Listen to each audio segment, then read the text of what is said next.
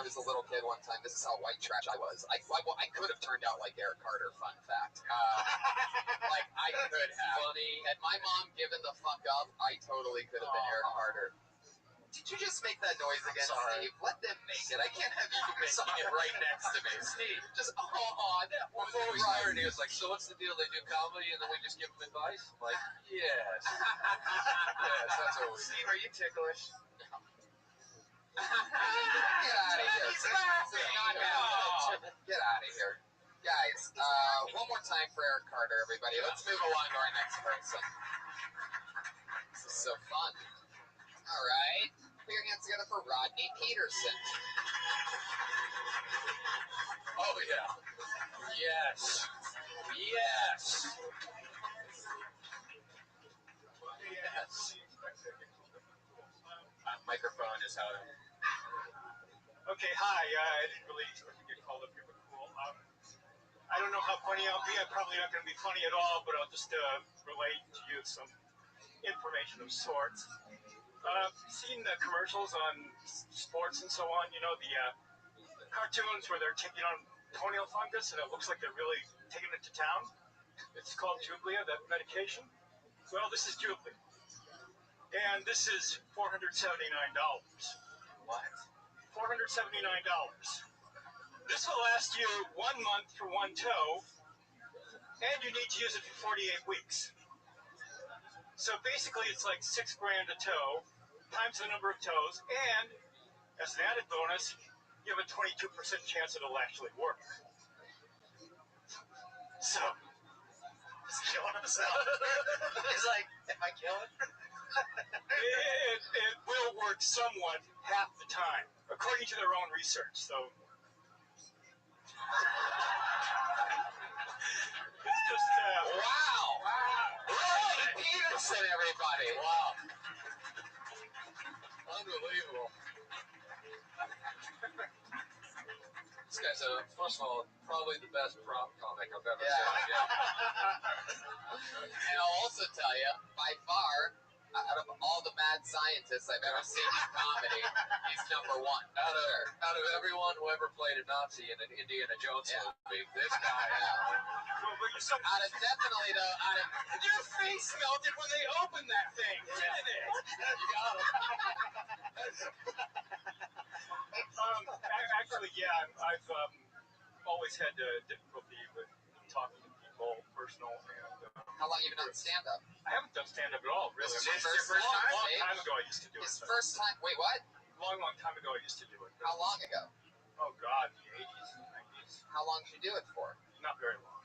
How long? Wasn't successful. I couldn't talk to people. How long? How many times do you think? A dozen. Wow. So this is your first time since the 80s? Basically, it's the first time I've been on a microphone since I've been on the radio, yeah. Wow. So, you're on the radio? Yeah, I've been top 40 in several markets. All right, are you on the mic? Yeah. Can you bring up a song? Give us a bumper. A song, sure. How about we play the song, what we were just playing, Elvis Costello, Radio. Why don't we do that? You want to give us a little intro and we'll roll into it? How do you want to do this? What's your DJ name? DJ Rodney Peterson? You know, or whatever, yeah. I mean, it depends on the station. Depends on the format. Top 40 or... Can you say, it's live from Bill Tony, Bobbity Bob? Sure. All right, but how about this? We're going back from a commercial. I can't see me. All right.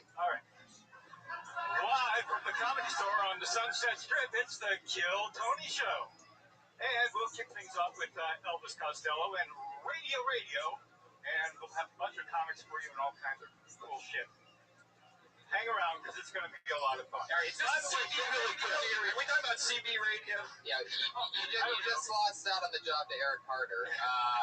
I could do things more like SWOS, 79 Degrees in Chicago, and One Kid Soldier from coming your way. Rodney, you are such an interesting guy. What do you do for fun? What's your story? He looks like the bitter beer commercial guy. Yeah. Actually, I worked in music, and that's why I say that just your name, Pat, you're really good. Yeah, we'd love to have your music on our site. We have like a... Yeah, all you have to do is get a top 40 hit, Pat, and they'll totally play it. Actually, I work in music licensing and music publishing, and I work with some really talented people. Like who? And also comics. Drop some names. They're most of the people you haven't heard of, or the people you have heard of. But Well, all right, right. Let's talk about this foot fungus thing, because not only did you freak me the fuck out with this, is this real numbers one? Like, I mean, there has to be an alternative to this. And two, how bad is your fungus? And can we see it in real? No, Jesus, Brian. Come on. Brian, he's rocking what appear to be dress socks and Tevas. Wow. It's a lot more comfortable. It's a lot more comfortable that way, and it's really not that bad. Right. The worst thing that happens is they take toenails off, but they're gonna do that anyway. Oh, that is fucking disgusting. I do not want to talk about this. The first, what I like is the first 15 to 20 seconds while he was up there, he just kept taking things out of his pockets. It was like very uncomfortable. Where it was like, what the fuck else does he got in there? And out of everything that he was taking out, I can't believe that the prop was really the actual fucking medicine. A lot of people brag about like having things worth money, but to pull out the toenail fungus. Yeah. That's like an iPhone in your hand right now. Yeah. I mean, that's the same. No. I mean, that's the same price as an iPhone. That little piece of medicine that you have right there. Yeah. Now, have you tried to add to that joke? You could pretty much almost say like, hey, this medicine costs so much money, blah blah blah blah. I'd rather just chop off my feet or something like that. There you go. You do the old chop off my feet, mister. You're talking about thousands of dollars. His smile is amazing. Yeah. It's a very genuine smile. It almost screams, I molest child molesters. Yeah. So I'll tell you what the deal is. He's a child molester. He fights for justice. Yeah, that's it. He's the superhero of child molesters. No, I'm just trying to be more social. My job is totally on the internet, so I work with a lot of really talented people, but it's never in person, unfortunately. Wait, let's stick with this molester thing for a little bit longer. I don't know where you're taking us, but like, do you have like a big truck that has like a ramp to where you get the whole molester van and you have it drive up in your truck and it just closes? Yeah. And you walk in the back and you say, that sounds pretty old school from the sound of it. Right. For someone that works in the radio, I've never seen somebody talking to the side of a microphone like that before. It's been a long time. You're like, I'm going to make it sound like I'm on the other side of the room. I'm in the back room. Oh, here we go. Okay, cool. yeah, it's one of those things where it's like very important. Radio 101. Well, Rodney, what else? What are your goals? What do you hope to do? Is this like? Did you just try this? What made you? I'm really more interested in behind the scenes. I don't think I'm funny. I think I have terrible social issues. I wanted to get a chance to hopefully meet more people, talk to people, hand out business cards, things of that nature. Well, politics. You got to do the first part, and I think we should really tell the internet, if you guys know anything about this medicine that he's using, like, if you have a healthy alternative that would be better, you can't spend your money on that shit, man. Like, seriously, like, have you tried gasoline? Have you tried everything possible? Rodney, don't take this wrong. Just dip them in bleach. Cheese grater. Rodney, have you tried maybe taking some of the moisture from your lips, putting them on your toenails? It's a really good idea. Opposite effect. There's almost an abundance of lip moisture. Seriously, Vagisil probably would work also. Probably would. Better than this stuff, I imagine. He's the only guy I know whose chin reaches the same level as the nose in terms of extension from face. Rodney, you're the nicest guy at the comedy store. You're nicer than Steve. Yeah. Well, you guys want to have a nice off? Can you guys have a nice battle? Let's do this. Come on, Steve. Say something nice to him, and then you say something nice back until one of you runs out. Come on, say something nice. I thought you did great. You accomplished your goals. You did. It was a win. Hey, you look great, considering the turtleneck and everything. Damn. Oh, no.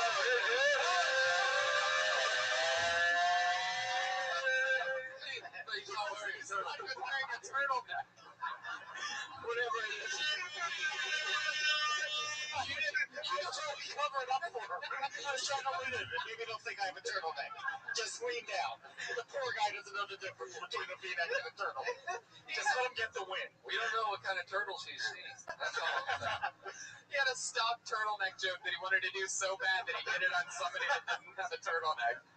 That That was amazing, Rodney. Sell your stocks on that one, guys. Hey, man, I think it's super cool that you have social anxiety or whatever and that you signed up for the show. And it was a ballsy move. And I'll tell you this, whether it was on accident or on purpose, you did a hell of a job up here tonight. And I think everybody really liked it. Thank you.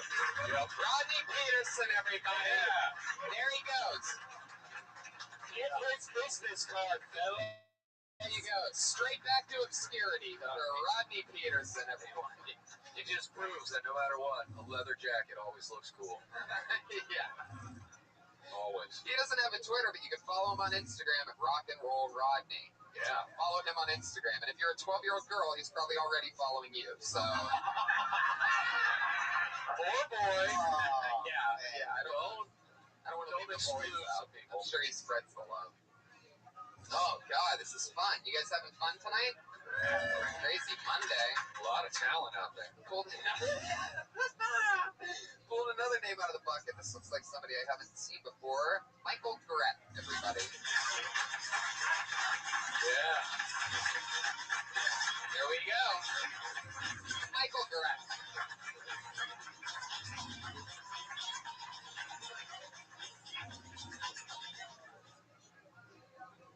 How you guys doing? So for me, I feel like I need to put myself in a position of power to really connect with women, and I would take advantage of it. So if I was a college professor, what I would do is, I'd hit on one of my students, but you don't want the really smart ones. You want the really stupid ones. You want one that's kind of like middle ground, like she's borderline, she's almost failing. I pull her aside and say, I looked at you in this class, Kathy, your grades are just, you're almost gonna fail in this class. I want to give you something. I want you to get something in this class. It looks like you're gonna get a D. The thing is, Kathy, you're gonna like this thing. This is the best D you're gonna get in college. Start to unbutton my pants. Like, what do you think about that D? Anything. That's what I would do. I'm not a college professor. So that's all I got. Wow. I just want to start by saying the comedy scene at CSUN is obviously. I was worried about doing that because I'm like, we can't have multiple college bits, tonight. I figured you guys were on tour together or something. We're going to tour elementary schools. We're like, listen, guys, this is fun to look forward to. You're the reason I'm not gay. He's got the look. He's got the haircut of like a great-looking guy in like 1997. That what felt very uncomfortable. We all knew where the joke was. When you did do the joke and you continued to do the joke, it was just uncomfortable, like we were being slowly raped. We know that, Brian. Everybody That's saw the that. point. I mean, it's about molesting. Yeah. Was that your goal? To molest someone? Let's go back. Let's go back to your hair for a second. All right. Do you still listen to Soundgarden? I never listened. You never did. This is just not getting a haircut. It's not a haircut. It's just not having one. That's what. You did get a haircut. It's just I haven't. When's the last time you got a haircut? 6 months ago. Once I got fired from my regular job. What was that job? I did a finance and international trading consulting. You did what? I did consulting, kind of like international domestic trade. But why are you going to college? You're not. If I were to be a college professor, I would molest my students by talking to them about grades in the context of my penis. I don't know. Tony and Mike. Oh my God, that did not just happen. Am I out of line? Where did I fail to communicate that? I guess it was what I'm trying to understand. I mean, your mission at a comedy club is to make people laugh and be happy. Now for people like, Jesus Christ. But you know what? Maybe you could be that guy. Yeah. You know what I mean? Like, if you see this guy that's terrible, that's so terrible, it's great. I look, people be like, oh yeah, I think I heard of him. One thing I like is his hand gestures are like someone who's never acted before. I'm into And they're being told financial like, Trey, you need to. There was a very honest moment that got a laugh. Like tying back to what the first guy I was trying to tell the first guy, there was a point we all knew it wasn't going well. Like, I'm not saying that to be a dick, but did you did your bit, and then you were like, oh yeah, like an oh shit look on your face, and because you thought, and then everybody started to laugh, and then when you were like, that's all I got, and boom, it blew, because everybody knew the honesty. Yeah. I wasn't even expected to be called up, so I was so out of it. Why do people sign up and then go, I had no idea. Right. Like, we didn't write your name down, right? You wrote it down. It's And not then you're like like, saying, did not go up tonight? Perfect. What? It's the anxiety of the process of thinking that, well, that there's the opportunity, there's the Right. chance, like I What are you doing with that hand? What, do you always do that? just Where are you from? from Ohio, man. Oh. Well, that's What part? where we're from. Cleveland. I'm from Youngstown, and I've never seen anybody do that before. I'm from 40 minutes away from you, and I've never seen anybody that just basically conducts an orchestra with each word that they're doing. Like, what, did you just watch Whiplash and got inspired? What's happening here? No. It's not quite the note. It just reminds you of kids who don't know what to do with their arms in acting classes. And like they're trying to be normal. They're like, I think I swing my arms. It's like, you're not walking right now. You're just standing there. Since you got fired from your job, how did that happen, by the way? What'd you do? I was sick of it, man. I mean, this is where I've been wanting to be for a while, but I kind of just was moving all around and waiting for. You just played the invisible piano. This was me. It's like a fish swimming through a dangerously terrible river. Oh, wow, I like that one, too. The old wiggle around the place. Yeah, that was the, on ecstasy in the early 2000s dance with. Ball of energy.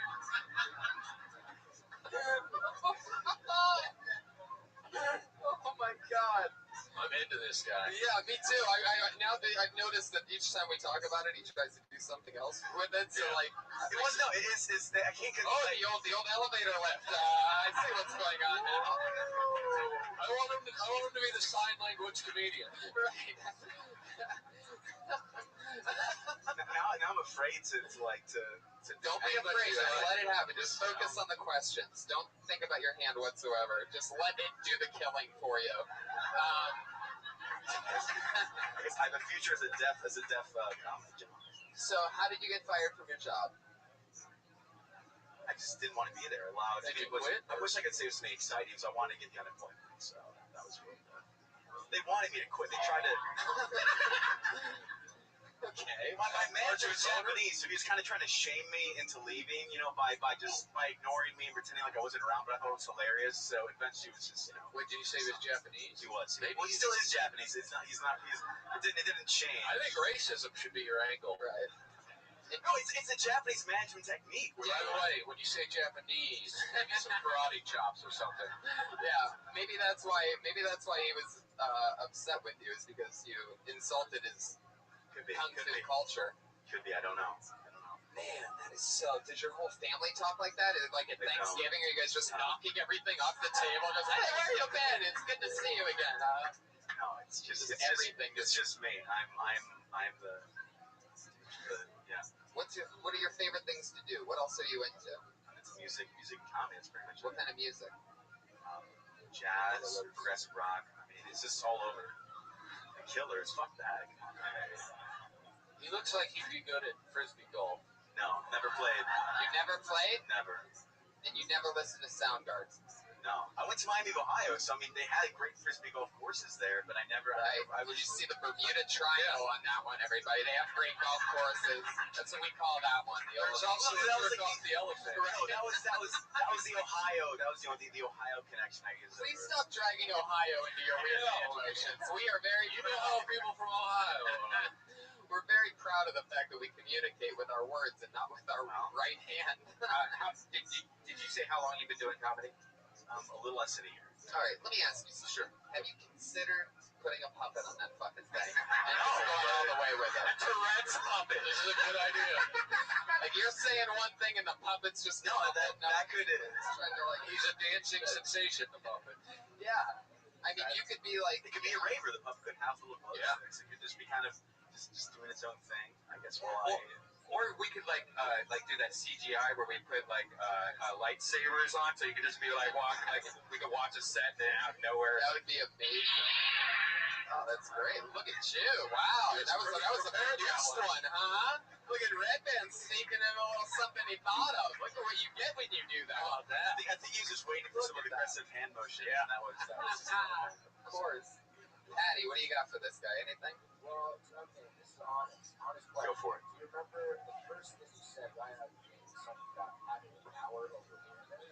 Yeah, that was. Yeah, I don't know why I said. Want yourself to come across? I don't know why I said that. Well, Because no, that was. First of all, no, one of the that greatest comedians ever is Bill Cosby. And I think maybe you're going down the right path, is what I'm saying.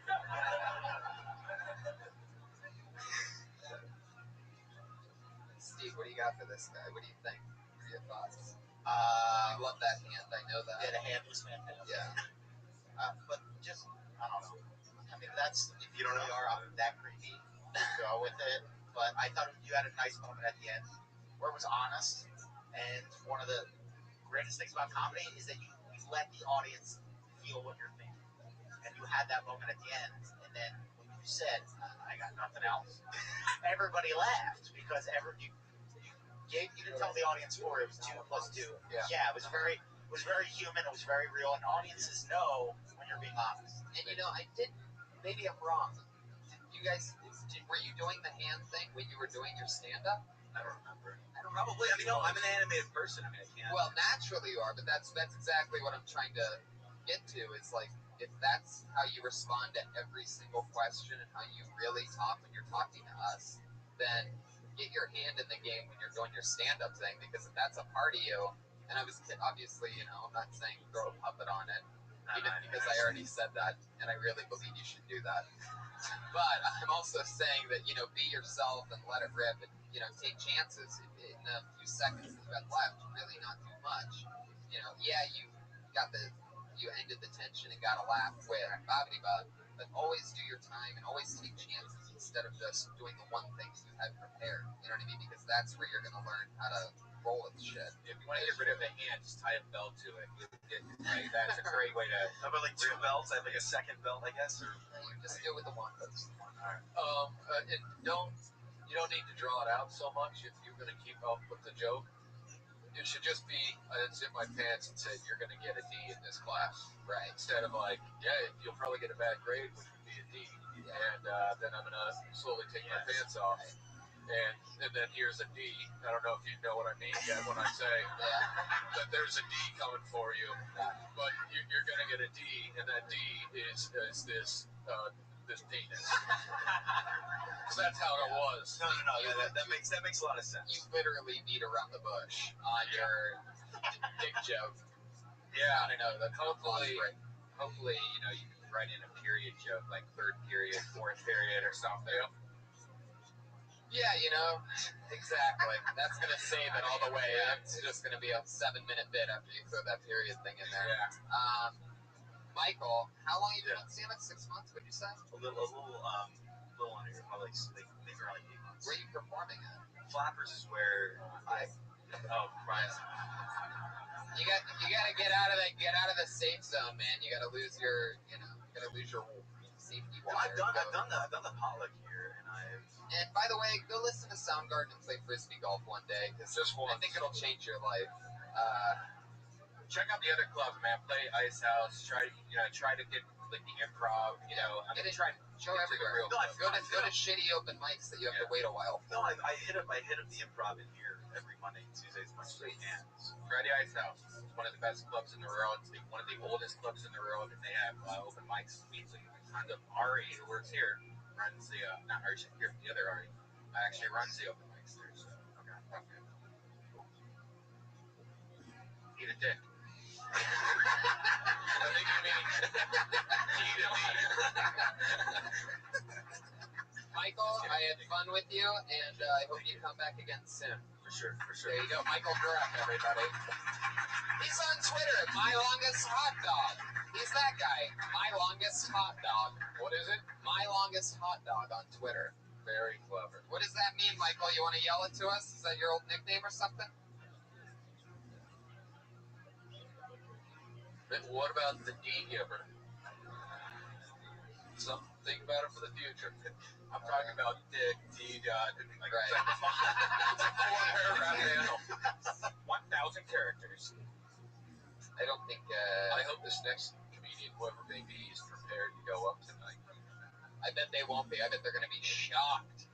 Oh, this looks like another new name. I'm excited about this. We're going to go for Raphael Lechuga. Yeah.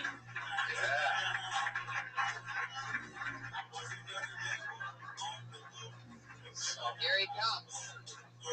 Raphael Lechuga.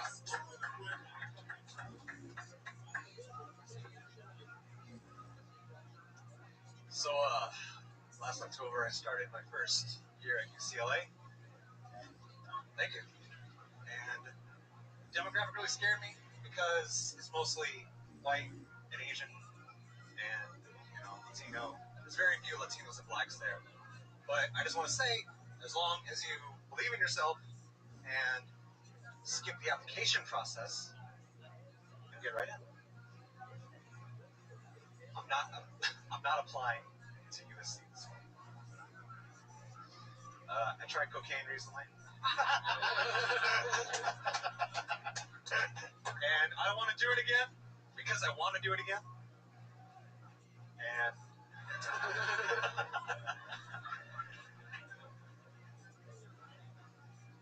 And the depression after that, the come down, was something new to me. I wasn't ready for it. And I reached a new low. Thank you. You want to finish it? Go ahead. In the depression, I texted my mom. And she left my dad when I was only 5 years old. And I realized that was a bad decision she made in her 20s. Who am I to judge? And now... Jesus, let him finish. Let him finish. No. Are we even close to the end of this? Yeah, it's a good ending. I'll just say, and now we text every day. Cocaine has ruined my life. For this podcast listeners, unfortunately, that was not the sound of Raphael killing himself. That was just I'm sorry. No, I love this. By the way, I thought only Jeopardy had a college edition. I did not realize Kill Tony was going to have one tonight. What's that? It's been everybody here has gone to college, and then there's also Rodney Peterson, who's not allowed within 500 feet of one. And I just love the theme tonight. I love your look, Raphael. You're Latino? Yeah, but you look I'm the least Latino person ever. You idiot! I'm sorry. killing right now. You look like a young Ben Stein. Has anybody ever told you that? No, I get Persian Ben Stein. Yeah. When I was younger, I got Kramer because my hair was like really floppy on top. I got Borat. Kramer. Yeah. What, Kramer versus Kramer? No. Because I have really wavy, coarse hair. I just straighten it at the top. It would look like hell. You're lying to yourself. I'm not lying. That was your first time on stage, right? Yeah. Wow, look at that. That's great. In that case, you killed. Congratulations, man. How old are you? 23. That's awesome. One of the things I loved was he said, you got to believe in yourself. When he said that, you could see his hand shaking so badly. It was like, which I don't, but for the purpose of this joke, you should believe in yourself. Well, it was the lights. I didn't know. There was zero jokes in that, right? Yeah, zero jokes. But that's something you need to at least have one of before you put your name in here, man, because you just gave us a blog post. But you went with it, man. I wrote this down, and I tried to get something funny out of it. I thought of an audience, but all right. Nah. Listen, just you not stop once you start answering something. Pretty much. It's really annoying. Holy shit. What the fuck was I gonna say? Shit, you son of a bitch. I'm so not used to anybody when I start talking that they just really, truly keep going. But I mean, it's an interesting thing you have going on there. Do jokes. You seemed comfortable except for the shaky part. But I'll tell you this. Out of all the segues tonight, going from so I'm not going to USC to so I tried cocaine recently, Right. Yeah. absolutely takes the cake. Like, that was did you really try cocaine recently? Yeah, Did you like it? For real? Yeah, I enjoyed it. Because it made me think that I could do anything. Yeah. And that was... Right. And then he signed up for the Kill Tony Stay away from drugs, guys. He's like, fuck, man, this joke I just came up with is going to crush this week. And it's going to be exactly 59 seconds. That's going to be amazing. Raphael. Am I saying that right? Yes. So what did you go to college for? What are you doing? Well, actually, I never even applied for UCLA, and I just pretty much left 2 weeks in. Your hand's coming to life. What is happening? I'm just channeling the last guy. I'm sorry. I'll keep it down. Okay. So, what was your answer to that question? You just started going there without applying to go? Yeah. You snuck in? What do you you think you're gonna get in trouble? That wasn't my question. I don't care if you applied or not. Stick with the question. Ready? What do you want to be when you grow up? I want to do comedy. What's your second choice? It was screenwriting. My first choice was actually screenwriting in life, and I didn't want to risk like a bunch of money on going to film school. So I thought, You know you don't have to go to film school to be a screenwriter, right? You have to write screenplays. yeah, I have a book called Save the I've Cat. written a few. Yeah, I have that book, and I finished half of it. I'm a bad book guy. I'm terrible with books. Every book I've ever bought, I've only read half of it. However, Save the Cat, great book to do coke off of. Really good. So many pages. You tear them out, roll them into a little tutor. Exactly. Who'd you do cocaine with? Let's talk more about it. It's already out there in the cosmos forever. Some friends of mine.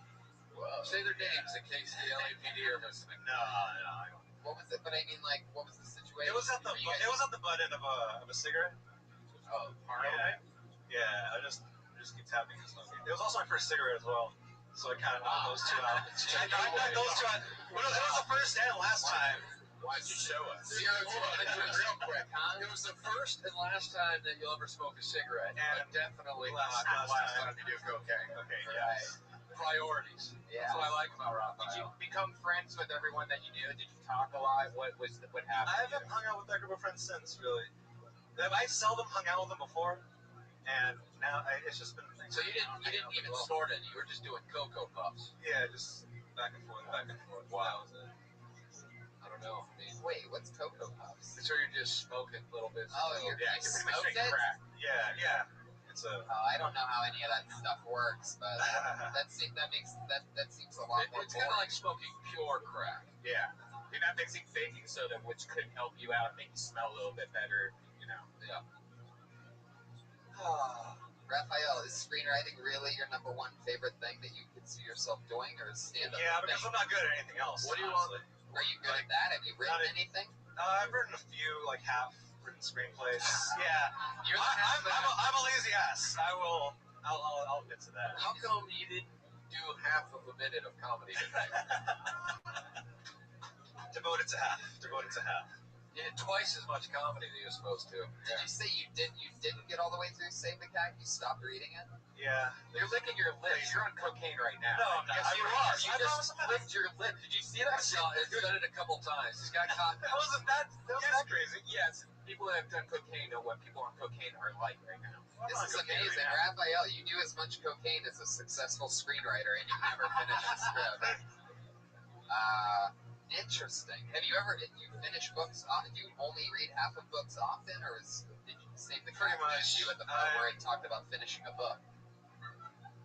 I'm totally lazy when it comes to like. Well, the last three years have just been me working, TV, video games. Like what? What have you been doing? Just I've been doing security. Security? Yeah. So what kind of fucking security are you doing? I work at the port. What port? Port of LA. And I work for a trucking company. I just sign vehicles in and out. Wow. How do you get that job? You should do That's how you got the coke, right? Gonna have to take a little sample if you want this truck through. I can see the screenplay already. It makes perfect sense. Just another day at the docks. Cue port music. It's pretty dead there too, so most of the time I'm just there on my computer listening to my podcasts. Yeah. Wow. Well, look at that. Kiss Well, up there. thanks for listening. Simone just texted me. What prices are you getting? Right, 10 an hour. Wait. Anyway, Raphael. It went over my head. Over the head. That's so fun. So have you been thinking about doing stand-up for a while? Or Yeah, I did improv last year. I didn't like it. Yeah, I didn't like it. No, You can say anything you want. Say that you did coke. Say this, say that. Don't tell us about doing All right, improv, yeah, all right? I don't want to lose all I respect stopped for anyway. you. Yeah. just don't stop talking. Very nice. He's on coke, man. He's on coke. We've already established this. Yeah. The whole thing is on coke. He's rambling. He didn't have any jokes. He just talked. It's essentially an admission. Well, Raphael, I think it's time for you to come down a little bit, and we're going to let you go. Bye, Raphael. Bye, Raphael. Is he on Twitter? He is on Twitter. He's at Lechuga Meister. He's the only Lechuga Meister on Twitter. So there it is, LeChugameister. And follow him on Twitter if you obviously want your life to go in the wrong I'll direction. just put his email down. 8ball for life. What's that mean? He's a big time billiards player. I moved the stool, by the way, because everyone just keeps bumping into it and looking at it. Yeah, it's So we're just going to scoot it back. nobody all night wanted to move it. I've been watching that too. Craziness. Let's get another one up here. Here we go. Their name is Rex Alaman.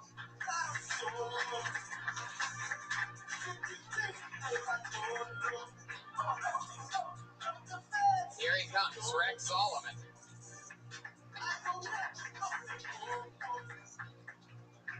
Okay, hello everybody, my name is Rex. I do come from Russia, if you notice slight twang in my accent like Eric over here. Anyway, I want to talk about my time here in America. I came here on college visa, keeping the theme of college. And I overstayed because America does not care about immigration. You're getting weak, America. Soft like my belly. Anyway, quiet now, I'm telling jokes. I want to talk about one more thing before my mint is up. The homosexual problem in Russia, big elephant in the room, on the news all the time. Unlike America, you handle it better than us. They look to me when I come here, you give all homos free Toyota Prius, and you let them drive in the 4 lane of the freeway like separate but equal. It's not bad. It's a good situation you have here. Anyway, since I have a little more time before scary grizzly bear that I'm not scared of, I'll tell you some differences between Russia and America. I noticed when I come here, all my friends tell me when you go to America, the ladies have a low guy with accent. They do not feel it there. Keep going, finish it. You want to or you not want to?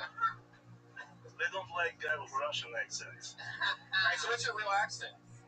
Actually, I come from faraway land called Orange County. Yeah, that's what I thought. I can totally tell when somebody's doing a fake Russian accent thanks to myfreecamps.com. Nice. Well, I've talked to Tony before, so I know there was no. Really, you have? Yeah, he doesn't ever remember any of that stuff. But yeah, so Are you doing it in a different accent? no. What made you go So, Russian The accent? Russian bit's fairly new. I actually had a. Hold on. You've been doing that forever? All right.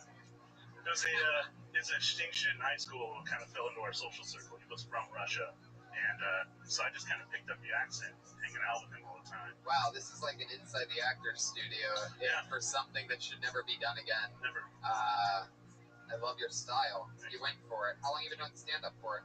Off and on for a long time since 05, but just in 2014 that now I've had enough time to dedicate pretty much most of my night time. What were you dedicating it to before that? I just had a job that took up way too much of my time. What was that job? I was working for this morning. It was a medical company, and I was helping sell Botox and lap bands and breast implants and all that. Cool. Get out of here. Totally not boring. The worst.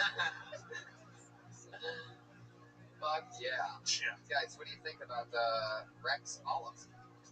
Well, All right, the crowd just started to like you for the first time. the crowd's like, get him off the stage. Yeah.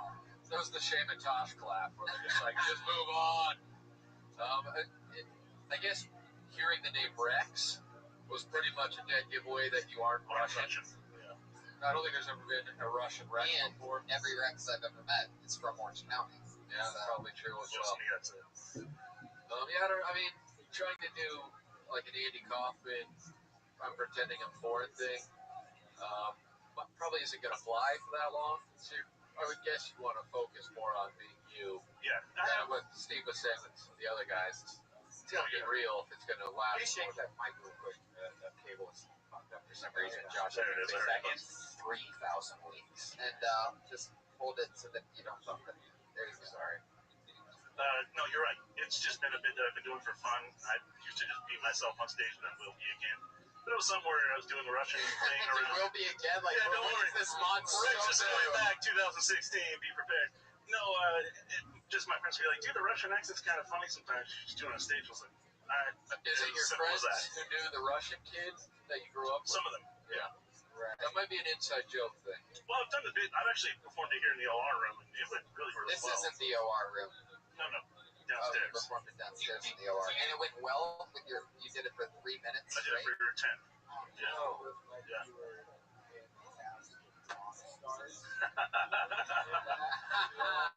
No, I totally dressed different, actually. Yeah. Yeah.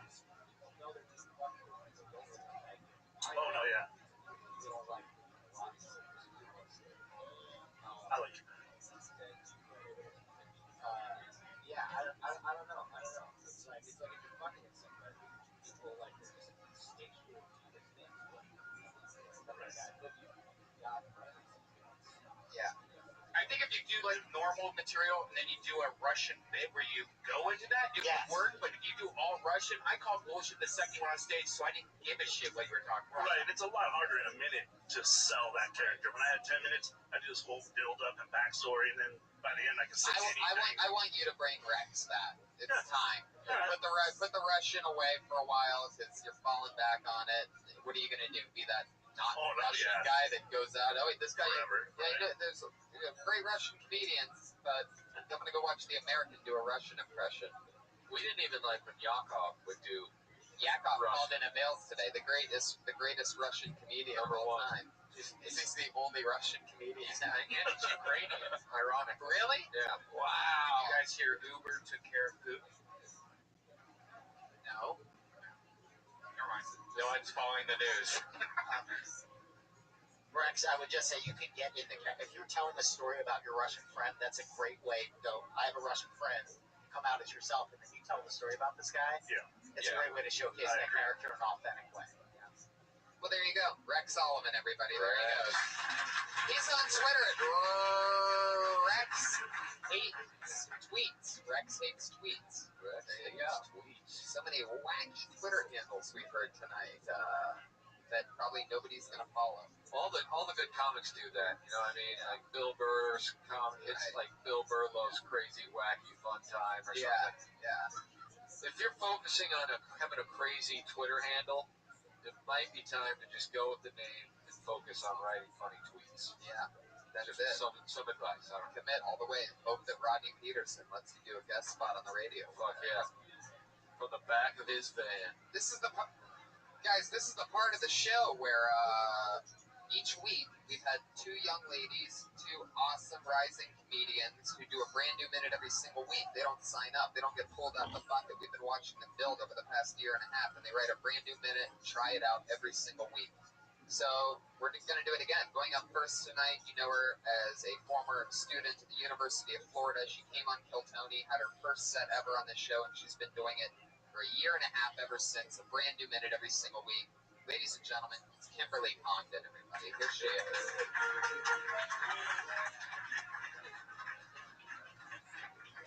Thank you. I feel like I come up here a lot, and I start off my sets really dark. I'm going to go something nice today. I lost my father at a young age. It was really sad, but what was sadder than that was that my mom let me look for him for 4 years. Did you check in the closet? You don't have to feel bad for me, though, because, I had him for a few years, and growing up with an alcoholic father teaches you things. Like, now I know that Merlot pairs really well with bad parenting. My dad was a magician because he disappeared out of my life. It was his best profession. I'm not at jokes. 57 seconds of thunder, though. Tried. The magician thing, I mean, obviously you're trying to fill time. But I like that thing about your mom not telling you and letting you look for him. I think we could probably drag that out and extend that out some more. Yeah. And yeah, Kim Congdon, 70 minute. Thank you. What do you guys think? Is that true? Is your dad really dead, or is that just? No, he's not dead. He was like kind of around until I started. He's from Florida, and he's kind of around until I started like dating a black guy in college, and Listen, then he wasn't around You that just much found anymore. another minute for Yes. sure, just on that. Brian, don't. It looks like we can see her vagina. I know. Thank you. Not we. Don't put me in there. He's You not scum looking. He's looking bucket. at your. Yeah, nobody's on your side of that one. Yeah. That's a good outfit. Thank I you. really like your dad thing. It's definitely extended. That's hilarious as fuck. I was actually thinking you were talking about like, oh no, he's still alive. Like he left, and then you were trying to find him like online or something. But then when you said the closet, that was cool. But yeah, the magician thing, I don't know about that.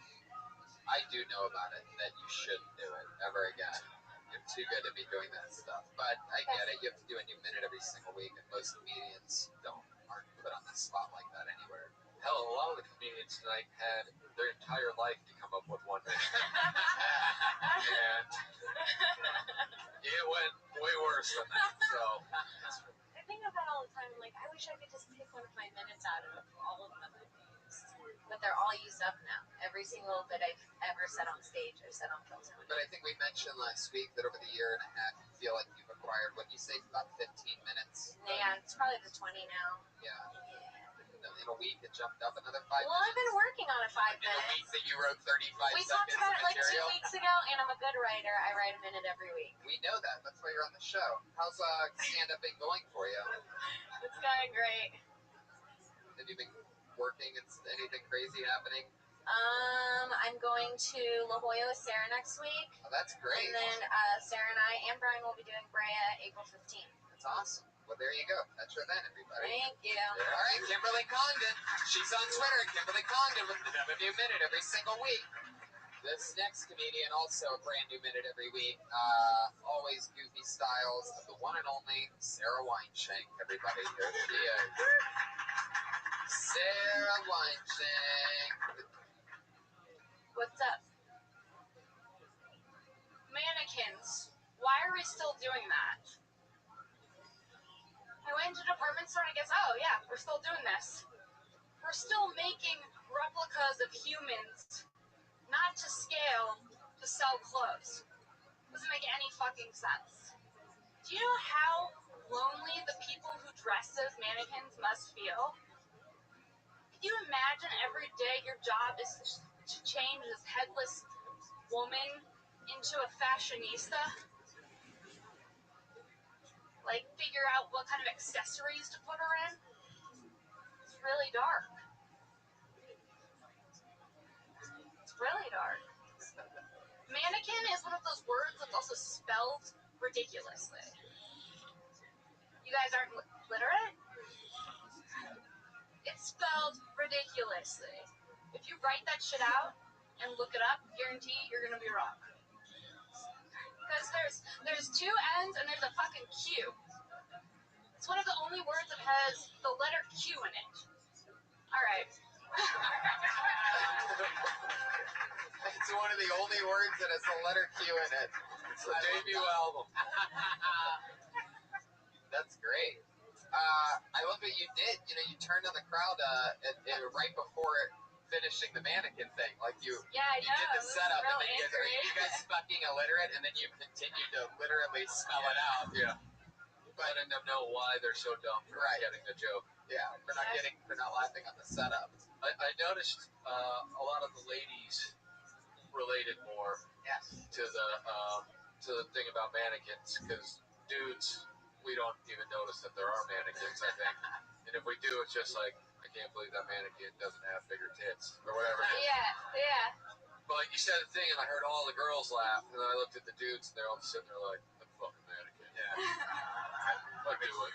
I have like 7 mannequins at my studio, Oh, true. and they have big tits, and they sell big titted ones, and I love mannequins. There's nothing wrong with mannequins. And so when you start going off on mannequins, I think there's a lot of people in here that enjoy mannequins. Lindsay brought Navy mannequins. Old Navy mannequins with their crazy faces. Like, you know, I don't want to. We need you to quit hanging out with Raphael. Yeah. So much blow. Yeah, it's out of control. Well, I think you should definitely, take that and use that to your advantage, that big tit mannequin thing, because there is an interesting point in that, is that, if they had mannequins with bigger boobs, guys would be more likely to buy their girlfriend that shirt because they're idiots. And they would go, wow, there's something about that shirt that I really like, and they'd probably, buy some more stuff. I don't know. Or you can take any approach. Just drag it out. Don't attack the audience. They don't have to. I disagree. I think attack the audience more. So, you can tell immediately some people are like, oh shit, maybe I am stupid. I guess I do like this. But it probably is spelled weird. It's one of the only words that has a Q in it. So Yeah. Was that a part that you prepared for? I was just thinking about that a lot. I was like, mannequin, it has a Q in it, and not that many words have Q in it. Quail.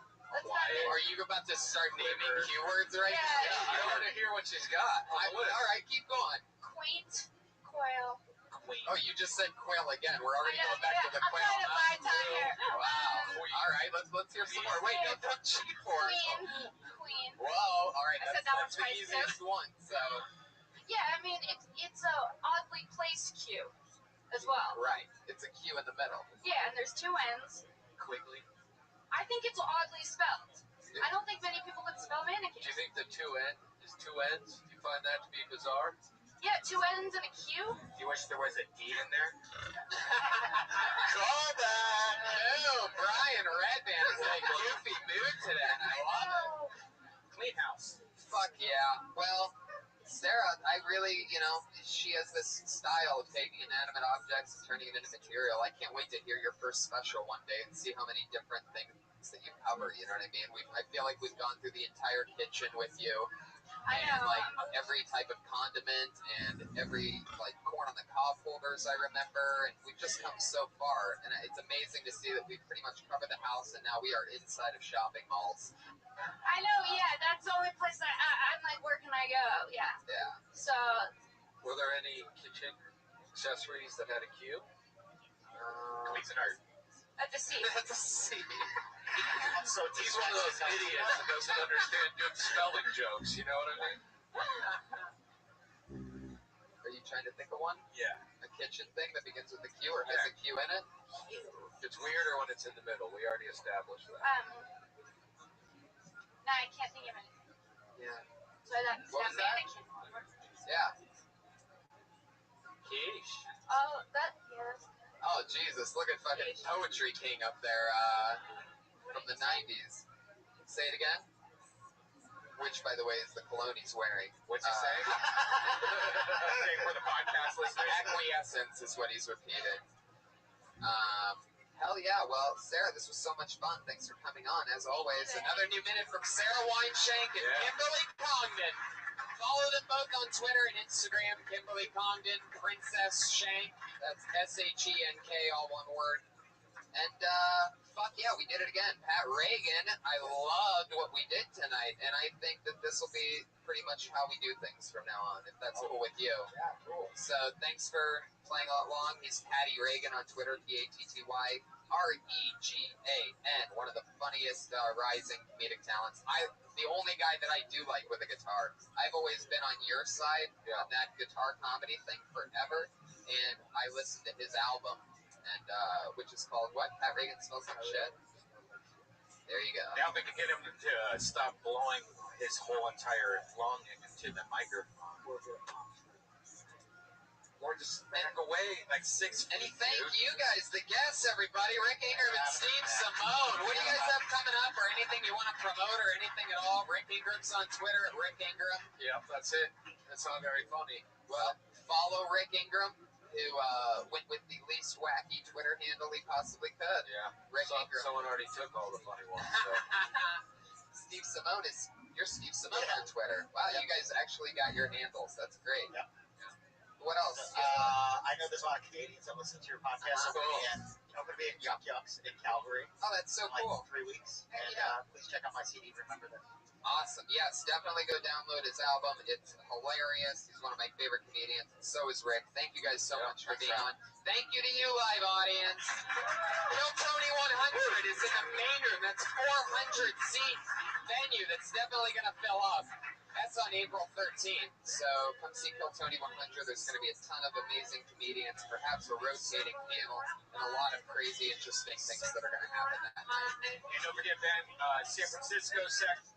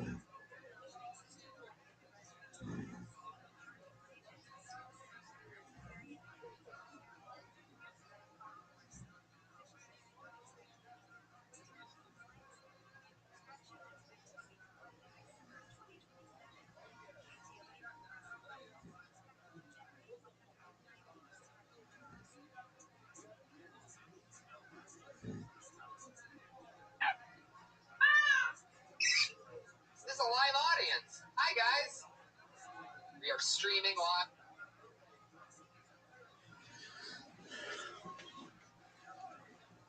To the hundreds and hundreds of people. This is the only live streaming show.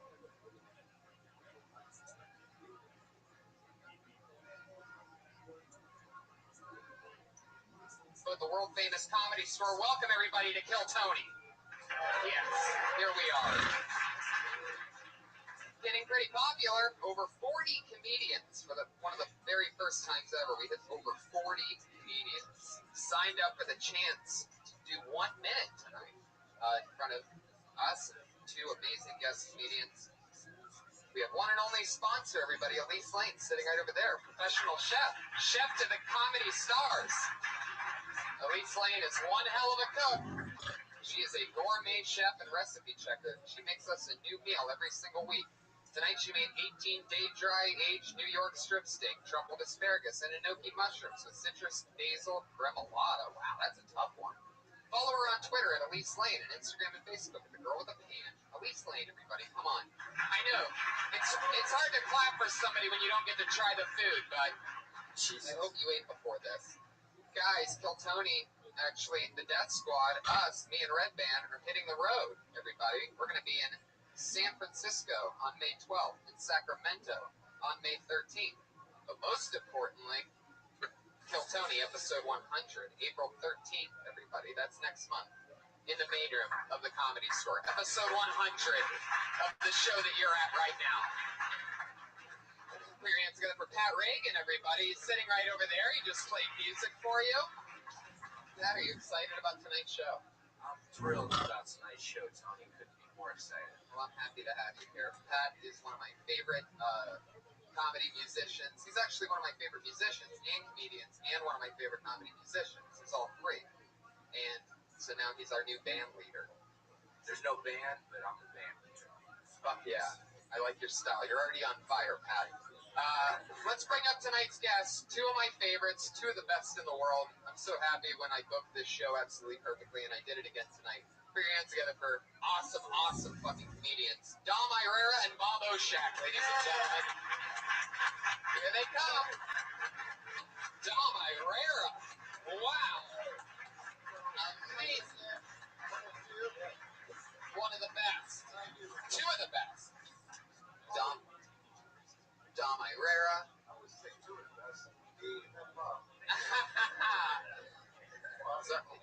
He's already throwing it out without even the microphone. He's already yelling without the mic. Dom Irera, everybody. I just don't like being put at the same level as him. I love him, but That's why I'm over here. In fact, I'll keep my space. I don't want to taint the table with my amateurism. Hi, guys. How are you?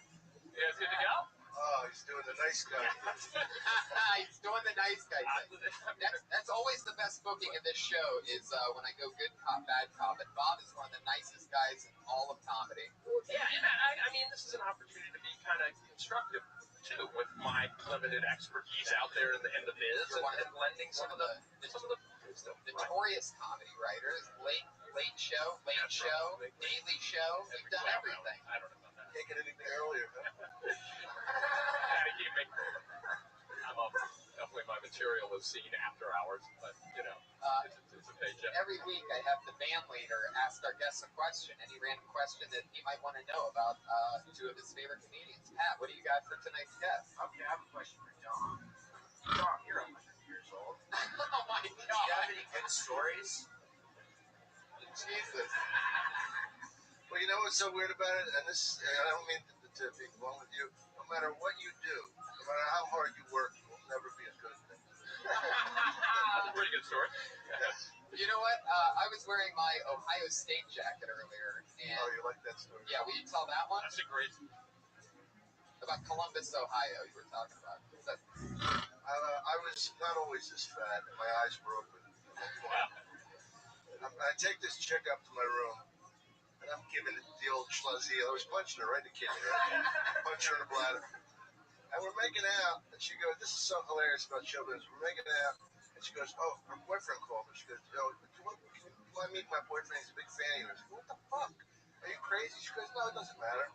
So I go downstairs, and I got lipstick all over me. She's all fine. He goes, man, it's really cool to meet you. I don't know what to say. Hey, it's really nice to fuck your girlfriend. Thank you. I thought the story was better back there. Yeah, so did I. Pat. Oh, Tony, easy. Pat, what's your I'm question? 100 years old. Pat, what's your question for Bob Oshak? Are you Googling him right now? That's what it looks like. It's all right. No, I got a question. Okay, all right. I wrote this down. I can't compare. We're just up in my shoes. 14 years old. I'm like a friend says he got teams down here. Guy walks up to you, says, "Hey kid, you want to make $1 million?" You say, "Sure, what's the catch?" He says, "You got to put on a bear suit." Fuck my wife silly. You say, "How about you put on a bear suit and I fuck you instead?" He agrees. 20 minutes later, boom, you're $1 million. Great question. Is that a question? I think you just answered it. Fuck yeah. Let's just listen to Dom's Columbus story again. Yeah. I should have given him the bear on that one, right? That was perfect. Guys, let's get into it. You've both been on this show before, so you know what we're doing. We're talking to comedians after they do a minute. Sometimes we give them constructive criticism. Sometimes we just talk about what else they could possibly talk about. Sometimes we just make fun of them. Comedians, you know your time is up when you hear the sound of a kitty. There it is. That means wrap it up then. Don't keep going too long, or else you're going to bring out the angry West Hollywood bear. Sounds extra angry tonight. Is that like the bear you were fucking? All right, there's a Is that little like the bear you something. were fucking in that story? There's a little something for you guys to complain about on Twitter this week. Fuck yeah, so let's get it started, everybody. Are you ready for Kill Tony 90-something? I've lost count. 96, you said. I've lost count. I don't even know exactly what episode it is, but it doesn't really matter, because if they're listening, then they're already listening. Your first comedian tonight, this looks like a new name, so let's see what happens. Art Hernandez, everybody. Art Hernandez. 60 seconds of Art Hernandez. Here he is. So, Billy Roo. All right, so growing up, my father was in prison, so I used to go and visit him a lot. It's always like fun and exciting. So a lot of my friends didn't have armed guards around their parents, so I thought that was always fun. But the best part about prison was whenever I was leaving. You know, I'd be young, and my father would always try and impart some like wisdom on me. And one time he was telling me, he's like, "Come here, man. Don't look at me. Come on. Hey, man, you're looking a little small, huh? You ever get locked up, you're definitely getting raped." I was like, "Holy shit." He's like, "You need to start working out. I need to start obeying the law." So, having all these tattoos, a lot of people ask me, like, "Oh, are you ever going to regret having all those tattoos?" And I tell them, no. Because when you have this many tattoos, no matter where you are in the world, anywhere, people give you free weed. All right, that's not always true, not everywhere in the world, but everywhere in the world you go, people will follow you in stores. And it Makes what? makes for good customer service. I don't know. Just confused. Give it up for him. Sure. All right. Go ahead. Go ahead. I can tell you guys wanted to do that. His dad was in prison. Come on, people. Help him out. Isn't every Art Hernandez's dad in prison? They all With tattoos like that. Yeah. What are you saying with that last one? That you dress like that? People follow you in the stores? Oh no, with just this name, having this many tattoos, tattoos. people will follow you around in the store. Why? Why would They they do think that? I'm gonna shop with or something. Oh, so what you're Most saying people is think security guards follow you around. Well, no, not always. It might be like An just undercover. a flirt Or or something. maybe people with tattoos are schizophrenic. Have you ever thought about that? It's a possibility. I mean, a lot of people do get mad about it. You know, when they have the people following the stores. Like recently, I was in Santa Monica. I was at REI, and I just went into What's that? I don't know. It's like some. You don't even know what it is? I was meeting a friend there. He was like, he was shopping. I've been to REI. Let's be honest, Art. They didn't even let you in the place, right? Okay. As soon as I walk in, I have like a guy like following me. And I look at him. He was kind of just like pretending to like show me. Right. I don't think it's really about your tattoos as much as it's about your face. I don't, there's not a ton of tattoos here. I mean, I appreciate it, but is there a lot hidden beneath the t-shirt? Are you going into these stores without a... No, I usually wear pants. Yeah, no, this much Is there anything? I do have more, but I rarely walk around the stores. Okay, because the arm itself doesn't. I see you. I'm not completely intimidated by just the arm a lot. But so there's more hidden beneath the shirt. Can I ask to see them? Or wow, look at this, Bob. Judge, I don't. No, it's not fair. It's not fair. I shouldn't ask Art to remove his shirt without actually. Whoa! What is going on? Wow! Look at that! Wow! Where's the web stream camera? Wow! You're the person. Am I supposed to wash my shirt on those or something? There it is, Bob. It's right there. Turn to your left. Bob, there's 1,000 people to your left that you need to show. Bob, oh, Jesus, Bob, look what you started. Yeah, it's just It's so good to see you.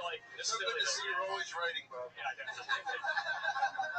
Never going to resort to cheap I'm laughs. going to tell you something. When you came up here, your act was so in kind to us with your body language. You actually skipped up here, which you skipped a little, and you came up with this joyful thing. Then my father was in prison. He told me I was so small I was going to get raped. And I really didn't know that you were going there because you seemed so happy. And honest to God, I felt so bad for you that you grew up like that.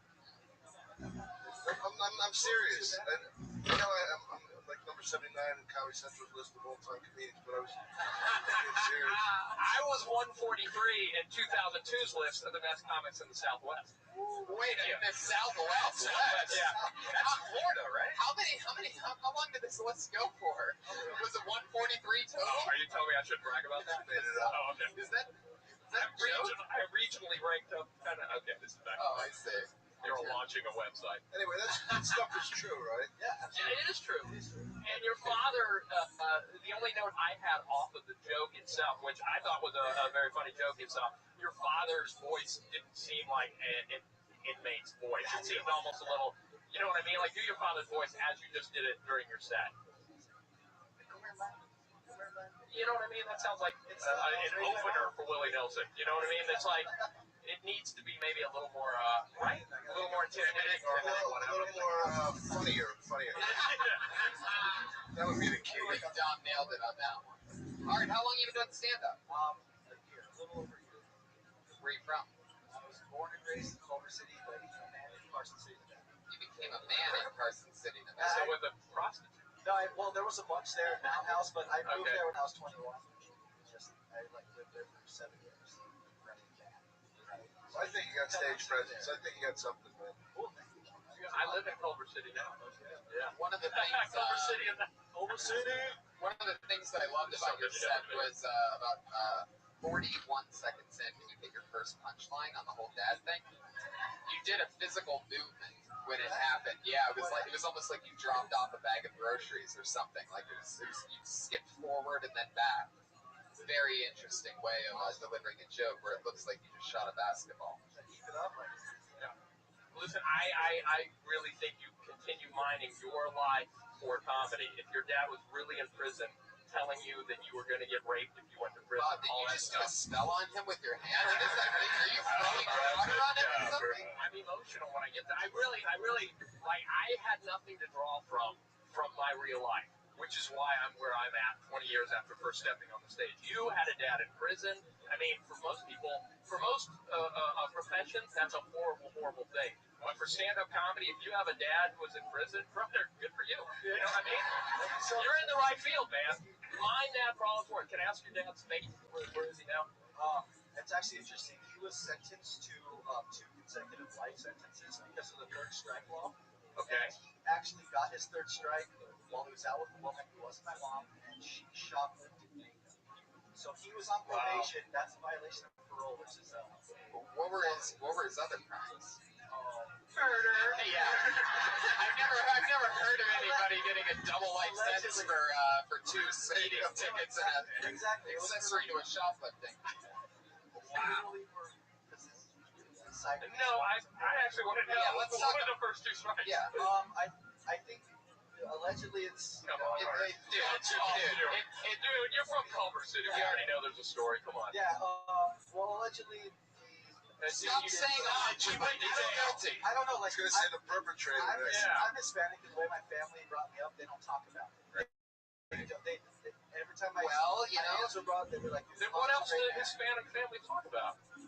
Wearing condoms. Everything as fast as they possibly can. That's what they talk about. No, yeah, but okay, allegedly. Okay, so allegedly they say at one time, what the fuck did he do? How many people did he kill? There's some like drugs and gang stuff related to it. I don't exactly. We don't need to know anymore. Yeah, Is he in jail now? Is he in jail now? What are you, his attorney? No, actually, about 8 months ago, his case came across lawyer's desk because lawyers in California have to do like 6 pro bono cases per year. Okay. And my dad's case came out, and he called my sister and said, "I can have your father out in a month," but he's been out. He's been there for years, like trying to get him out for a long time. He was true to his word. Like a month later, after the case, he got it reversed because I guess it's a non-violent offense or something. He's out now? He's 100% out now. And you didn't bring him to the show? He has a cleaner record than I do. Oh. They wiped everything. He did 23 years more than he should have for that. Wait, your dad? Yeah. So he's not serving a double life sentence? No, he was. He served 25 years of that life sentence. And now he's out. Yeah, but now I don't feel as bad. He's out. Yeah. Oh, jeez, oh man. He's just like a regular guy now. Does he still only call you once a day?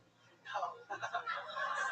Allegedly. He one time called me while I was living in Nevada. I was walking through a Target. I got a phone call from a random number. I answered it. It was my father. He said, "Hey, there's these things they have. They're small phones. Can you bring me some? Can you sneak me some?" He asked me to smuggle in phones for him. A long time. How many did you fit in your ass? Art, we just got word that from your dad that he wants you to stop talking about this on a live streaming podcast. I didn't mention any names. I am a junior though. Right. There you go. There you go.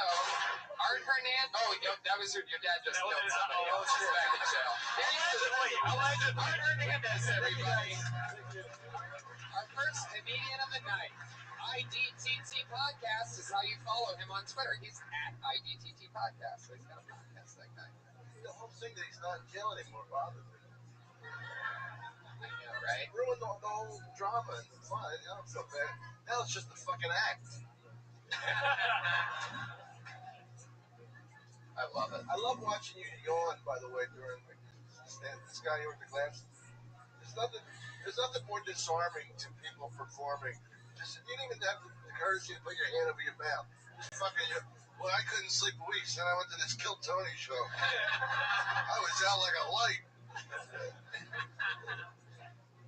Put your hands together for your next comedian, Ron Bush.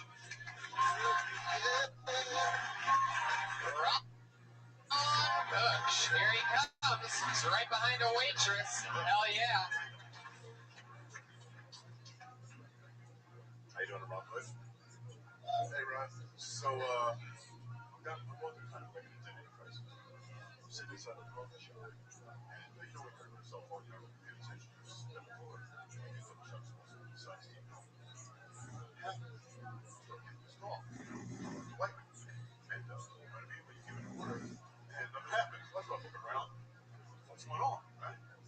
So I look up, and there's this crack. Looks like he owns liquor.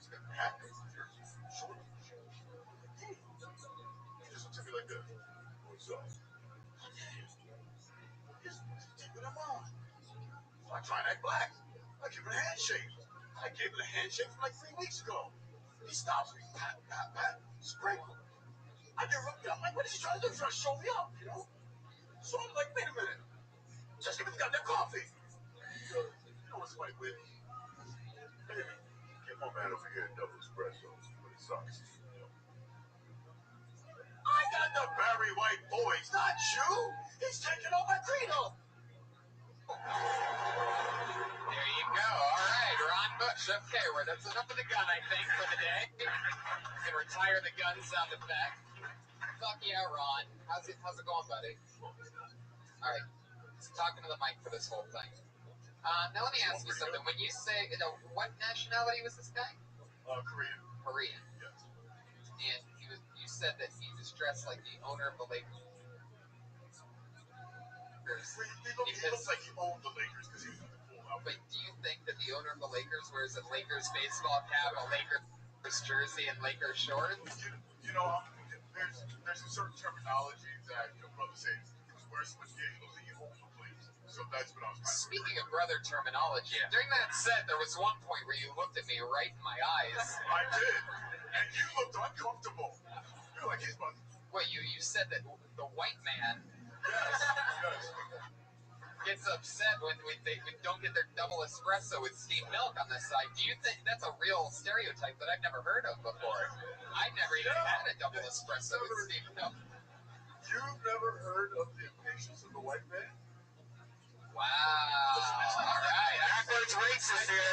I see what's going on here. I think plenty of comedians have said, it's like... Ron, I'm really glad you could make it here today.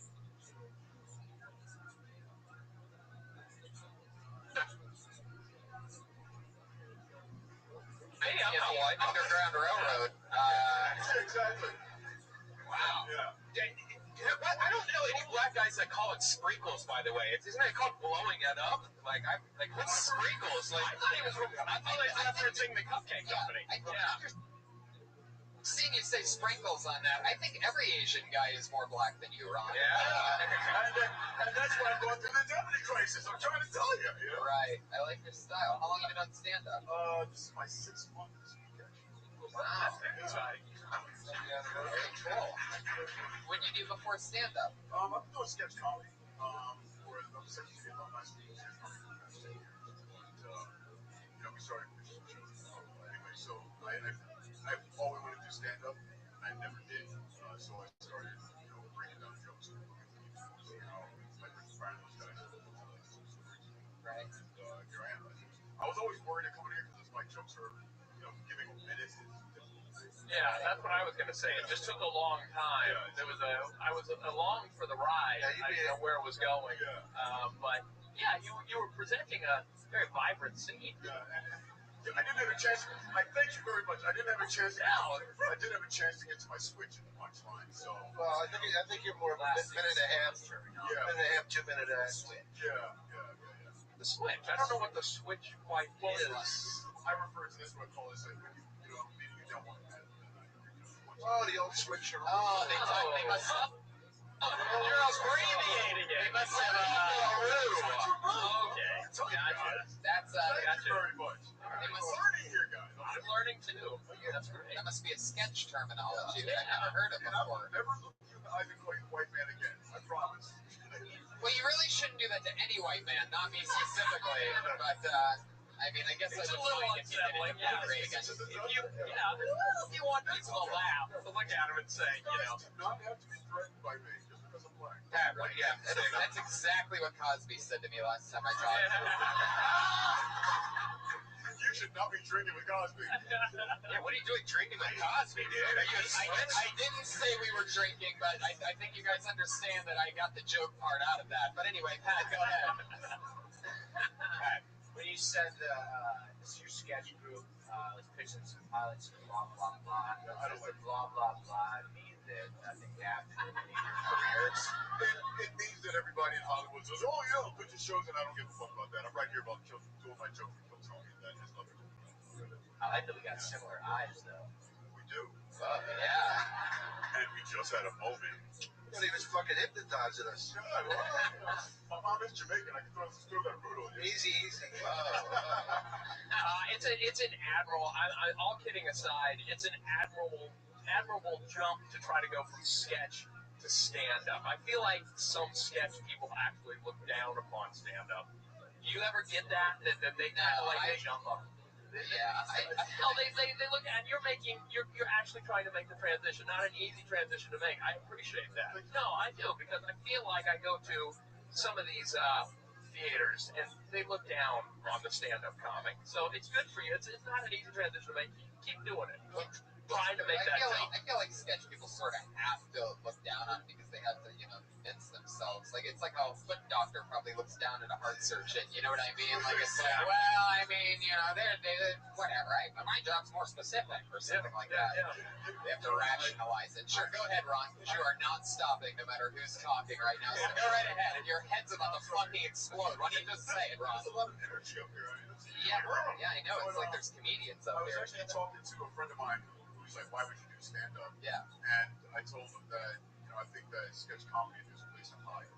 Yeah, definitely. And if you're a comedian, then you get up there. Well, there's a place to hide here too, Ron. If you stand right up against that curtain, I'm pretty sure you disappear. There you go. Well, Ron, I had a lot of fun with you. Anything else for Ron, Don Herrera, anybody? Let's end it on that black joke. He paid you back for the white joke. No, I think we're Cheer the fuck up, will you? I've never been this happy in one day of my life than you are on this stage. You did a minute of stand-up. You act like you just won the fucking lottery. This is shit telling you. Are you kidding me? Dozens of people are listening to me on the radio right now. Oh, via the radio. He almost nailed me until he said radio. He was so close. Give it up for Howard Stern. You tried so hard. You tried to roast the young roaster, and you blew it in the end. I am. Ron Bush, everybody. There he goes. Good job, Ron. Dozens of people listening on the radio. For those of you, we're the only show that both streams live on the internet and AM radio. So he's on Twitter at Ron Bush Comedy. Oh my God. At the tone, it will be 8:44. Beep, beep, beep. This is a national test of your weather service because we're on the fucking radio right now. Let's keep it going, baby. Your next comedian goes by the name of Davina Joy. Wow. A Comedy Store employee, waitress, very charismatic little whippersnapper. We know her. We've seen her before. Here she is. What up, motherfuckers? How's everybody doing? We as a species are giving too much credit to celebrity people. You know what I mean? Like, we're pretending they have integrity. We don't know shit about them. For example, Bill Cosby, as he was just mentioned. We all knew that he was a good guy as Fat Albert. And we all knew Bill Cosby was a good guy as Dr. Huxtable. We assumed Bill Cosby was a good guy as Bill Cosby, right? Nobody knew what the fuck he was doing. Like, I saw how he looked at Rudy a couple times, and that shit was a little suspect. Of all the fucking occupations as a doctor, he was a gynecologist, you guys. Like, he was not hiding the fact that he's a motherfucking vagina addict. No dude wants to see a baby come out of a pussy, but he's like, I'll look at pussy, I don't give a fuck. 24/7, give me that pussy. Am I right? It's a little crazy. That's my Bill Cosby stuff. I'm gonna stop right there. Thank you, sir. Motherfucker. Well, thank God we're not on the radio. Oh, yeah. Pussy, vagina, stick up, pussy, pussy, Bill Cosby, pussy, my mama's pussy. Bill Cosby was a gynecologist. Yeah. As a real person? No, it's Dr. Huxtable. Yeah. Yeah, I know, but pervert. Why do you keep pulling back your sweater? What is that? What are you doing? I don't know. Peanut butter. Davina, I heard you almost slip into Bill Cosby fresh. Yeah, I heard that. For a second, really? I was looking at Rudy, and that shit looked a little suspect. I always love hearing it. Everybody's Bill Cosby impression always sounds terrible to me. It sounds a little like I don't think I've ever heard one and gone, wow, that's a real Cosby. that was kind of like Adam Sandler Bill Cosby a little bit. Oh, I go to America.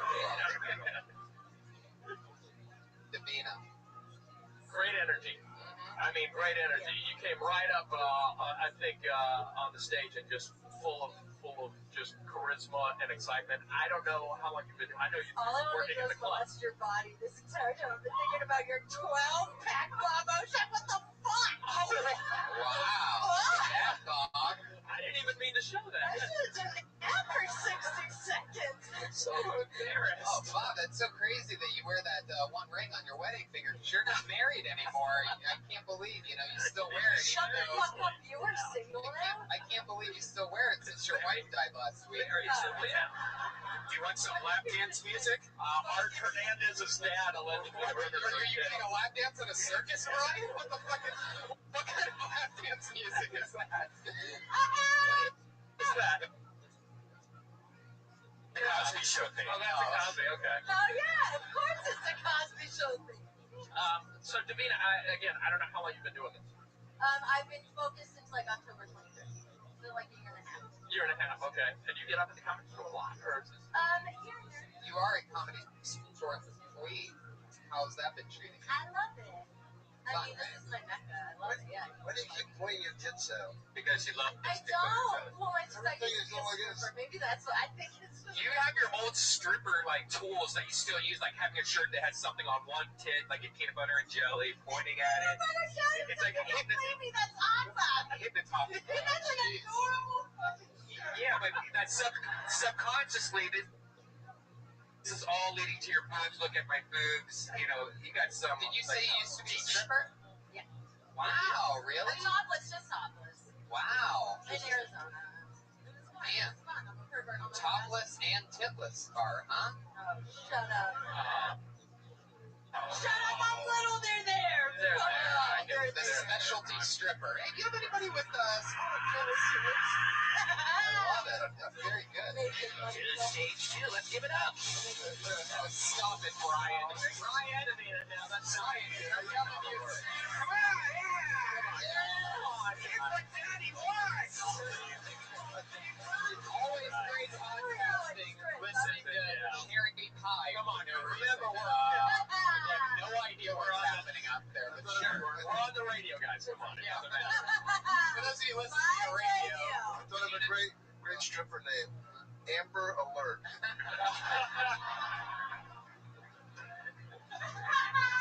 there he is, Tom Irera, getting warmed up over here. Look out, it only gets stronger. I love your style. Do you talk about your stripping days? Does that come up at all? Yeah, like sometimes. Okay, that's what you should talk about, right? You have to have interesting stories for being a stripper on top of that in Arizona. Yeah. I mean, Well, Bob, her shoes talk about her stripping days. You're so.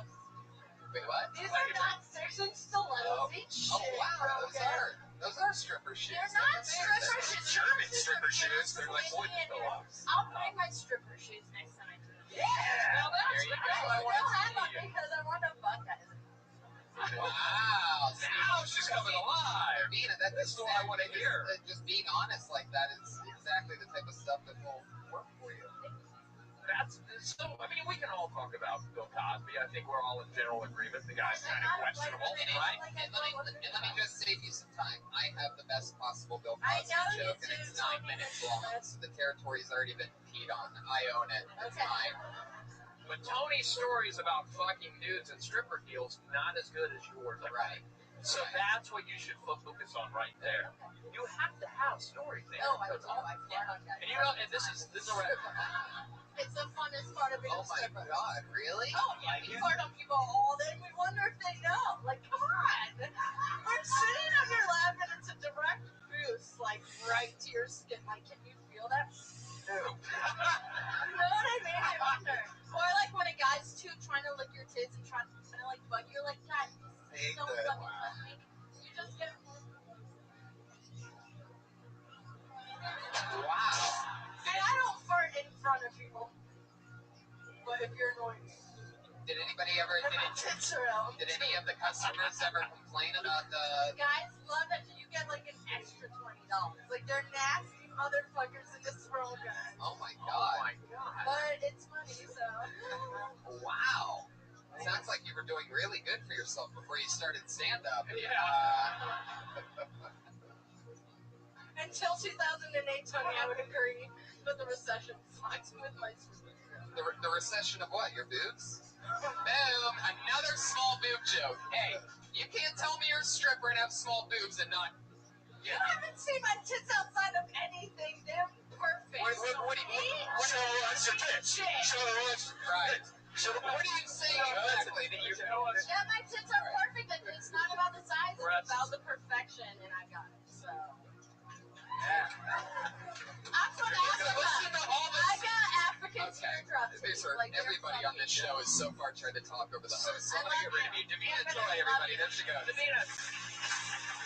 Every comedian just keeps on talking. They think they have another great idea. Stick to the 60 seconds, people.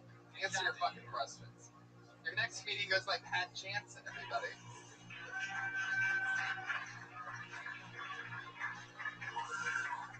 Yeah, so I have obsessive compulsive disorder. Anybody else here have OCD? Yeah. All right, I counted 4 people. When you get 2 more to get to a multiple of 3, that'd be great.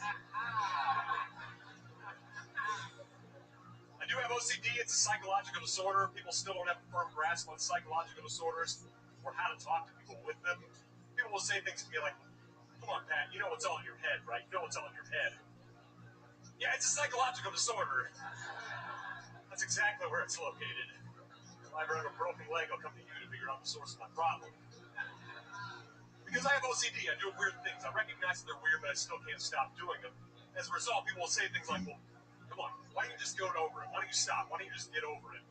Nobody ever takes that approach with physical ailments. Nobody's ever like, God, gee, Ted, you sure look down. I know you just had a stroke, but why don't you get over it? Come on, you at least look happy on your right side earlier, and I look pissed on both sides. Yeah. That's it for the OCD stuff. I feel like we're in a minute. Now you just hit it exactly a minute. That OCD is fucking up. Wow. Pat Jansen, I love Internal OCD. perfectly stop yourself compulsively. It really was. I gotta stop one too. Pat, you're funny as hell. I'd shake your hand, but then you'd have to go watch it. Yeah, I don't want to. How long have you been on stand-up? About 5 years. Yeah, where are you from? Nebraska. That's where you've been doing. How long have you been in LA? Well, I started in Pennsylvania, but I've been in LA since January. Jesus. Yeah. Wow. You've gotten really good for being in PA and Nebraska that whole time. I did New York a while. Oh. Yeah. Comes out. Yeah. I claim Nebraska though. That's You look Nebraska. Yeah, I know, right? Why were you holding back New York 456? I don't know. I'm just there. I'm not a New Yorker. I'm just. Put the mic in the mic there. stand and leave it in there because there's a buzz the way that you're holding the mic. How long into stand-up did it take before you started talking about the truth? I assume the OCD is the truth. It's not a conceit. It took me a while because it was uncomfortable. It just wasn't something I felt great addressing. That I'd say about 3 years in. Not an easy topic to make funny, but not only made it funny, I mean, quickest to the punch so far we've had tonight. Absolutely. Right away to the Multiple punch. times, and it's Big fan of that one. It's the exact answer to when people say that it's hard to do a minute, more of a thing. Well, do something quick, funny, as fast as you can, because that's what this is. And I don't think people realize that, you have to be able to kill in under a minute anyway if you really want to stand out. Nobody's going to watch anybody with more than a minute-long setup before their first laugh, you know what I mean? And instead, you're firing off multiples rapidly, and that's exactly how you do it. So if you do a minute like that, 3 of those in a row, that's what they call a killer Tonight Show set or whatever. I mean, back in 50 years ago when that meant something. Watch it. You on the Tonight Show this week? I'll watch. So, married? I am, yeah. She's Okay. actually still back on the East Coast right now. Yeah. I've been out here before her, like about a year and a half before her. She's finished her PhD.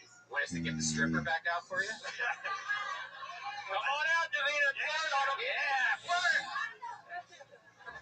Fuck yeah. I know how to swell that. This one right then. How much time can you do? I've headlined. Oh, you have? Yeah. Okay, so It's places like Nebraska, though. Right. So what is that, like 11 or 12 minutes? I did a show back in it was about 40 minutes in Omaha over the holidays. I was going about a block and a half away from Kevin Hart, but we sold out the place. Wait, you 67 You people. competed in Omaha, Nebraska against Kevin Hart? Yeah. How many? You said you sold it out? Yeah, but it was a tiny place. How tiny? Like 7. Like Kevin Hart's size.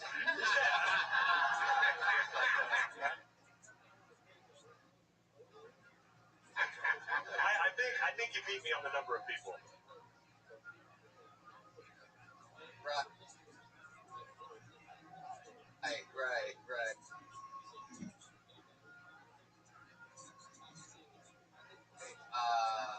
Wow, so that's fun. And you are getting married? And you're No, I am married. You just got married. No, I got married 7 years ago. How old are you? 31. Wow. That's it.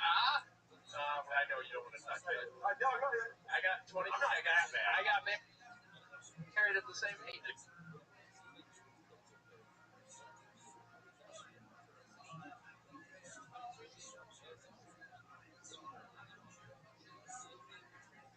Married at the same age. Yeah? Yeah. So you're looking.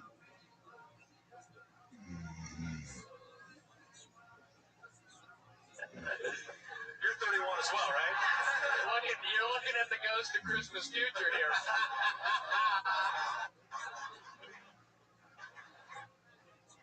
Hey, Pat, it's me. Hey! You. Yeah. What, Pat? Look where you're gonna be. If I can more rock, years.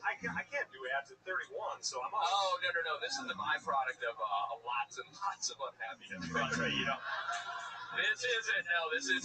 There's a deep psychological reason. I have that. This is my own OCD. He can only do sit-ups when he's crying. Yes. Alone. I thought that looked like a tear shine on that. Let me tell you something. But I can sort of relate to the situation, so I think that's cool. So you talk about marriage. So you do this because you can't get in at this club, or you haven't tried to get in at this club? This is the first time I've been here. There's a buddy who I used to do. This is your Comedy Store debut? Yeah. Wow. Look at that. Pat Jansen. How about that? I'm so glad you dug that part of the story out. That's great. This is a momentous occasion. And it went from a 70-person room in Omaha to an 85-person room. That strip. That's really exciting, Pat. If Kevin Hart's here, come on out, Kevin. He's short. Joke is that he's short. Wow. Well, good luck. I think you work clean, by the way. Yeah, I can. Completely. No, I don't. He's OCD. Of course he works clean, Bob. Yeah. No, I don't. I hate the term work clean because it's. I don't. I think that's fucking great. I can do clean or not clean. Okay. All right. I personally think that actually makes you stand out more.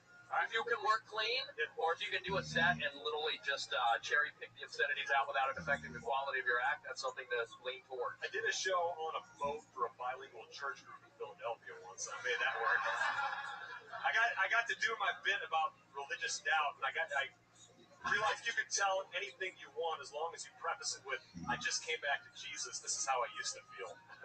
And it worked. I got a standing ovation. Wow, a standing ovation on a boat in Philadelphia. In 2 languages. A standing ovation. Only half the group understood me because I don't speak Spanish. But yeah, they thought I found God, and suddenly I got a standing ovation the first time ever.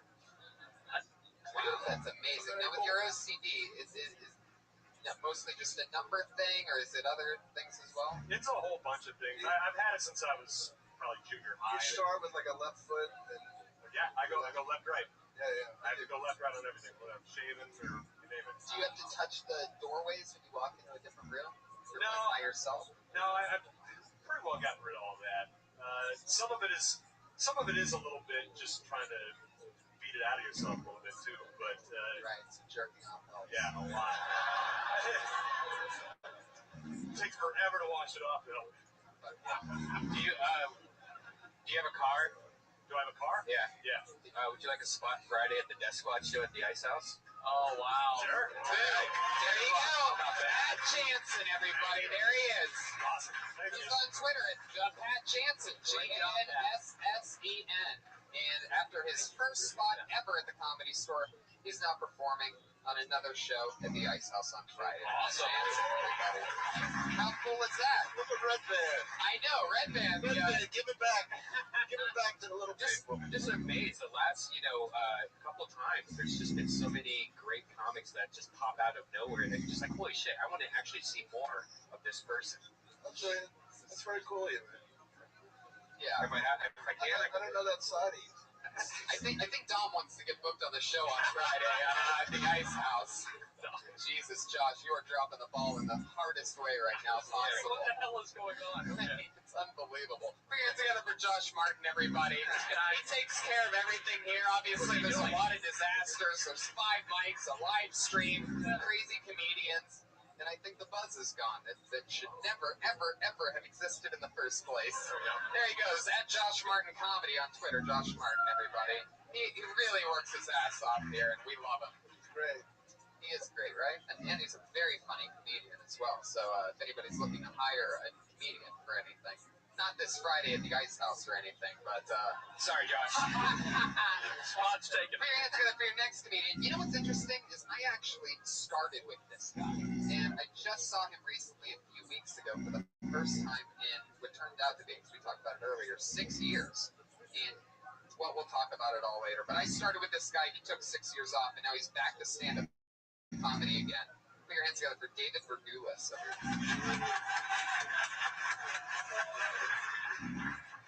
All right. Thanks, Tony. So you guys hear about this Mars One mission that they're doing? It's a one-way death trip colonization mission to Mars for 90 volunteers. Sounds awesome. Just take all your earthly responsibilities and just flush them straight down the toilet.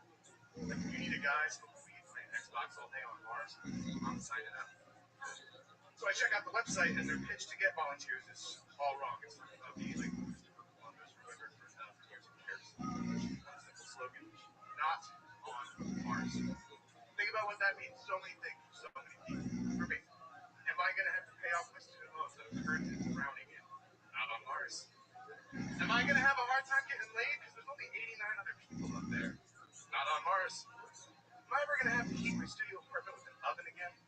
Not on Mars. But there's a downside too, probably. Are there any hot chicks on Mars? Not on Mars. Am I ever gonna look out the window and see anything other than a red desert hellscape? Not on Mars. Am I gonna have more than 165 days to live? Not on Mars. But that's cool, because is it considered suicide? Not on Mars. Thanks, everybody.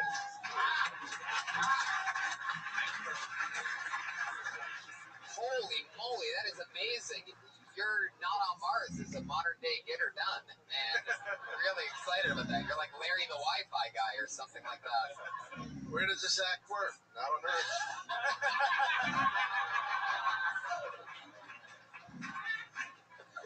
Oh my god. Oh shit, that was so funny. Okay, David Verdulis. Now, we started together, right? We did it together at like open mics all the time for like 2 years. And then you disappeared. He's got another gig. Wow. That's my car. That's my parking. Phone's ringing right now. Look at you. Oh, your meter's up? Yeah. Oh, 10 minutes. 10 minutes left. Oh, wow. Look at you. Very well prepared. Way to set your timer in the middle of the show. You know where you don't have to worry about parking.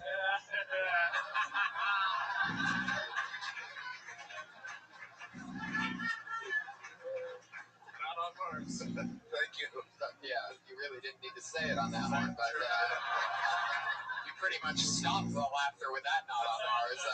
Way to really blow that one. So, David, you quit stand-up comedy 2 years in. Well, I took an 8-year break. Most people might Oh, was it call an 8-year break? that. Or 6. Yeah. There's no real 6-year break, right? No, It's pretty much start over. Yeah, you start over. Correct. Right. They're right. Yeah. Yeah. Yeah. Yeah, because you felt very nervous. I felt your nervousness. You kind of sounded like you were nervous. You sounded like me after having sex, and then like, do you look for a little water? You're like I'm trying not to die. Yeah. It sounded like you just got done masturbating. Yeah. So David, what made you stop comedy? A general lack of the desire to do things. I guess it would be called depression. I don't know. Really? Well, actually, that's most people's way of starting stand-up comedy, but I guess you took a different approach. So, now, let me ask you this then. What made you start back up? What has it been, a few weeks now or something like that? I mean, that's how often I've seen you here. You told me that you've signed up for the show 3 weeks in a row and didn't get up. Yeah, well, it is a little, I don't know, it kind of messes with your head when your weed dealer asks what you're doing with your life. So, I figured I had to do something, and, So you started selling pot. well, that too. But wow, that didn't get the laugh it should have. So how long have you been doing it again? This is actually the first time I've gotten up since I've said I've been. Have you been trying to perform other places, or you just shoot for this 1 minute a week gig? No, I've been signing for the open mic outside, and went over to the improv last week, but also didn't go to this there. So you should be doing as many open mics as possible, because your problem isn't in your writing, it's in the fact that, you sound like your head's about to explode at any given point. There's guaranteed open mics like Haha Cafe. You can guaranteed get a spot every single day. Sal's Comedy Hole, when they're doing it, almost every day. What are these again? Through this simple repetition of doing these open mics, you're going to lose bad habits like taking the mic directly out of the mic stand and sitting on a stool as fast as you possibly can. Keeping the stand in front of you. Right. Which by the way, Pat Jansen kept the mic stand in front of him too, which is really strange for an obsessive compulsive comedian. Yeah, I noticed that. So you guys don't remember that guy from 4 minutes ago? All right. Smart crowd tonight. That's something we say almost every show, often that we don't even want to say anymore, is that we don't, but we should have that at the beginning, like, comics, please take mic stand and put behind you, like at the beginning of the show. Well, I mean, it's a lot of comics. There was a lot of, it's a very dramatic moment for him. I mean, as I get it, this is your first time on stage in how many years? 6 years. Wait, you haven't done any other That's what mic? yeah. Jesus so he hasn't been up in 6 fucking years. So this didn't even end up in that 6 years. You never went to Mars after all that? You talk about it that much? You were on Earth? Not that I'm obsessive compulsive. You got 3 minutes on the meter. That's Just worried. I'm just worried you're gonna get a ticket. Pat Jansen can control himself. He put money in it for you. Don't worry. So, David, I mean, it seems like you really want to be doing this, but I haven't done enough research on what I'll do with my startups and things that I've been coming back here. It's really been I could just hear a hard-working, grinding comedian in the back of the room just go, like, what a that was Davina's. That was Davina's party. Oh, yeah. Davina's giving a laugh. I love it. Every time Bob says a killer joke, he cuts his head and, like, writes it down. As if that's ever going to work again. Yeah. Like that'll work at Ford blowers. Yeah. All right. Like, that's going to work. Remember that in Ventura County. Like, that's going to work on a bilingual ship in Philadelphia. So, David, what else? I just think this is this is a major thing you did tonight. So fuck the mic stand. You know what I mean? Right. I'm not a fan of sitting on stools, period. I mean, literally, the one comic I think who iconically would sit when he delivered stand-up was pre-rape Cosby. So, unless you're putting yourself into that league, Mark Maron does it. Mark Maron does but you know what I mean? Like seasoned veterans, because there's an authorship to that I don't think you're at yet. It's fine, I get that. I think you'd rather pay because you already have the energy there. That's what you're talking about, or pacing your jokes? It felt artificial. It felt like you were intentionally entrapping yourself. Yeah, your body's telling you to pace and dial that back. Don't take such an extreme that you're sitting down, because if you're a pacing comedian, I mean, Chris Rock doesn't sit on a stool because he's a pacing comedian. Yeah. He kills as a pacing comedian. And there's other guys that sit on a stool, so you might as well just do what Chris Rock does, if that's what your body's telling you to do, instead of doing what Bill Cosby does. Anyway, distance myself from Cosby. I thought I was already... No more Chris Rock if that's what your body's telling you to do. Well, all I can say is I've been in your position. I quit doing stand-up comedy. I also came back. So much like Pat earlier, you're looking at the ghost of Christmas future here. So yeah, I know it's a huge step. So that in and of itself is a victory. Just keep doing it now. You've gotten the hard part out of the way.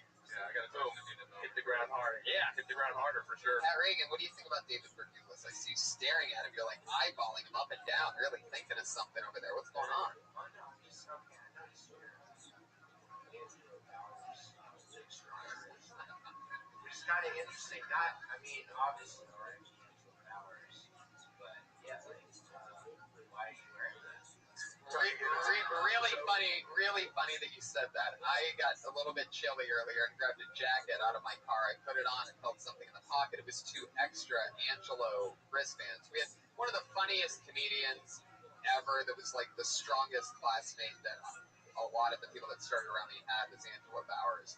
And he got killed by a drunk driver a few years ago. So you'll notice a lot of his friends, we wear this silly thing. We get a new one every year. Some guy makes I don't know why we do it, but we just do it. I guess to keep the memory. At 120 around my balls right now. But anyway, right, exactly. I keep 2 there. But David was talking to me earlier, and at the same time, I found an Angelo thing, and I go, "Hey, you used to do this with Angelo, right?" He goes, "Yeah." And I tossed it to him, and then you just roasted him on it. Go pay your fucking or your parking. There you go. Do it. David Bergulis, everybody.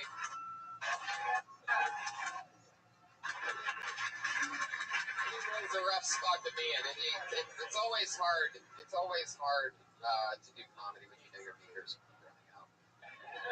It's always a tough position. But you know what it was? He wasn't in the moment. You know what I mean? He wasn't really like there.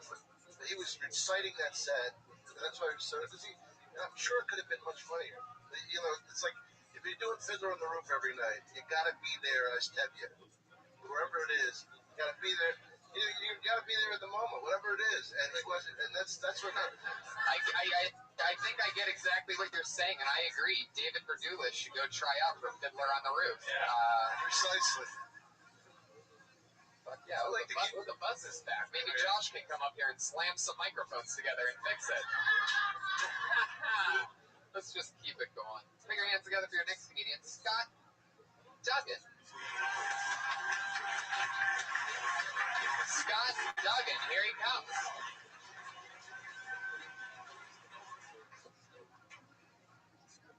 Everybody has a fancy title for their job.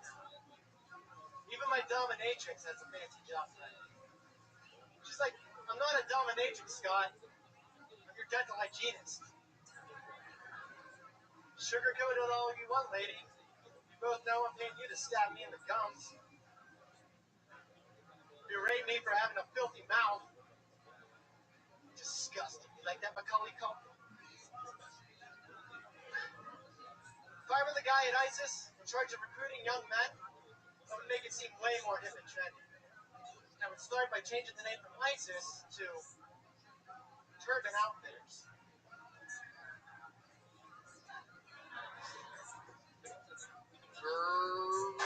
Great. Okay. I guess if you just bail out at 43 seconds, it just ends that awkwardly. Okay. All right. Well, the Turban Outfitters thing didn't work for you, but it did work for Zach Galifianakis in his special Live from the Purple Onion. He said it a lot better. Just saying it's not a no. I'm just trying to help the kids that he doesn't repeat jokes that have been heard by 3 million people. And what was the other thing? Oh, yeah, the dental hygienist. Definitely nobody's ever talked about that before, and there's a reason why. All right, too rough on Scott guy. Scott, where are you from? Greensburg, Pennsylvania. Oh, wow. Yeah, a lot of...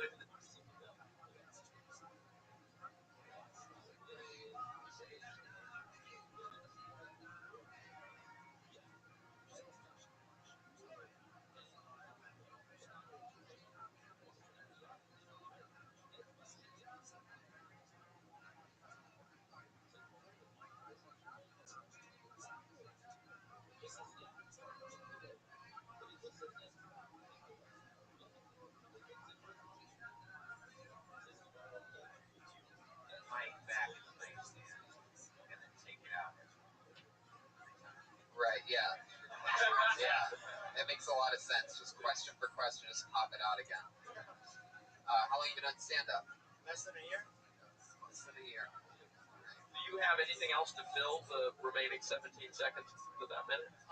Sure, yeah. Do we give them Sure, why time? not? Since Should you're we going, give them, yeah, sure. 17 Give a seconds? 15-second joke. Sure. Go Just for we it. don't want to end on that one. Okay. Go for it. The other night, my girlfriend told me she wants to get a teacup chihuahua. That it's a dog, it's this big, never gets bigger than this, how much it eats. I'm like, awesome. Can I get a teacup girlfriend? Wow. There you go. See, that's a good one. Wow. Better than What Urban super Outfitters. famous comedian's joke was that? Did you know that was? I mean, had you heard that before? Did you make that up, or did you? Which one? The Turban No, I Outfitters. swear to God. No, I get it. By the way, the only reason I know that, just to show you, exactly how it works, the only reason I know that is because I once wrote that for something and found out afterwards that it had already been done. Yeah. Wait, he literally says Turban Outfitters? I think so, or at least some asshole told me that, and, but if not... Scott, you look like you're dressed in suburban outfits. Whoa, Pat Reagan from three-point range. Wow, man, I knew something was brewing over there. Fuck yeah. Scott, do you always chew gum on stage? Well, I'm super nervous. This is my first time here at the store. I did want to get dry. Wow. That's an interesting method. You get dry mouth a lot when you're nervous? Yeah. Good answer. What do you do for work? Freelance production assistant. I used to moonlight at a hotel. Nice. You want to take over the sound for this show? Because I'm pretty sure Josh Martin's back there daydreaming. What are you looking at, by the way, Josh? Are you watching the live stream of this right now? Really? Oh my God! Can't you tell? But since you're watching why would you watch that instead of just watching the show? You have a laptop in front of you and you're watching what's right in front of you. Like the only thing blocking you from watching the show is the fact that you're watching the show.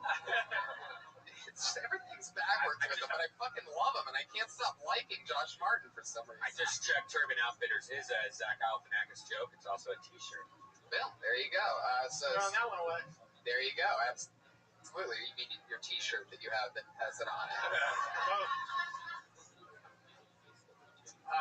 Likable? Yeah. Can we not agree that he's A little bit likable. He also sort of looks a little unlikable, like a little bit like a Lannister, right? I mean, I could totally see that. He could probably play both roles. Something really McConaughey about him, like sort of like surfboard shirtless, but without the talent. Yeah, without the... What are these O's? Either you laugh or you don't say O. We're not playing this game. What was the Macaulay Culkin reference? Do you think he looked like Macaulay Culkin or what? I didn't get that. Yeah, people used to tell me I looked like Macaulay. When you were 5, right? People used to tell you look like Macaulay Culkin before everybody forgot who Macaulay Culkin was. I look like him after the hair. People used to tell me that I look like Squints from The Sandlot, but I don't expect people to remember that. What are these O's? What is this like? Did you bring your whole family to watch you debut at the Comedy Store tonight? Why is the crowd turning on me? Massive fan base here. Fuck yeah, I think there's a part for you in Fiddler on the Roof. I got a feeling. What are your production jobs? Great question. Just freelance. The last thing I did was an equipment trim day for Bar Rescue. For that, it's mostly like reality TV commercials. No good stories come out of any of that? You don't see No, I do have a great story. Here we go. I was a production assistant on Nicole Richie's reality show. Okay, there we go. Last day of shooting was at Lionel Richie's mansion. And I took a poop at Lionel Richie's house. Yeah! Fuck yeah! Wow. Dude, drop the mic and walk out of here. No, don't drop the mic. Yeah, It don't do sounds that. already Josh good. will go nuts. It might fix it, actually. Wow, so you pooped at Lionel Richie's house? Yeah. That's the big story. Right. 43 seconds of He stand-up. keeps it in a little Ziploc bag with Lionel Richie's toilet water still in it, sort of like a goldfish you win at a festival. So Scott, I forget, what's Lionel Richie? What's his big thing? Oh, nice. Yeah. Hello. Is it me you're looking for?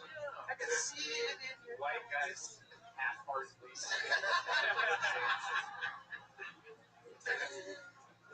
Scott, congratulations. You took a lot of hard shots from me tonight, and And you also took a dump in Wine Orangey's house. that's right.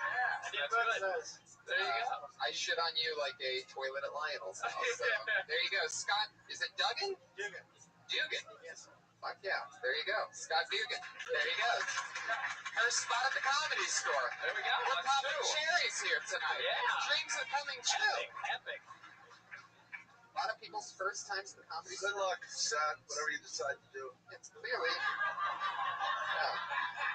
Yeah, it was an honor to have Scott for his first and last time at the Comedy Store. So cool. All right. Your next comedian, I know this guy. He actually makes a lot of the cool art for Kill Tony, a lot of the cool fan art. He is a rising comedian through the ranks, came from Chicago. Really cool guy. Sometimes he's a little bit too stoned to actually perform when he gets pulled out, but let's see how he does tonight. It's Ian Ellis, everybody. Here he is.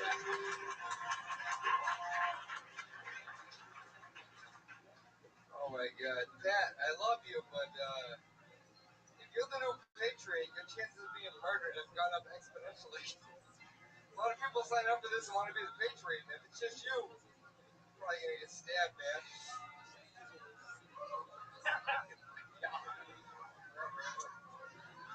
Haiti wants to be 99. He's gonna get fucking stabbed by it with a fucking machete. That's some black shit. I like giving advice to guys going through breakups. Fucking every guy in this room has written at least one breakup note. They'd rather die than have read out loud. Here's how you go through a breakup with your dignity intact. First, you agree with the breakup with a single word, and then you walk the fuck out. See your broad says to you, I don't think it's working out, stars in the moon, see other people, whatever, whatever. You say, cool, and you walk the fuck out. And what that does is it crushes a woman's soul.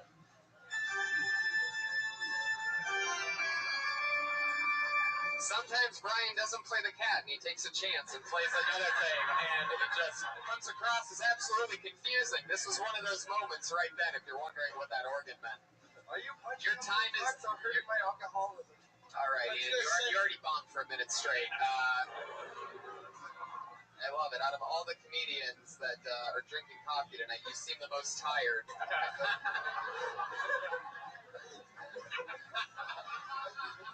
Fuck yeah. I love that you opened up Guns A-Blazing with a 25-second long inside joke between you and Pat Reagan. You went for it.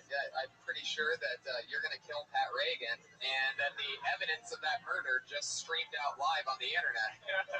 So I love that he got such a kick out of himself. Imagine if the audience actually laughed like you were laughing. How much fun that would have been. Remember, Dom, he kills people. please don't kill Pat Reagan, and if you do, tell Art Hernandez Sr. that we said hello. Remember that from earlier, everybody? That brilliant callback? You motherfuckers. Anyway. Pay attention. By the way, I love your work. Seriously. I used to watch you years ago. Before you quit and became obsessive compulsive and went to Mars. Really, it's very funny. I mean, what were you thinking? Because I was thinking that he must be thinking of stuff that's funny. He's just not saying it. I was thinking I got 30 seconds. There's no way I can get through this. What do you have in that cup? What do you have in the cup? What's going on? Was it that important to bring it up? Because, I mean, it's bright and silver. It's reflective. Like, you're trying to confuse the audience with your cup so they don't hear what you're saying. What is this? Like some kind of bad ventriloquist act where you just hold the mug and it's supposed to do something? I thought for sure I was made in 30 seconds. So I was like, I'll just bullshit the first 20 seconds, 30 seconds. You didn't bullshit. You issued a death threat. Pat, do you have a response to this, by the way? Right. No. Yeah, you motherfucker. You piece of shit. What are you doing? Jesus Christ. Jesus. Why do you want to be the goddamn patriot? What are you doing? I think what we're doing is killing airtime. What does this mean? Like this thing that you keep talking about the co-host of the show. Is he the new Patriot? We're just fucking around. We do. You know how we do it here. We change shit on the fly. What do you mean? Would you be jealous if he was? You think I wouldn't, but I know that he wants to be recognized on the Patriot list. He's dying for it. I love it. He's a good guy. you're talking? Yes, another inside reference. Yeah, why you're talking about? yeah, A yeah, comedian I'm friend of yours named Haiti wants to be the Patriot on another episode that's not this one. And you see the fucking African guy. okay. He's got a very expressive face. Here we go. I brought him up as the guy that sometimes gets too high to do the show, and I'm pretty sure now you see why. Holy shit, Ian Ellis. I've never seen anybody drink weed coffee before. Unbelievable. But we're gonna let you go on this one. I just saw all of the listeners quit listening if you were up here, so Ian, you're done for the night. You guys check out. Oh, Jesus. Tony One Shot. There you go. Thank you. They know, Ian. They're already watching Kill Tony. Not a lot of people have the balls to give a promo to a show that they're at right now, but pretty sure Ian Ellis just did that. Follow him on Twitter at Chicago Open Mic. And yeah, check out Kill Tony sometime. Unbelievable. All right, let's do it again. God only knows what can happen, as you've seen. Put your hands together for Tom Howard.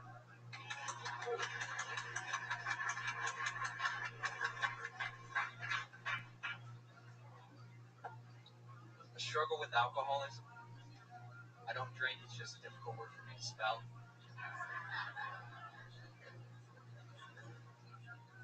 I hate texting. It's nothing like a real conversation. Imagine if texting was like a conversation.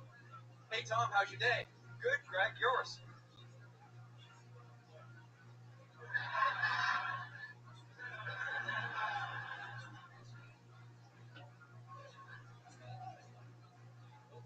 So you doing anything later? Come back the next day? Nah. I won't call him there. How much time do I got? 17 seconds. I swear to God. It's another 43. The thing I'm looking forward to most of my life is when I turn 40 so I can get my prostate exam. That way when the doctor pulls down my trousers, I'll have googly eyes based on both my buttholes. Okay, should have cut it at 43 seconds, I guess. Fuck yeah, Tom Howard, everybody. Good job, man. I like your style. Really fun. How long have you been doing stand-up? October. Really? Nice. Wow. Jeez Louise, you're funny for that reason. Are you an actor? You performed somewhere else before this? No, they just kind of college and stand-up. And I guess you just make it look easy. The second to last joke you did, the one that you thought you were over with, I liked it, but there needs to be some rewriting to that because there just needs to be some things switched, I think. The text sort of. Well, the thing is that it can have a bigger button. When you say, hey, are you doing anything tonight? The next day, he wouldn't say, no. He would say something else. Like, Yeah, hey, man, hey, man, just saw this now. Or anything. And there's 1,000 different ways you can go. I think because your joke was the next day, what are you doing tonight? And then you said the next day, you're like, nah, or whatever. Right, it wasn't. So I saw the joke, but you need to rewrite it because there is a punch there. It's just how you say it's kind of just lets it fizzle out. People are like, almost like a math joke. Most people are like, you know what, tag you out of that joke. Yeah, like a dick joke there. Where you just like take the dick out. Yeah, there you go. Pat just finished the joke for you. That's a good point. I think you should lose. I think you should lose the whole text bit, and then the rest of the stuff I love. But just the whole texting bit. Yeah, I learned that earlier at work today. Dom's not a big fan of text messages. Kidding. It was. Bob, anything for Tom? No, I thought you were going to be actually a Stephen Reich-like comic when you started out. You know what I mean? You did a very Stephen Reich, sort of a setup punch, kind of abstract, observational type joke. But then you kind of delved into the text thing, which didn't really go anywhere at the end. It sort of fizzled out there at the end. Do you have more that lend itself towards one type of joke or the other, or is it sort of that mix of the two? It's usually a mix, basically. I just kind of work on whatever comes to my head. Were you influenced at all by the setup punch classics like Stephen Wright or someone like that? I mean, kind of. Like, I thought of the joke when I was pretty high. So, It's a shame me and Ellis couldn't think of jokes that he was not. I don't think I could hang at all. Right. It would be terrifying to hang with Ellis. Well, I don't finish sentences. It's going to be a problem with comedy. So fix that. Yeah. But no, I thought it was a great opener. Very good opener. And the second one. One of the things I really loved about that opener was that his body was facing us. That was weird. Facing the audience. I know. It was sort of like he was at back. I almost thought that like was his thing. Like, you know, like, hey, you see that comedian that Nobody faces to does the that. side and looks at the audience? I thought he was like, That would be brilliant. Right. He could be that guy. Nobody does that. Right. That could be what he's known Plant for. your feet you can do more model poses. and then look at the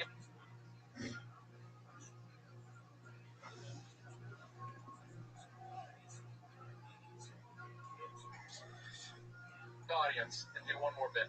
No, I think so. Maybe turn all the way around and like look back at it, like back at the audience. Right. Yeah, like that. Yeah. Nobody.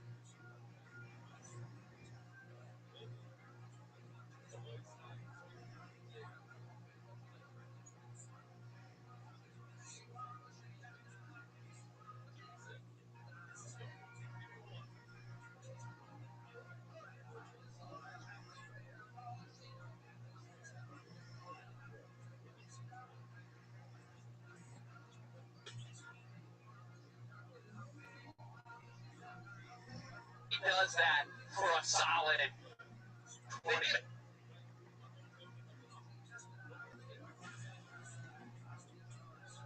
Hollywood. Yeah. Tom, we're going to move along. Thanks, Tom. Tom is at The Real Last Mohican on Twitter. Follow him. Ian Ellis is at Chicago Open Mic. Follow him. Guys, this is the part of the show where every week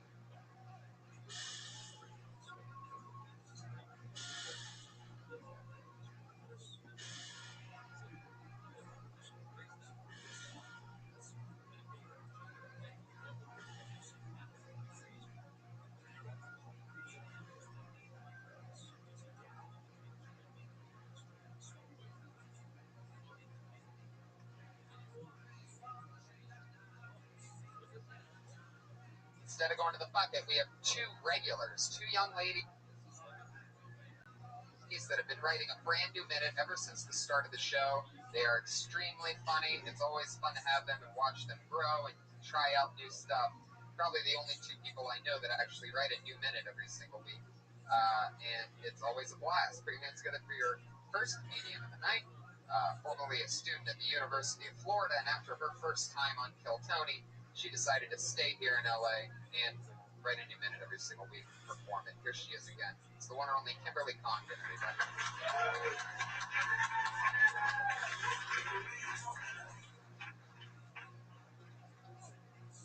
I am from Florida, and I noticed something about that. I noticed that people in Florida decided to name their football teams specifically after things that are Floridians, like Miami Hurricanes, Florida Gators, Miami Dolphins. And I know what you're thinking, Dolphins, right? But I had a best friend who was raped by Dan Marino.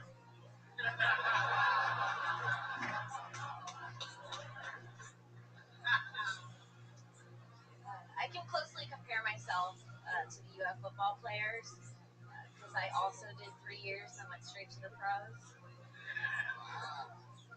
Quit college to do stand-up. The end. 55 new seconds from Kimberly Condon. Amazing jokes. I mean, there you are. You're right there talking about where you're from. Stuff personal to you, and I love that. I love that Miami joke. That's really good. That was Probably uncomfortable for me, by the way, because I had a almost exact same joke as you. I told it Dan Marino. the exact same joke. Almost pretty close. So it's almost But not the the exact same joke. It's about Dan Marino being a Shit. dolphin. Well, And you know my joke, but if I'm being talking about No, I don't. I'm confused, but I don't. I'm sorry. Anyways, but yeah, that was uncomfortable for me because I was just like, wait a second, I've been seeing my bit before about dolphins. There you go. Best joke of the night. Brian had it. And boom. Just when you thought you made it. believe you did that to her. I mean, it's my closer, so like it's kind of weird. Is it really? I mean, I feel like I've heard you talk about dolphins raping. Yeah, I've heard you talk about dolphins raping people. What's your damn You radar didn't twist? specify the end. I think if you get my closer right now, I'll just take the 15-minute joke and give you the juice right now. But would it make it better if she changed hers to Larry Zonka? I was gonna do the guy that just got the guy with the weird name, the new one, but I couldn't pronounce the name today, so I was like, I'll say Dan Marino because everybody knows. Tannehill? Yeah, that's right. We'll do Larry Zonka, and then it's not almost the exact same fuck yeah, so that's Great joke. I'm not going to get involved in this subtext here, but as somebody who likes jokes, that was really good. Thank you. Very good. Let's put it this way. I love your joke, both of you. Yeah. You guys work beautifully together or individually. Yeah. I love the premise, by the way. I was literally in my head trying to think of more universities and their mascots and they gave me. But I laughed at the premise as a sports fan, right. And someone who has knowledge of what you were going into. I thought that was a great premise. I don't know if you can explore it even more or expand a bit. Love that totally. Well, thank you. I was trying to figure out how to make the 3-year street into the pros to explain it more about stand-up because I feel like some people don't understand. I didn't understand what you were right. That was a very Ian Ellis inside joke move. But you dropped out of college after 3 years and then started stand-up comedy. Yeah, that part's probably never gonna work. Unless I said it no longer said. Like I dropped out of college 3 years. That's only for football. It's not basketball. So that's right. Drop right out immediately. Dom actually did that. All right. 100 years ago. Kim, I think you gotta. Kim, I think you gotta stop eating lunch with Red Band. You guys are basically thinking the same thing. You guys are minding the news next thing you know, you're in the same cycle. Stop being a cock blocker. Fuck yeah, well, there you go. Another brand new minute from Kimberly Condon. Very good. She's on Twitter at Kimberly Condon. Think of another dolphin. Your final comedian of the night, the other regular that does a brand new minute every single week. Put your hands together for the very funny stylings, Sarah Weinshank, everybody. What's up? I have a problem with Hangman. I think it's a bullshit gig game. You want to know why kids are illiterate? It's because they keep playing Hangman. If they don't figure out the word, they're afraid of being dismembered or lynched. Wrong message, guys. Like, who decided that was a good idea? Guys, give birth to a man. Kind of make it like Wheel of Fortune. And in the end, he's either going to die or he's only going to have a few limbs. It's like, I don't understand. Like, at least in fucking video games, you're defending yourself against weaponry. In Hangman, you're just making people with half body parts. Bullshit. Alright. Fuck yeah, that's exactly 1 minute. Hell yeah. I don't mean to be busting your balls, but I used to hit the right too. It's just weird. I'm just saying. Almost the exact same way he said it. Yeah. Almost exactly. And wearing the same skirt that he's wearing. Right. Maybe replace All Right with Larry Zonka.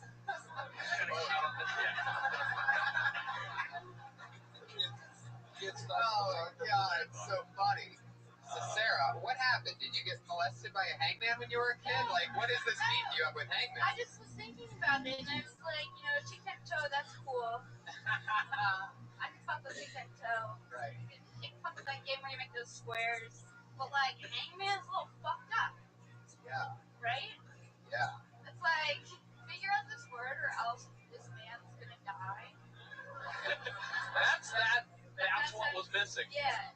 You didn't explore the topic. I felt like you were kind of talking at the topic that you were trying to, right there, you were kind of figuring it out. Yeah. And there's more of a realization there, the way you just said it. Yeah. Then there was, when you came up, I thought you came up here with a little too strident and bits of what it was you were saying. I wasn't quite sure what you were saying. Right. That, You know Bob that, loves though. you when he starts doing this hand thing. That's basically what he's saying. I When he get starts it. throwing you imaginary footballs like Dan Marino used to do, then you know he loves you. But you see what I'm saying? Like that. Yeah. Now I get what you were trying to Yeah, go because that was with more it. straightforward. It was Yeah. like, before I was like talking around it. Yeah, Now I just, like, that was a great, said it. simple way of summarizing a beloved game we all played as children. A beloved game. Right? Yeah, man. Yeah. Trident. Vocabulary. But yeah, so that's something that I think. What part of this week did you write, Hangman? I've been working on the Hangman thing and trying to think about things about it all week. I wrote it like a week ago, and then I've been trying to add to it, and I haven't been able to because, like, I'm gonna do it. I'm gonna see like how it goes. Right. But like, I've just been writing Hangman over and over again. Then I wrote Lynch. Then I wrote. Then I just wrote Dismembered. Then I like threw out the thing, and I was like, I got nothing, but there's something here, and so that's why I'm just working through it. It is true. Like the only thing sadder than a complete Hangman is like the half-hung amputee. You know what I mean? Sarah Weinschenk, everybody. There she goes. She's on Twitter, Princess Shank. There you go. That's Kill Tony. We did it again. Pat Reagan's on Twitter at Patty Reagan. Anything else coming up that you want to promote? No.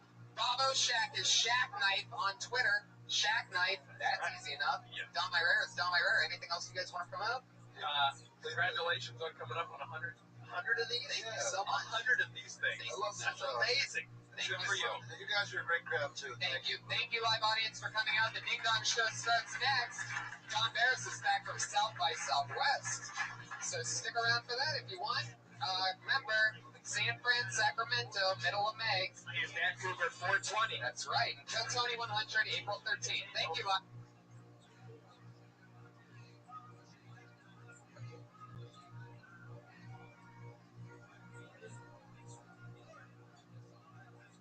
For brand new episodes of Kill Tony Volume 2. Turn up for Tony.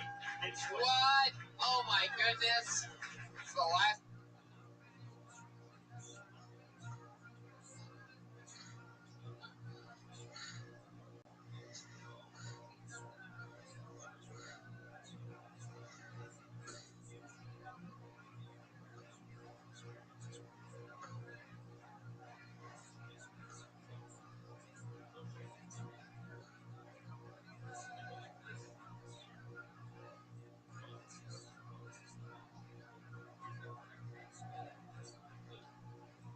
Time we ever moved this show from a Monday to a Tuesday. I know.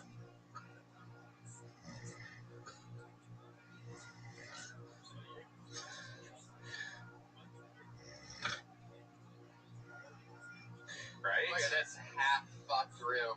Yeah. What did...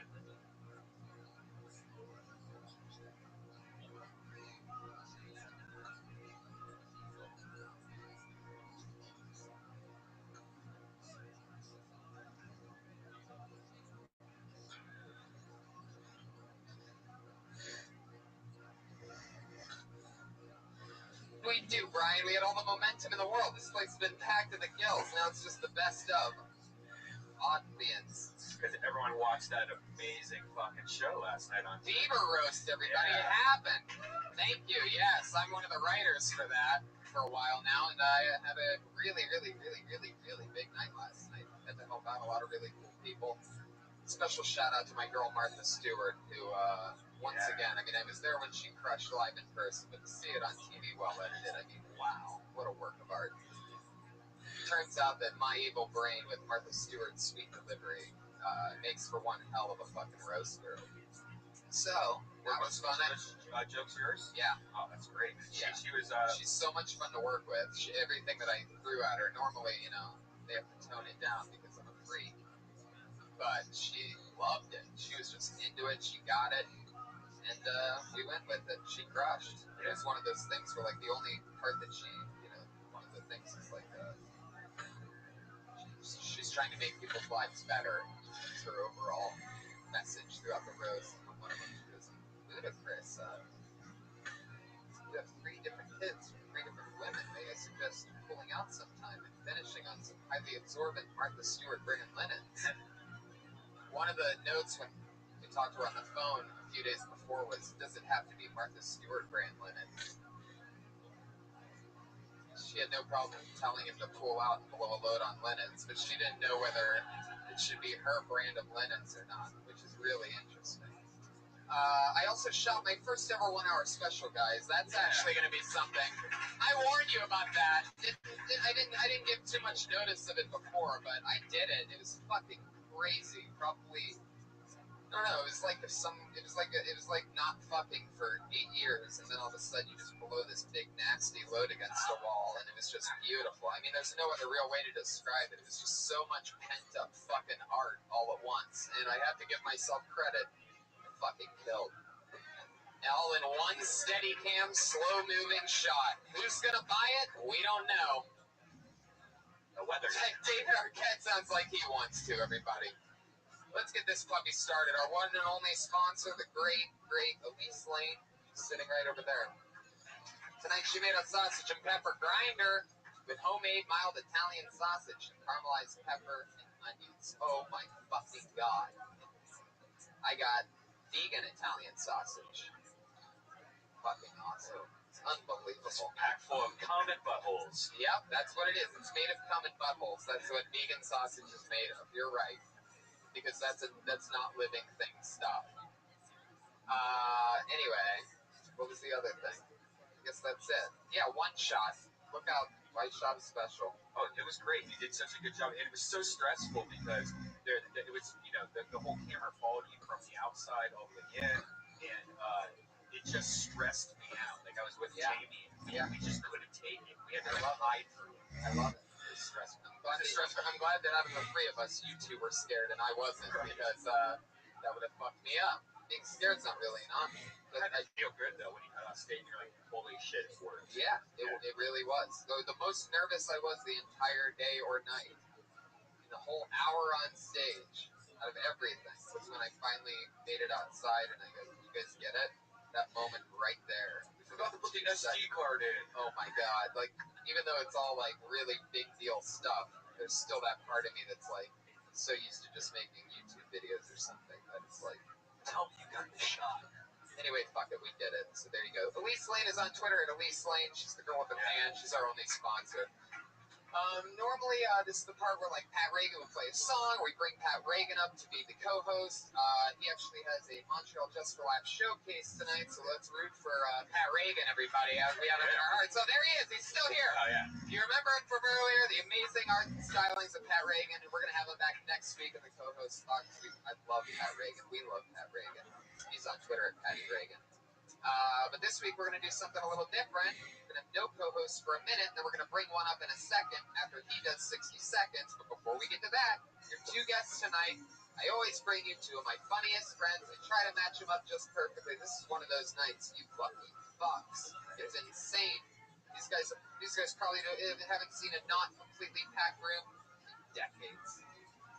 Put your hands together for two of my funniest friends, two of the best comedians in the world right now. It's Matt Bronger and Doug Benson, everybody. Wow. Holy moly. Here they are. They've both done this show numerous times. They love it. They're back. Their mic volumes are up all the way. Fuck yeah. Jacked up. Yeah, loud is better than nothing. Here we go.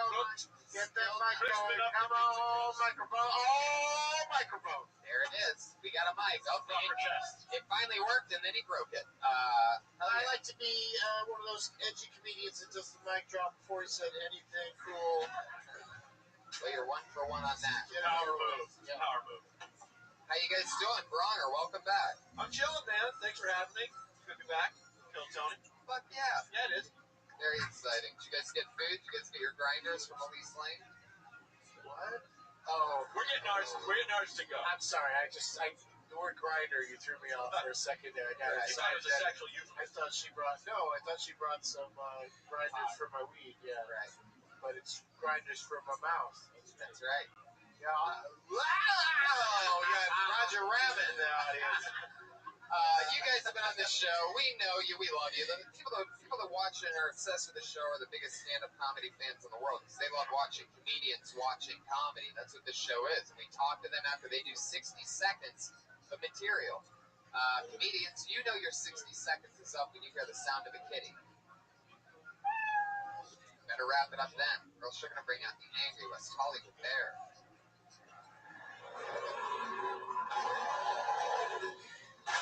Oh my God, that fucking gunshot is so annoying. The bear has a gun? Like, it's almost like...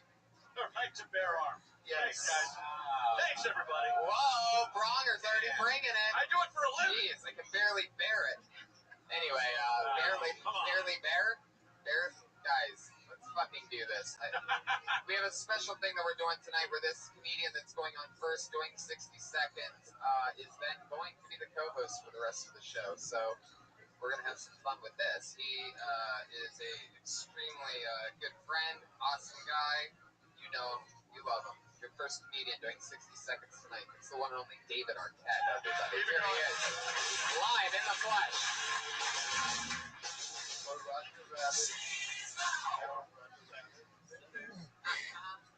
Okay, here we go. Thank you. Thank you all for being here. It's a whole crazy game going on, and we're all connected to it all. And we're all the greatest people in our whole world. And don't let anybody tell you different. Okay? You with me? So we're all in this together. We don't want to be as cool as we fucking can be. You know what I mean? We don't want to fucking, at least in this room, I hope, we're not rapists, murderers, like fucking killers, the co-pilot that wants to kill fucking 100 plus people. Like, we're not, God bless those people too. We want them on our side, so we're all the cool fucking people running this shit, right? Are you in on this with me or not? Okay? I don't have any jokes.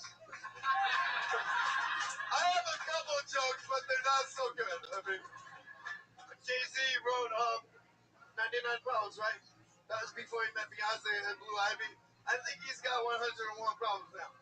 I'm just saying. I'm sorry. Worst joke I ever wrote? You know the hardest job in the world? Being a woman? That's a face. Second hardest job? Being the man with that woman. I'm sorry. It's not pretty. It's an ugly joke. Those are my jokes. But aside from that, I'm not good at jokes. I'm looking for your help on this. But we're all in this together. Let's have more motherfucking fun than not, right? Are you with me? Yeah. Okay, so we're going to do this all together right now. Okay, can we all say it right now? We're going to do this, right? What's happening? Oh, no. Love, it's all about love. Oh, okay. David Arquette with a big closer. Close with pyrotechnics. Man, it wasn't since Kevin Hart's last special that I saw pyro at the end of Did he set a stand-up special. Did he set a tube of glue on fire? I didn't see what happened. I had no idea that cocaine was flammable. That was really awesome. Why did you waste it?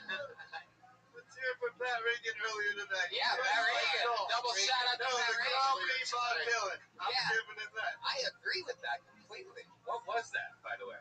That thing. Get it at the Magic Apple in the Valley. The Magic Apple. You can also get. I get it on my phone. I've got the Magic Apple. Flammable money. It's very expensive.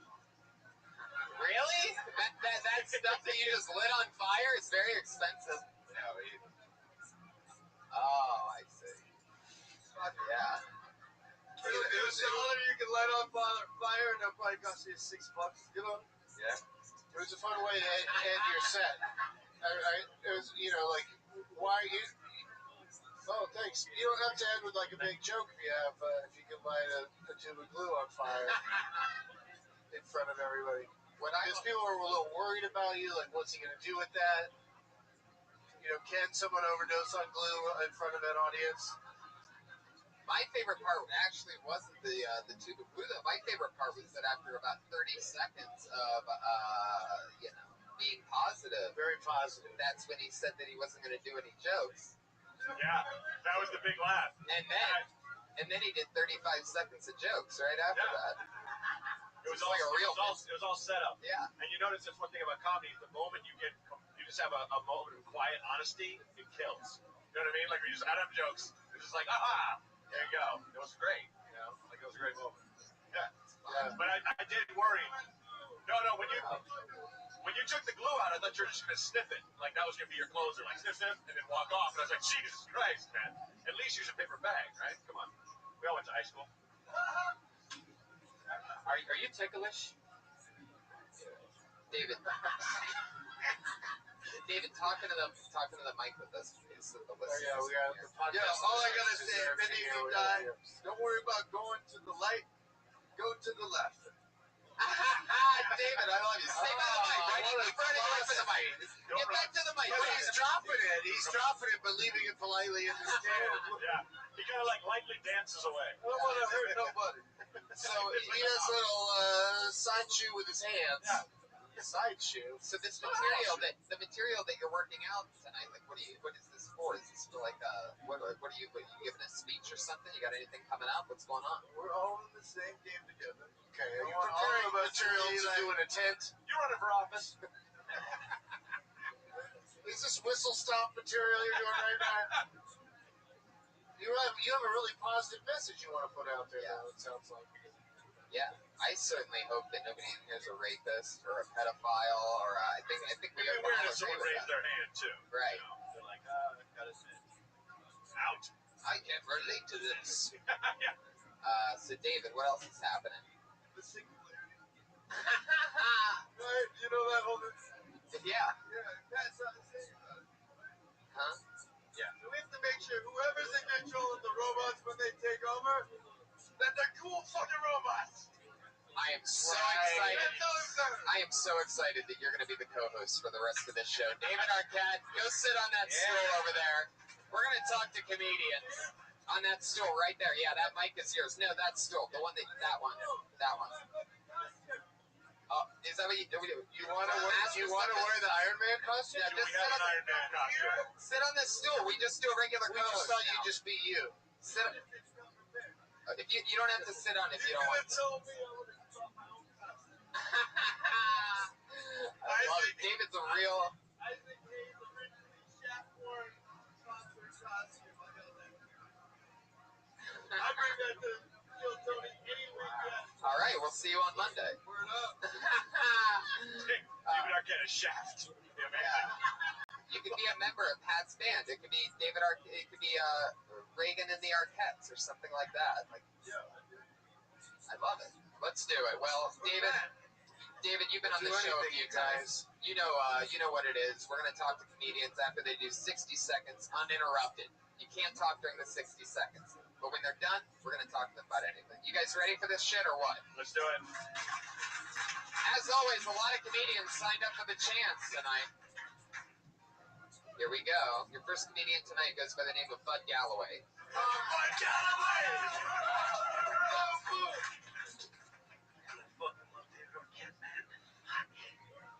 I have a female roommate, and it's just so hard getting rings out of her. Especially when I don't pull out the rings all over her chest. Pays rent and ejaculate. Well, I had a life or death situation today. It wasn't today, it was like 3 weeks ago. Now I know for sure I'm not Jason Statham. I was taking a left on Fountain and had to cross traffic. I was in a hurry. I just had to Jason Statham that shit and just guess and go. And I guessed wrong. And the sound came out of me I've never heard before. It was kind of deep, kind of low, kind of like, ooh, ooh, ooh, ooh. What was that? I realized it's the sound of masculinity leaving the body. He even talked to me afterwards. He's like, oh no, man, that was big. I gotta go. Where are you going, masculinity? Well, I've always. That's how it happens. That second sound comes so fast. Yeah. Why have the warning sound if the next one is immediate? You light him in a minute, and then light him again in a minute and 1 second. But the clubs do it. Bud Galloway, how's it going, man? You've been on the show before, right? Oh yeah. What have I told you before? What do you remember? What are highlights from other things? You said my oxymoron. Not about specific jokes, but Not about jokes? Yeah. Well, I kind of lied to you last time I told you I was a landscaper. I don't know why. I mean, I sort of do that once a week. But You lie about landscaping on the. yeah, I know. Wow. See, I didn't know where I was going when I started this line of questions, but I'm glad I got here. So you're. I think if you do it once a week, you're a landscaper. Yeah. You know, you're landscaping once a week. Sure. Do you have a lawn or anything like that? No. Jeez, I mean, you're really aggressive about that. When you're saying landscaping, you just like pick up a leaf or something? No, I worked for a guy like twice. I just thought that you would say the word ejaculate in a way that made everyone uncomfortable. Really? That's the thing that stood out for me, is because you said it twice and both times it was like ejaculate. It seemed very professorial or scientific as opposed to a comedian, you know. So that was the only thing that really stood out to me, though. I mean, you clearly are able to stand in front of people and stand your ground and say stuff and get laughs. How long have you been doing it, bud? Yeah, you got some laughs. I mean, they're kind of for throwaway things. They were like kind of commenting on how the previous thing didn't work, but Laugh's a laugh. but that's how you got to do it. That's what it's about. Now, laugh's a laugh, David Arquette. Don't turn it. Yep. The first joke you said something about pulling. It's hard for you to pull rent money out of your roommate. Hard to get rent out of her. I thought you were. Yeah, I thought you were gonna say like pull out like she is a stripper. Like No. pulling out Listen. money out of her. Is this where the joke starts from? You have a roommate. She's a lady. Yeah, she's lady red. Right. You're not looking at her, so. No. I'm trying to get rent out of her, and it's really hard. Well, she pays rent by me having sex with her. Is that true? That just sounds so sad. It doesn't sound about Nothing sad about Hollywood Arquette. Is this the, as long as they're amazed and you're not like fucking somebody's life up. is this thing about you hooking up with? By the way, You know that the rules don't necessarily apply. I need a translator. Does anybody here speak Arquette? All right. For I'm saying, this looks like the worst episode of MTV's Unplugged ever recorded. Like, get your guitars out and let's go. It's more like unhugged. I'll play a song. Unhugged, guys. All right. Maybe we should Everybody take that missed it. stool Wow, away. it's a real home run. People are going to sit down like that. It's too comfortable. For him, Yeah. stand up. Yeah, you can't sit down like that while you're being critiqued. Wrap it up. Boom. Arquette's still blasting you from right field over there. He didn't even cruise properly. Bud, stick with me over here. How you doing? Are you really hooking up with your? I mean, when I had a female roommate, yeah, she did. She didn't pay rent, so She would like come in and like try to give me massages. was this a prostitute that you had living there? Well, she That's was what it- probably She ugly? wasn't a prostitute. She's Is, alright. wait. Are you lying? Is this one of your No, I landscape? swear. Yeah. All right. Would you ever... Another daughter, I'm going to name her Okay, birthday David. Arquette. All right. God, this is a circus. David. David Arquette. I don't know if All right, anybody's settle down, David. Hey, David. David, I want you to listen to this question I have for this young man. Oh, Have you ever pretended to be a high school student and got a girlfriend in that high school while you were there as a 26-year-old man? Because David Arquette has done that in a film called Never Been Kissed, and I think we need to make this all about him. I agree. It's all about you and your world, baby. It's all about us. Holy shit. I'm here for you. Look at him go. I'm here.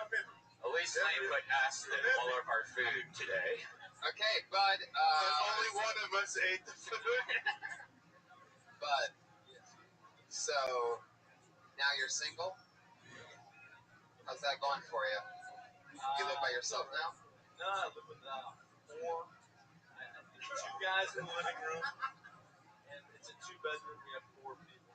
Four girls is a better joke. What? Four girls. Four bitches. Wait, he's right. Actually, David's onto something. Wait, I think I got this. Hold on a second. I might be completely wrong. But I think what David's saying is that he does that one thing the way that he did it. And then he talks about, but if he says it like it was in the past, and then now he says, now he lives with 4 people. I think David's saying that it's a lot harder to blow a load on 4 people at one time. That's right. And if you can figure out the wording of that, bud, maybe you'll get something. Yeah, you do all the work on that, but he really gave you a nice starting point. It's true. I'm starting to figure out this David Arquette thing, I think.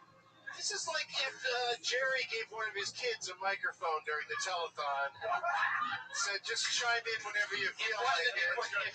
If one of those kids created a hit show called Cougar Town, hello? Oh, nothing on that? You guys didn't know that? All right, fuck it. Special shout out. Bud, anything else you want to say to us? Matt, what do you think about Bud? Any final thoughts? I think he had a genuine perspective. I think you just got to define it for him, Just be real specific with you. I think it's like just paint the scenario a little clearer. Like, I think the thing you said about your masculinity leaving your body, like, become that masculinity, showing your body and your voice, like taking off like a cowboy or whatever. I was good with that. We've all had that feeling where all of a sudden, we just your like voice breaks or you puss out on something, just own it a little more. It's a funny idea. Fuck yeah, Bud Galloway. There you go, everybody. He's on Twitter. Thanks, Bud. That's what it looks like. That's your first comedian of the night. Can I say one thing? Jizz on them, jizz on the crowd like you do with comedy and love. Yeah. Let me break that down for you. Jizz on the crowd like you do comedy and love. Like the Nickelback song. Yeah, I'm sorry. All right, we know this young lady. Put your hands together for the comedy stylings of Sarah Kenny.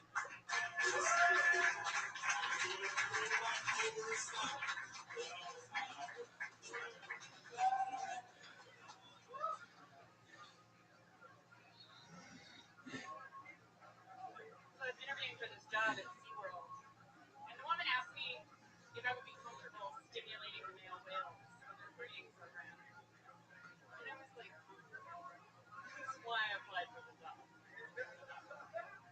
I remember being at SeaWorld as a little girl and seeing those whales in their tanks and thinking one day, I'm going to rape the shit out of them.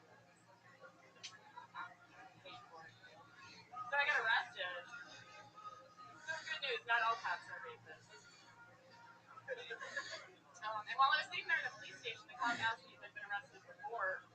And when I said no, he got kind of annoyed. He's like, well, that's too bad. We'll go a lot faster if we had to insist on it. But I've been breaking the law since I was 15, so whose fault is that? And then he was like overseeing this woman who was entering my information into the computer, and he points to the screen and he was like, denies gang affiliation without even asking. So I guess he hasn't heard of the University of Chicago alumni. Fuck yeah, Sarah Kenny. Always She got that in fast after the meow before Yeah. the other fucking grizzly came in. Did you really get arrested? I did. Prostitution, right? Got it. Really? How many? Yeah, the joke would have been about getting arrested for prostitution if that was what happened. What do you get in trouble for? It was really, really stupid. Brought my bike on during all of this. And so on my way out, they let me bring it on, and then I was putting it back into the they tried to deny me. I argued a little bit. I wasn't like crazy or violent about it, but apparently the conductor didn't like the way it was interacting. So he told the head downtown and told them Jeez, oh man. yeah, it was really crazy. Did you spend the night, or did they just like book you and let you out there? No, I was in. Oh boy. So that guy didn't respond well to you saying, go fuck yourself, I'm bringing this bike on this goddamn train. And I Fuck your bus. and it's Lollapalooza too, so all the people that are being brought to the jail that night are all people who are trying to get a bicycle into the city of Yeah, well, Chicago. Lollapalooza is a festival of bringing bikes on buses. Right. It's illegal in Chicago. Yeah. Like I get on the train and he's shouting, "Cover, cover!" And I'm like looking all around. Like, yelling about? Who is this for? Oh, me. What's me? What did they do with your bicycle? They locked it up, and then It's a bike jail. special bike jail. This is just an important lesson that you should have. You know, you should get a concealed carry license for your bicycle.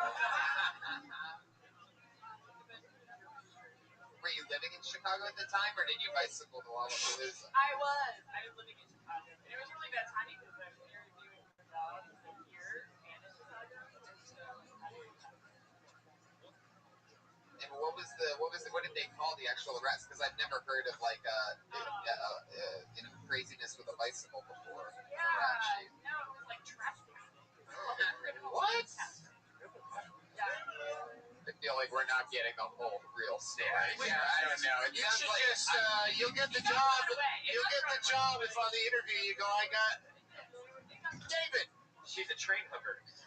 All she needs is Guinness. Okay. You need to blow it up and put it in your house. You got arrested at Lollapalooza for trying to smuggle a bike on the I really had something great. I had something so good. I kept trying to say it, but we instead had to hear that.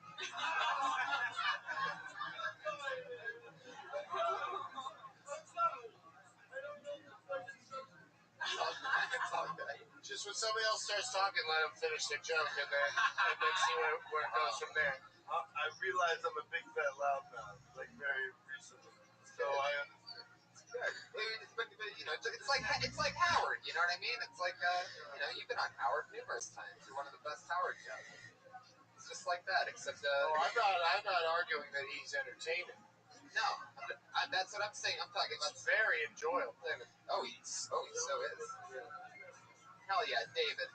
I don't know how much more flammable eye drops you have left, but this party's just getting started. I hope you save some for the big close. I got something, baby. I love Kill Tony, and it ain't flammable, and it's safe.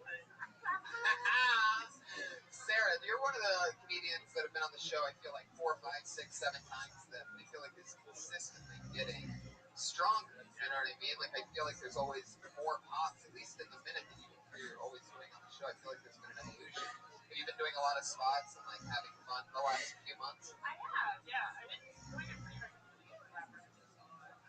There you go, a little ringing endorsement from Yeah, Flappers. just that's a great place to spread your wings. Oh yeah.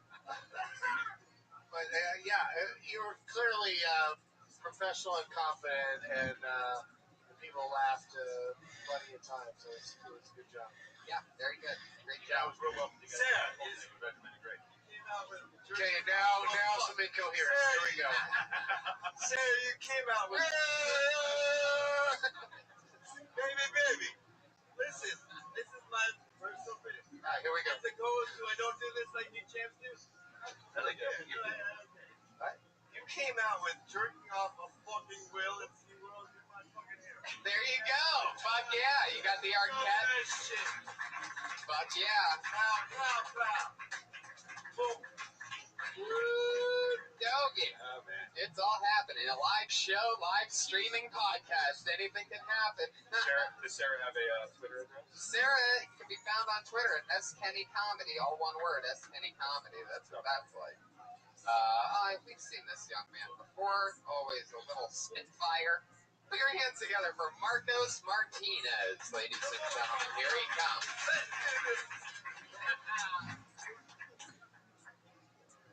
Talk about baseball. It sucks. Luckily, Latin America got their hands on it, right? Jose Abreu, Jonas Cespedes, Yasiel Puig. I can't wait for them to get on the rules committee, start changing the game, right? The ball's gonna get bigger, the bat's gonna get smaller. You're gonna be able to use your feet, and you know what you'll have? A better sport. So my name is Marcos Martinez. I'm third generation Mexican, third generation. Right? That means don't ask me about Mexico. I don't know. But if you want to know where to get the best guacamole, Farmer Boys, guys. Make the trip, Farmer Boys.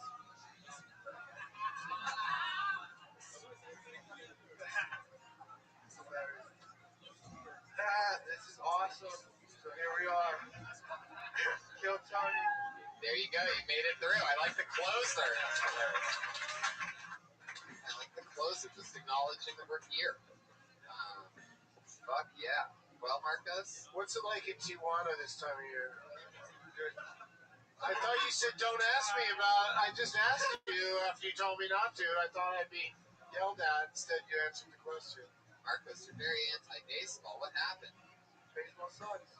Oh, did you ever play it as a kid? Yeah, and it sucks. How old are you? Okay, but what about baseball? But you do know that David Arquette plays baseball and never been kissed, and he's quite good at it. But And You're hurting his feelings. you're really hurting his feelings. By the way, Get this out of the stool. there's a moment where he has a baseball bat in his hands defending himself in the hit movie Scream 2, Deputy Dewey. How about that? Right? That's true. It's true. That's Deputy Dewey. Marcus, why was there such bad memories of baseball as a kid? Was there a bat inside of you? No, there wasn't a bat inside of it. But There wasn't. Dumbest question ever asked. There's a bat inside of all of us in a way. I hit Life the is ball, tough. and I slid into first base, and I didn't make it. Marcus. I like when a comedian just has a real strong opinion right off the bat. So I like that, like you set up like, hey, you guys have baseball, it sucked. So like, even when the people in the room were just like, I love baseball, they're like, hey, it's still funny as shit. So that was a good start. Like you got them like right away. I think that's a big thing in comedy. You get people's attention. Yeah, here's another good opener. Nixon wasn't such a bad guy. Just go into that. Can I say something? Yes. When you brought that part up, and he said you get to change it into different sports, I bet that's not myself. Yeah. Like what? We're just baseball, football, basketball, soccer. It happens. Why I thought he was going to name them all. I know we have super sports going on right now. It's so With true. people that don't make the NBA, whatever the fuck. Curling, Let's make it more sexy and fun for everyone. equestrian event. Safe. No murders yeah. or pedophiles, so let's have Bigger There you go. Super Bowl. Stephen Arquette once again with a great point. Swimming. Why not? If sports are fun on their own, He said he's mixing sports, you motherfuckers. Get on board. I've never had more trouble hosting a show before in my life. I swear to God, I've been hosting things for 8 years here at the Comedy Store. And I just have to say it to vent it so that I can just move on afterwards. What's happening right now I is wonder which element is making it the most difficult. a lot of it. Wait. It's me, isn't it? It's totally bad. It's bad Brogger, you guys. I'm sorry. Have you ready to throw a guest out like Matt Brogger before?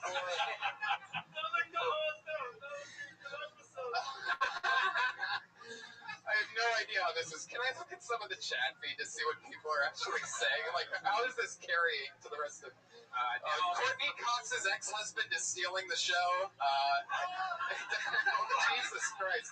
Oh, this is the best episode to watch live. What is this shit? Oh, now I'm afraid for the panel. Before he lights anything else on fire, you should locate the nearest emergency exit. What's up there? What's farther up that way? Oh my God.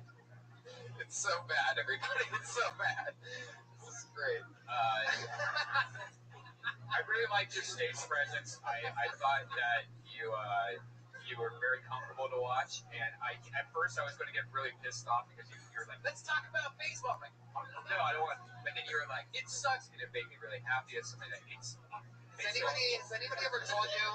I hate baseball, man. It sucks. Marcos, has anybody ever told you that you look like a giant 9-year-old? Yeah. How old are you in real life? You're 23. Are you just saying that? No. You look like a big baby. You know, could you imagine him getting like a little Oshkosh, like overall type thing going on? A little booty. Yeah. What kind of? Are you single? What kind of chicks are you hooking up with? Looking the way that you look. Yeah. Are you from LA? What do you do? Hit all the quinceañeras? What? No, we don't go to that. Quinceañera, because they're young, right? No, that's It's a joke. Come Just on. joking around, man. What? I just laughed at something. Keep it down, Bronger. I'm sorry. When is the last time you hit a pinata? Honest question. I'm not even trying to be funny. Well, my cousin. Because I feel like it's been recently. Tell the truth. Are your areolas brown or pink? They're brown. They're brown. Can I say something? Wait a second. When did David Arquette start writing your things? Can I say something about pinatas? Oh shit! Finally, somebody's got a pinata out there. I got a pinata joke. This whole shit. I don't care if I go tomorrow. We're all moths to the flame. You know what I mean? It don't fucking matter anyway. Don't think you're so.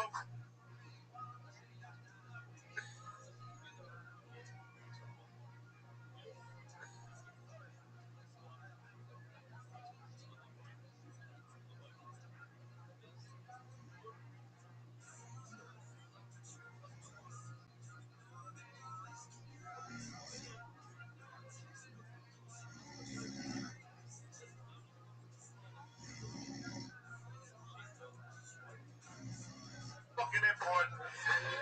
If you're in this stratosphere where you are, be the best person you can be.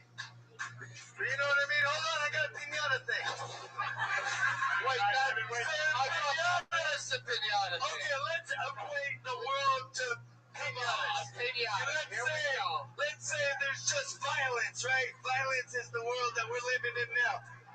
ISIS has a really good fucking PR department. Love needs a better one. So, if pinatas are violence of the world, and it's hitting something crazy, and then fun shit comes out, and everyone collects it, that's the world I want to live in. Boom! Oh, yeah. Who doesn't want to live in a world where if you beat something, fun shit? The only violence that exists is pinata style. The only When nothing gets hurt, and then like it's I was trying to agree with you before you interrupted me. I'm an asshole. The only thing I disagree I'm an with. asshole. The one thing you said I disagree with is that ISIS has a good PR department, because they really don't. They're killing it right now, man. They're killing it. Wow. Telling you, this is a fucking That's one way to describe what ISIS is doing, yes. This is what happens when you say pinata in front of David Arquette, everybody. Apologies to everyone sitting in the splash zone I'm tonight. serious. I've been working on my comedy thing for a long time. I don't know how to collect it. So, just for those of you paying attention in this episode, once again, the magical word of the night is pinata. There you go, everybody. So keep an eye on that. There it is. That's the cellular. What are you doing? Sorry, David's on a cutoff. He's on a personal cutoff. I know that. He's cutting himself He gave off. himself a timeout. Go get a It's called a comedy store break. Guys, that's not a timeout. He just needs to do another bomb or something. Yeah, I said a comedy store break. Didn't I? Yeah. That's a bomb. Let Papa eat his spinach. He'll have another cocktail in his hand when he comes back, I'm sure. Oh my goodness, Okay, so he's on let's fire, get to it. everybody. Let's all regroup. Everybody take a breath for a second, everybody. What's happening? We gotta talk about this. We gotta plan this out, because when he comes back, we have to all work as a team to figure this out. It's amazing. What the fuck are you talking about? I said it's the hardest episode to host, but it's probably my favorite episode ever. God. There's nothing more entertaining than watching It's like doing a continuous live train crash. podcast with a wild baboon. It's awesome. Yeah, it's like watching a GIF of a train crash, because it's just happening over and over again. Like every 5 seconds, it's just, oh, fuck, we're almost there, I but we're just not. hope he doesn't come back sad. Do you know what I mean? Oh, don't say that. Don't put that energy out there because he's so absorbed in You think he might be taking a long gander in the realization mirror right now before coming back up here? I think he's just going to be more fucked up than ever. I think he's putting his nose next to the realization mirror. I don't know if he's looking at it. Marcos Martinez. So you're gonna Great job, you're dude. sticking with the fact that you're 23, huh? I am 23. All right. So how long ago did you graduate high school? 4 years. 4 years ago. 5 years ago. 6 years ago. Whatever it was, he was 23. Sounds suspicious. 5 years. Well, later, Marcos. Anything else for Marcos, guys? Good job, man. Yeah, solid with Guinness. Good presents. Good job, dude. Keep going. He's killing You it. go for it. Marcos doesn't quit. Marcos tweets at me a lot. It really creeps me out. This next comic either gets a sweet break in having David Arquette gone for their entire set, or the awful break of having a return in the middle of it. Whatever happens, I know she can handle it. This is a Kill Tony favorite that we haven't gotten to see in quite a few weeks. Put your hands together for she's back. The powerful Jessica Wellington, everybody. One of the true Kill Tony favorites. It's her first time on the show. Jessica Wellington, everyone.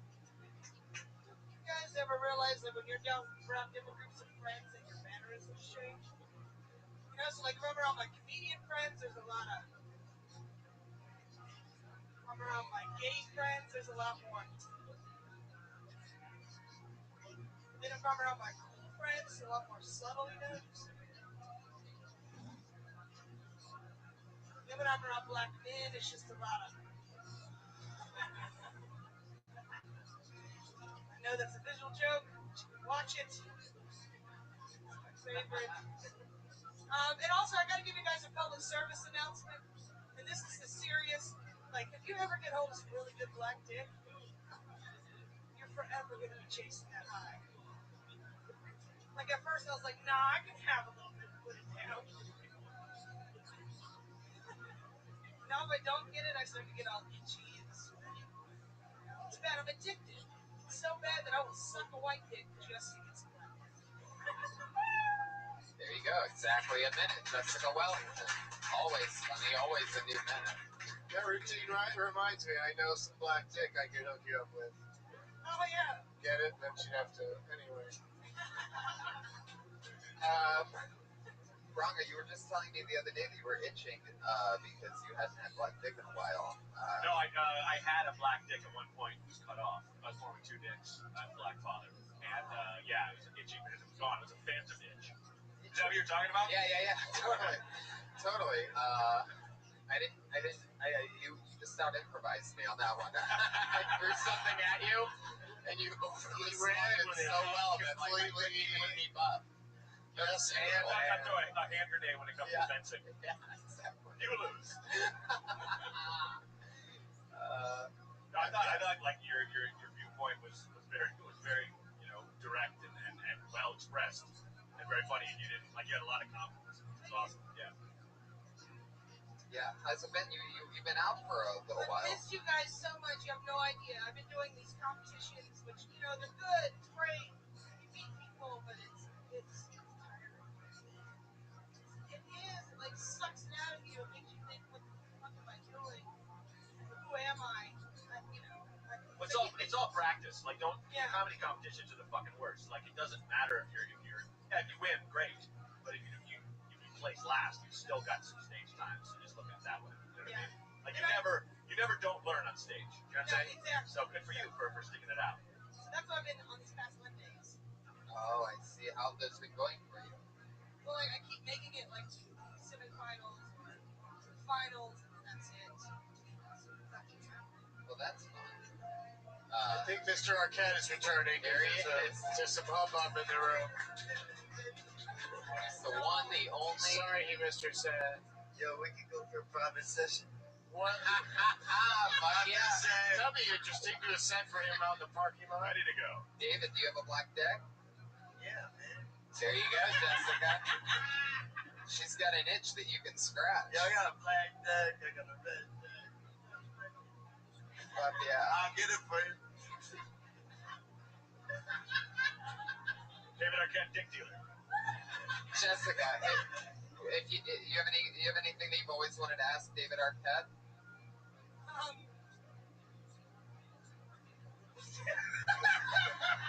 What's your problem, man? What's your secret? Makes you the greatest in the world. And don't let anybody tell you different. I will take that. That's his secret. I'll take that. Yeah. That's the secret to it all. It's great that you guys met because all this time his secret has been that you're the greatest person in the world. You are. And you finally ran into each other for the prophecy to be foretold. And shared. It's all been one big storyline just for that to develop. Well, that's fun. So, what else did you talk about other than Black Deck? That was pretty much it. The first thing? I usually say tic tac after tic tac when I do that. It's like, you think I'm sucking dick, but wow. That's not. I can't believe. Is that security? That is pretty amazing. I forgot about the security. Damn.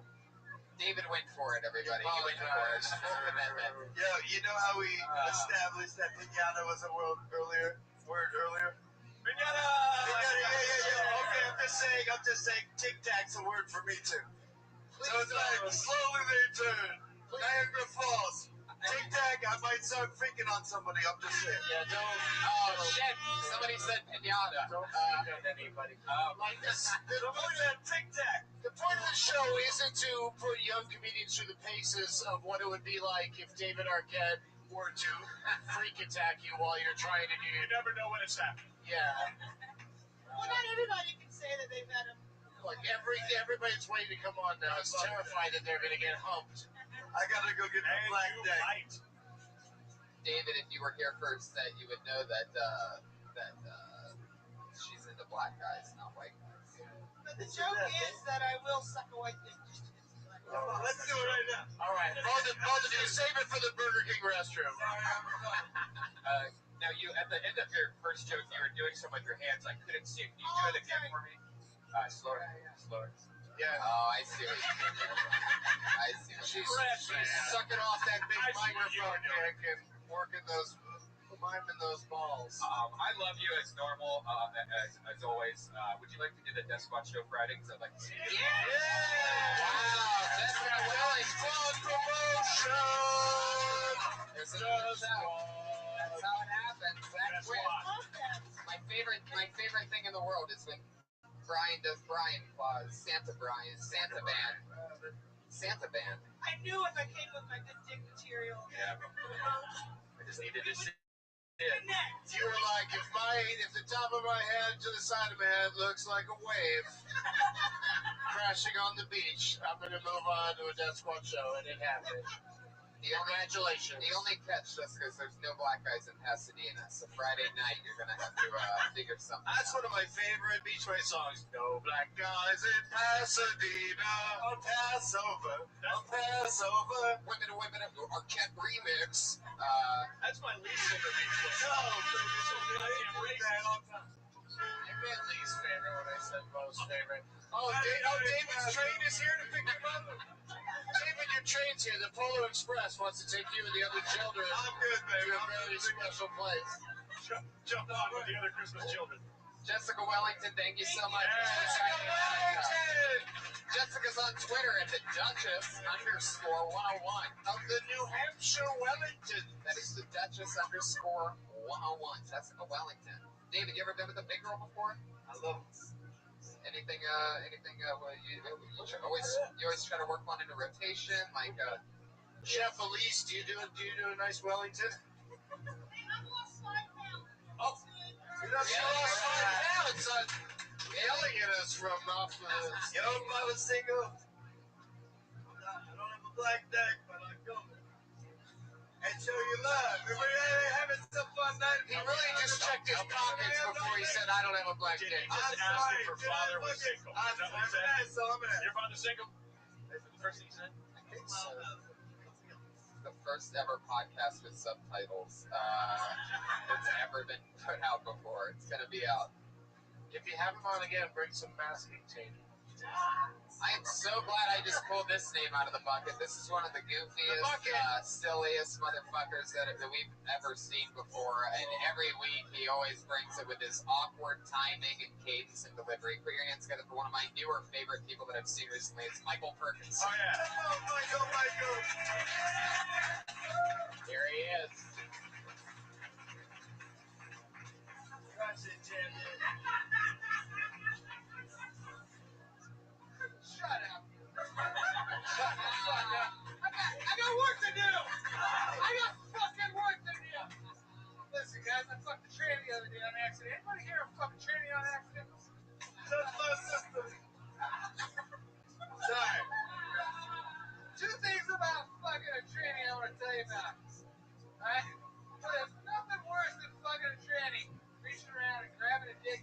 understand that it's bigger than yours, right? Second one is, nothing says I fucked a tranny like waking up with a terrible case of pink eyes. That bitch tried to steal my Triscuits. Leave the Triscuits, bitch! Leave the fucking... Get out of my car! Leave the fucking Triscuits!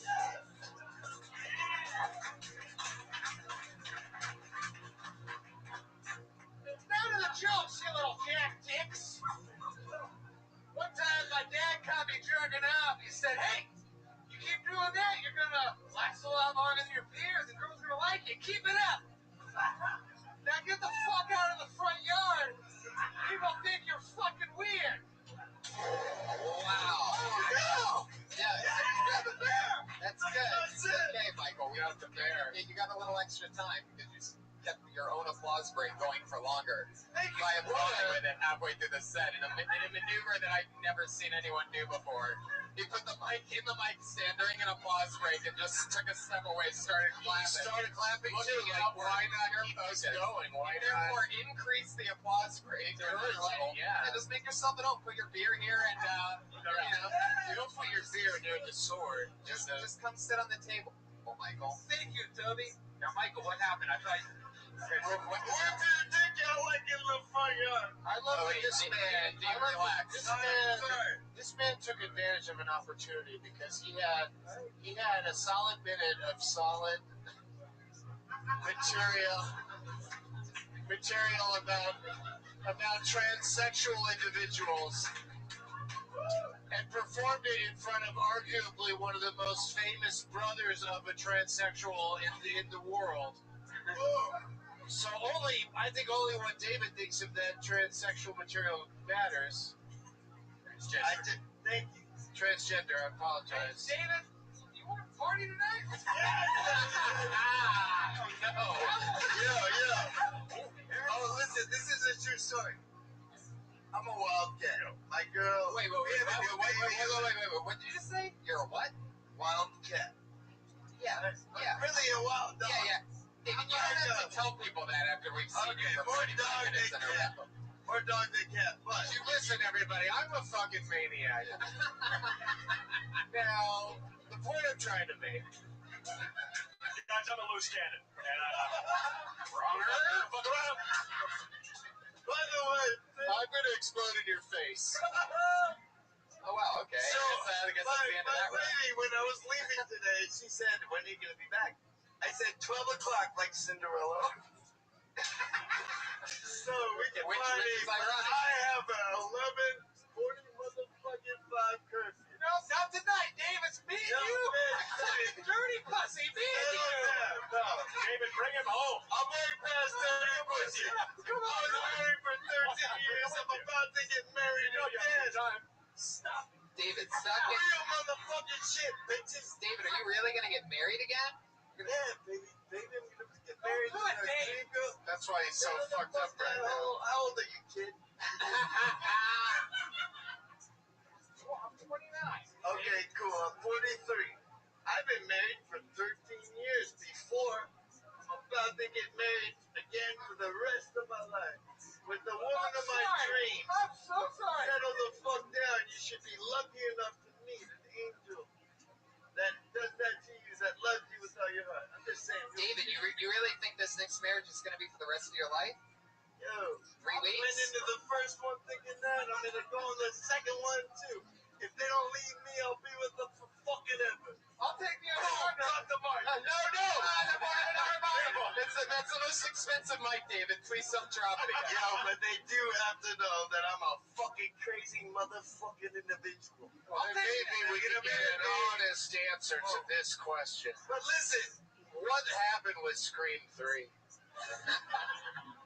I can tell you that on such a level that would blow your fucking tits off. We could take. We don't like the way I got too much. We had 3 days to go through the Please blow off my tits, Dr. Arquette. Yo, but let me just say, What is this shit. thing he's smoking right I'm now? not hating on it. I did it on accident. I didn't necessarily enjoy it, but I don't hate them. Yo. But she Alexis Arquette is the greatest ever. She was in The Wedding Singer. She played Boy George. Yes. Do you really want to hurt me? Not only she's one of the greatest artists of the planet. She might not be. What are you, her IMDb page? No, I think you're the greatest in your world. There you go. I think all of you are the greatest in your world. But Alexis is my fucking brother's sister, so come on, he comes up with the We trendy gotta stuff. talk to this guy now. Oh, sorry. I'm a David, take a breath. Take a sip of your drink for a second. Michael, Just say to yourself, David, I'm glad this isn't being captured on film or on video I'm glad the audio's not going to exist from now on. David, I want you to listen to this story because Michael Parkinson this week told me that, and he's been crushing on this show for like 2 months in a row. He told me this week, David, check it out. He told me this week that he's going to move back to Florida and take a job as a bar manager and give up stand-up in L.A. Will you tell him? Can I tell you a Oh, aren't you? I'll see you in Pensacola. I'll put you on for a few minutes. Hey, Michael, right? I can get him. Okay, Yeah. let's do this. Michael. Okay, you agree. He just got 5 minutes on my show. There you go. So out Pensacola, Florida. Michael, the other day you sent me about 7 messages. I took him back. I thought I took him back. And they were all within like 10 minutes. And he started off how you're going to make an Indigo page, to fund yourself living out here.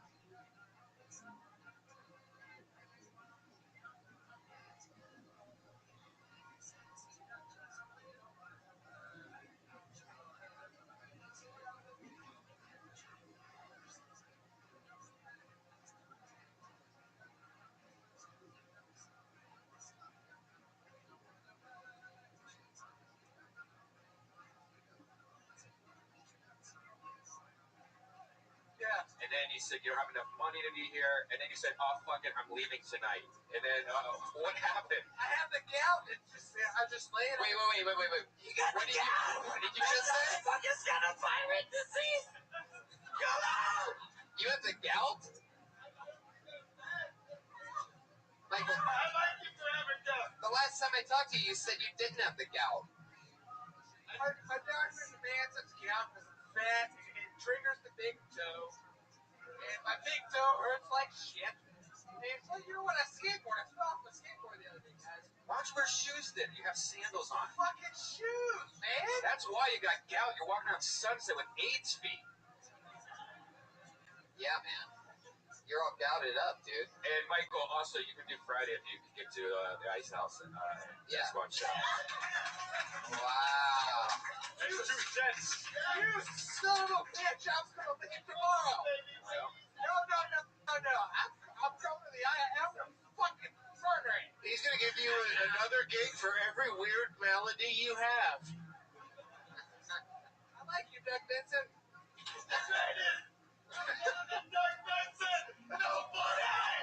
Except you if it's your world. Then you're the greatest. I like you, But Doug Benson is the greatest in his. And all the greatest in mine. And y'all the greatest in yours. Mom, I should not have told you this is on your stream. David Arquette found a way to fuck it up for me.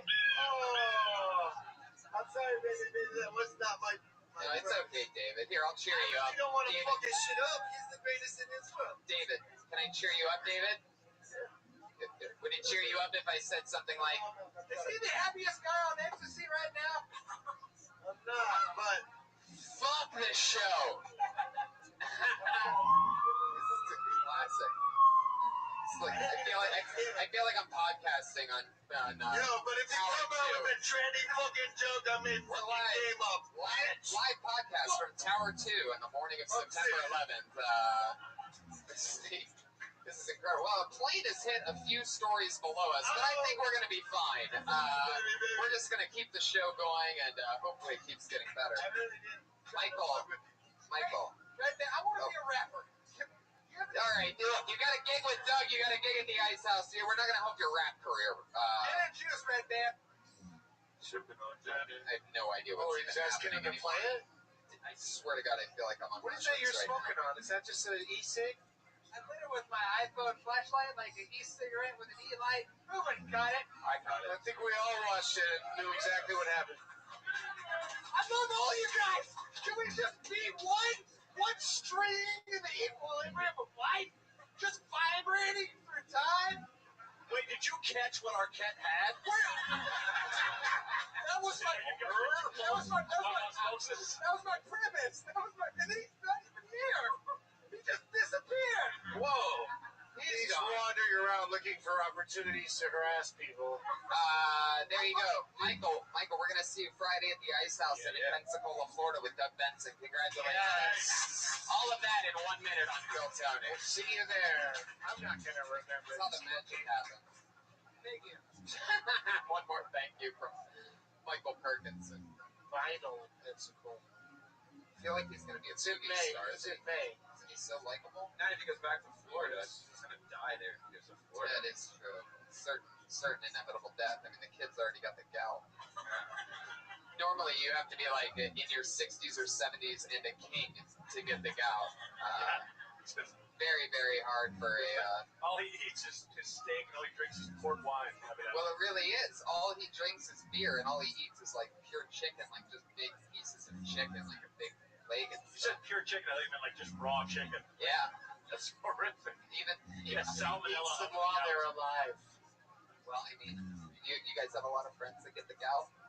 I've had one.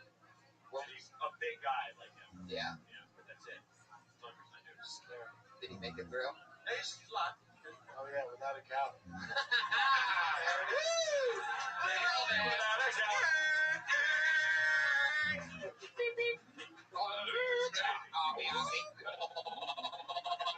Joke of the night, joke of the night. Pinata, pinata, pinata, pinata, pinata, pinata. Oh, snap. How did I hear that whole joke? So I weird. know. I'm not used to hearing anyone's I know. whole joke beginning or ending. Jared being able to get out an entire thought. A joke or a thought, exactly. This has been really something else. I'm going to drink myself to a very special place after this. Yeah, I wasn't going to drink tonight, but I'm on board. Yeah. I'm starting no alcohol April tomorrow, so that's why I'm drinking tonight. I'll see Can I you. get one more from, I'll take you to. I'll see you in May. In fun times. Doug, you usually did it in February, didn't you? Or January? Is there a It reason? moves around. It floats around. But this month, I decided to do it in April because on 420, I recorded an album in Denver, and I'm doing 3 shows. And I thought it'd be fun to not have alcohol be a part of it at all. Just be like completely legal Colorado weed. Yeah. Wow. It's one of my favorite comedy books in the world, Comedy Works Denver. When's that? Nice. Incredible. On April 20th. Yeah. Wow. You already sold out for that? Like the 7:30 and 9:45 are sold out, so we added a 4:20 in the afternoon. It's a Monday. Well, there you go, everybody. Denver Comedy Works, one of the coolest places, one of the It's not best gonna be comedy fun. scenes anywhere. Doug Benson, 420. Me and Tony will be at Vancouver 420. That's right. Oh, For the that's a second year. great place to be. Have you been there in 420? This is our I second haven't. year in a row. That's great. It's so crazy. They have this gigantic blowout at City Hall where it's just buckets, Kids heavy. with weed, Yeah. selling weed, like I mean, tons of weed everywhere. yeah. People throwing weed everywhere. Normally, if Well, they now give that them you said that, the cops will probably show up. No, the cops No, are there. no, they're there. They're smoking weed. Guys, I'm doing a show to benefit the Cops are Children not for Christ smoking. sobriety union. That's happening in a couple weeks in Salt Lake City, Utah. So, you kids are tired of polluting your bodies with the sins of Satan, then come on down and we'll talk about what really counts. Speaking of the sins of Like- Satan, welcome back, David Arquette. David's back. He's the only guy that gives himself commercial breaks. Satan for love. Fuck yeah. Your next comedian. Satan for love. Your next. Think about it. All right. Your next comedian is gonna spell the name of Michael Gowdy. Michael.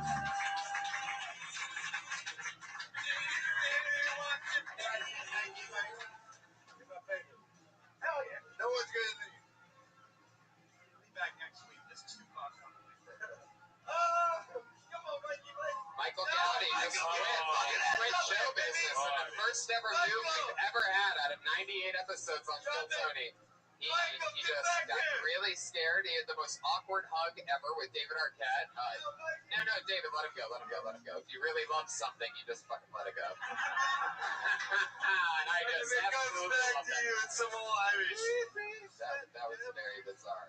What do you call that when somebody just doesn't want their spot? That's a Larry David. That's a Larry David? They used to do that. Oh, really? Look at the crowd, go. That was my first marriage. Like famous for that.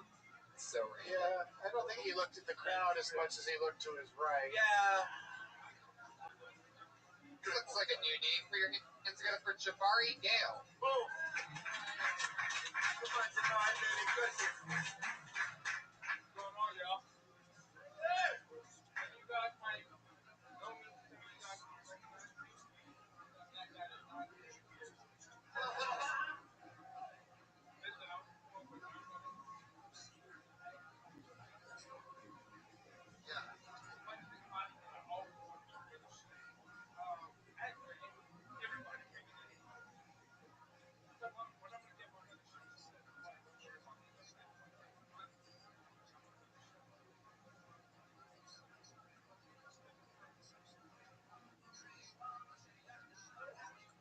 The thing about it is that when I got a job, very crazy.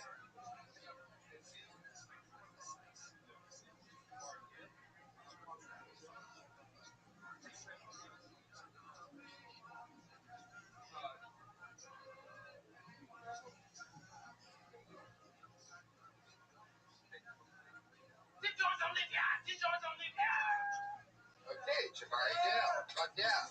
My first time seeing you. How long have you been doing stand-up?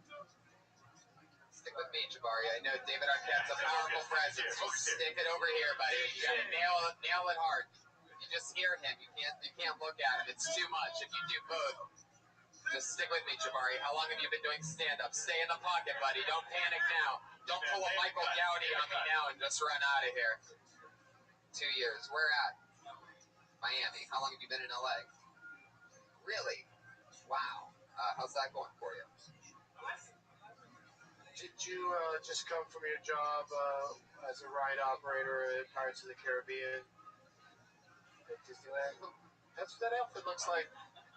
That's a really specific reference, Doug. I'm sure you're 100% right, but without the Google image behind Hey, it. we can't all be eight-legged freaks, am I right, David Arquette? Hi-ho, it's off to work we go. Where was he when I needed him? Like a minute ago, he could have done that. It would have been a I great couldn't time. come up with the fucking Pirate Caribbean song. Oh my Came God. up with the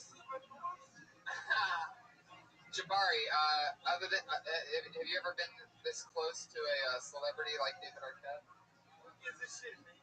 No, but it's okay, David. Just let it all He's happen. greater than me. Don't let anybody tell you that. All right, that's not true. That's not true, David. That's not true. You should really try to fuck Jessica Wellington tonight. Yeah, she likes it. She Green hair girl. for you. Where did she go? Be careful though, because in the dark she looks just like Michael Perkinson. So be careful. It happens quick. I don't know if the gout's an STD or not. So, there he is, Michael Perkinson. Stood up for that one. Not easy to stand up when you're Michael Perkinson, and he did for that joke, and I appreciate that because of the gout, not because he's 400 pounds, guys. Anyway, Jabari, stick with me. How long have you been out of Jamaica? Wow. Doug and I were just in Jamaica. It's true. Yeah.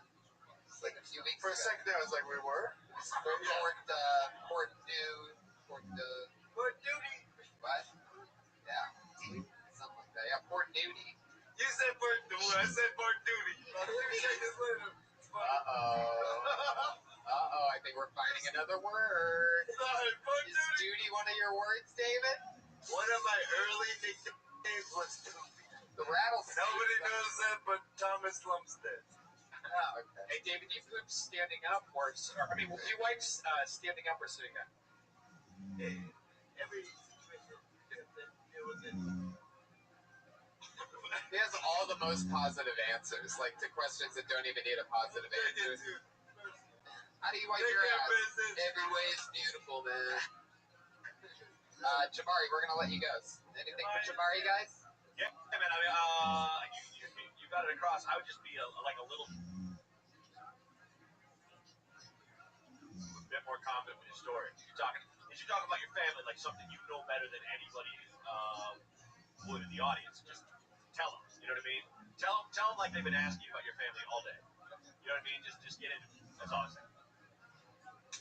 Good job, Jabari. There he goes. That's how it happens.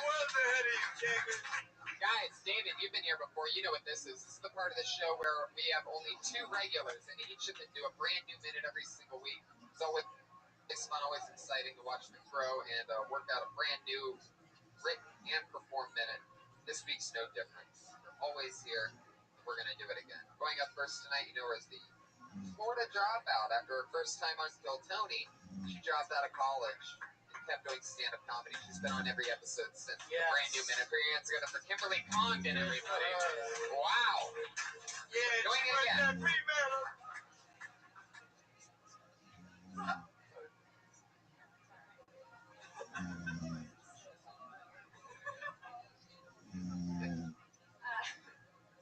I joined the gym last month. I decided to join the gym, which is cool. I've already lost $40. We don't work out. I go specifically to find guys. It's a lot better than that shop. And I already have an ass, so I just throw on a pair of leggings and act like I've been doing it for a while.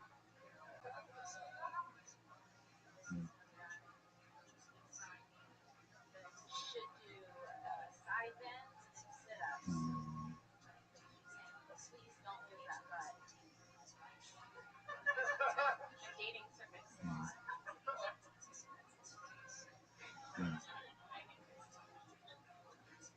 No, I want to find a boyfriend, but you guys are scared because it's Puerto Rican, and they think that I'll go crazy. But I'm not. I like dates like every other girl, like mini golf. Jesus. All right, finish this. So intense. Or killing ourselves together. Kim, did you just finish that right then? What did you say? I said, guys don't want to date me.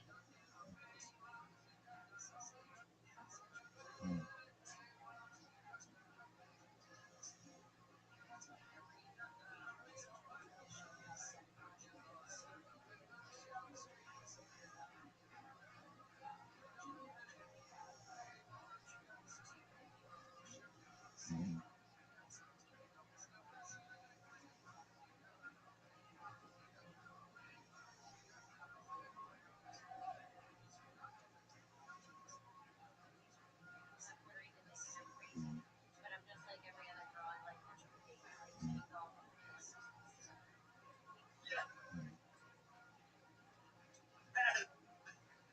There you go, David. Puerto Rico is the greatest. I like that. You could actually maybe even tone it down and make it even sound more crazy, or or going to your phone. Did you see that doing it? Like make it like this psychotic, like almost 2 sentences. Of, you know what I mean?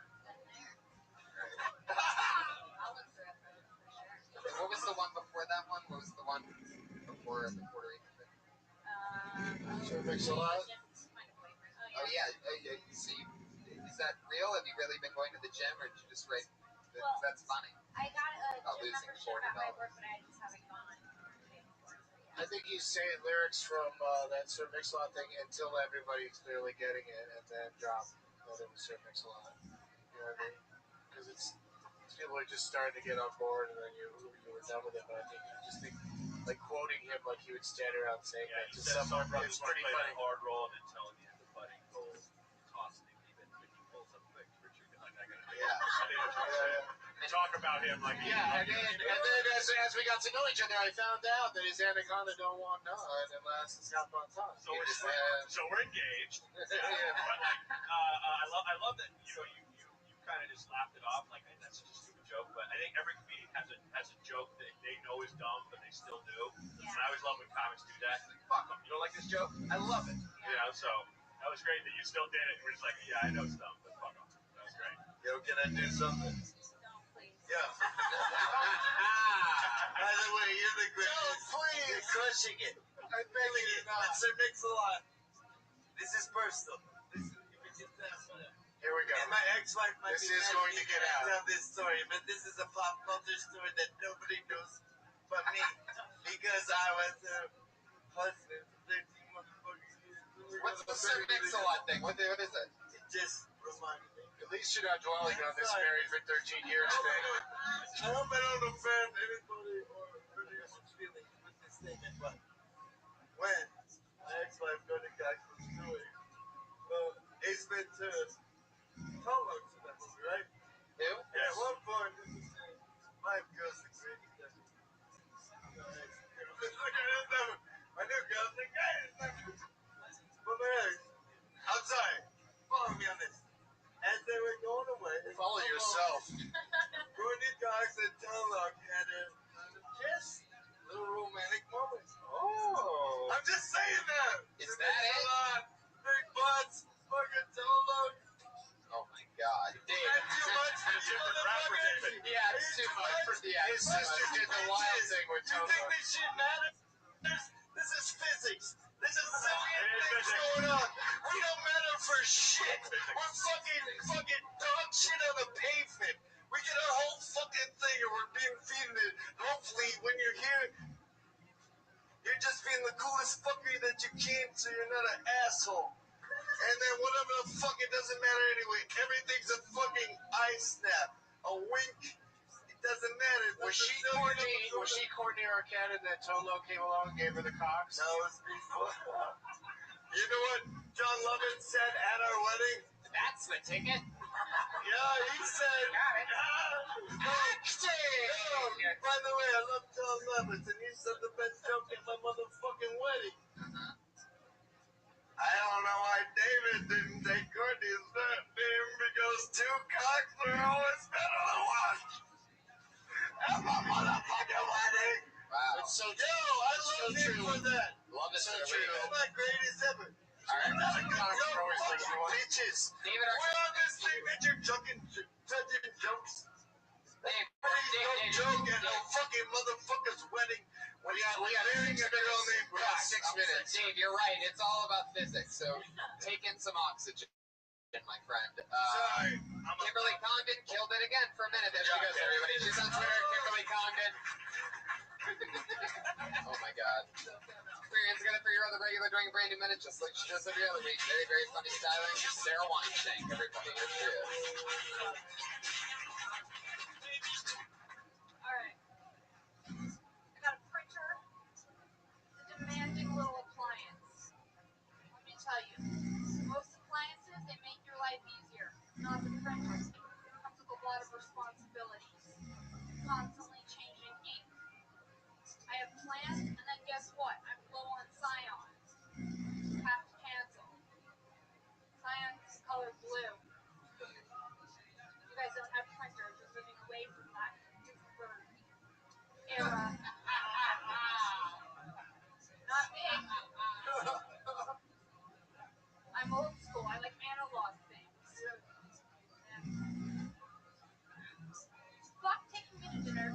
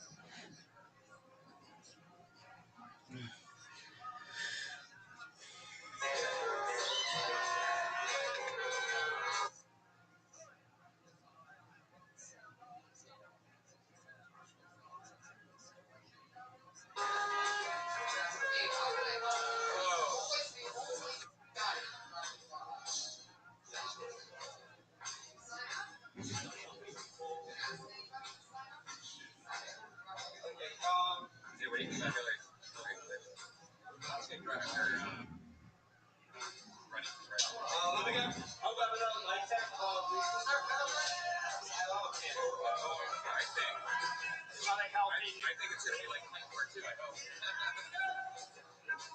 like things like Guinness. I was a big fan of the beer growing up. It was just really not kind of deep in the introduction.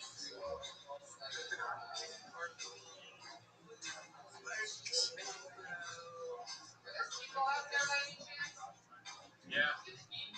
Yeah. Just curious.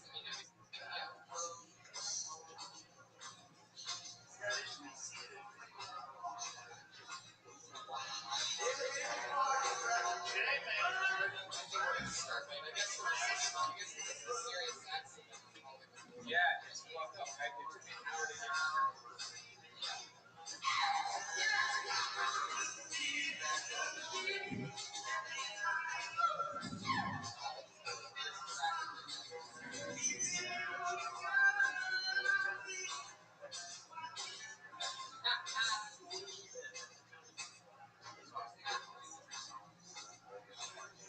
All right, where's John? suck a dick in the men's restroom.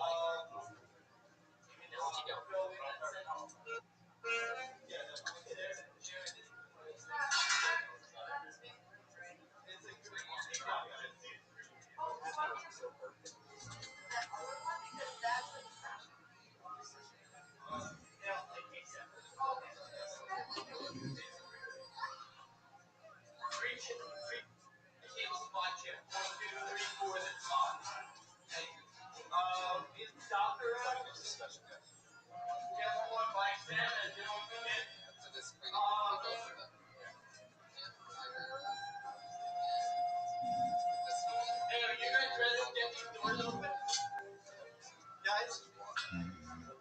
You guys are good? I can get the doors open? Yeah. We'll get the... Hey, Abby, go ahead and get the doors open. Thank you.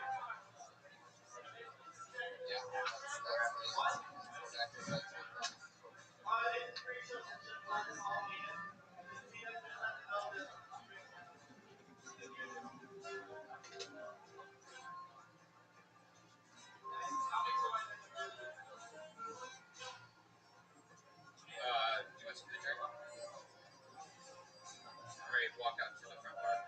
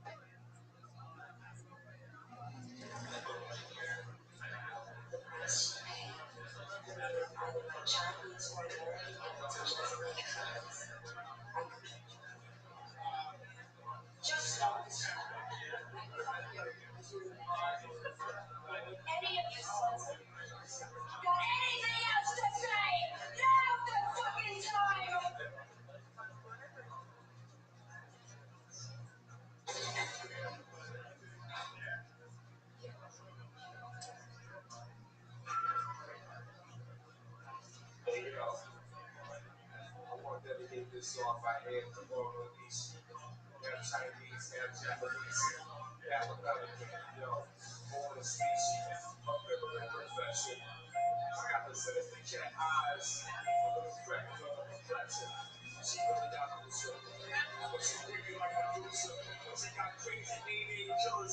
slice right through you.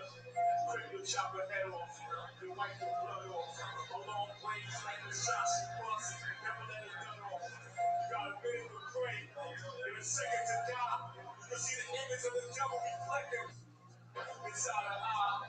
But since she was a little girl, yo, she never would try. She seen so much tragedy, let me explain who you are. She grew up on a military base, where she had no face. The brutality of her mother and her father being erased. The blood drop on her teardrop, and her cheeks in the smear spots. She silently watched as the chauffeur sliced one of your pops. Through his thick skull, and she's vicious, like a big hole. When it comes to hatred, and revenge, she gotta see more.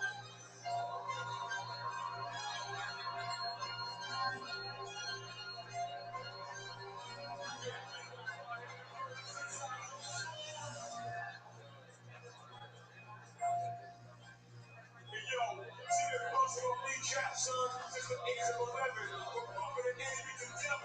That was a favorite weapon. If death you paid in hell, boy, it can't be paid in heaven. You better get down on your knees, son, and start praying to the record.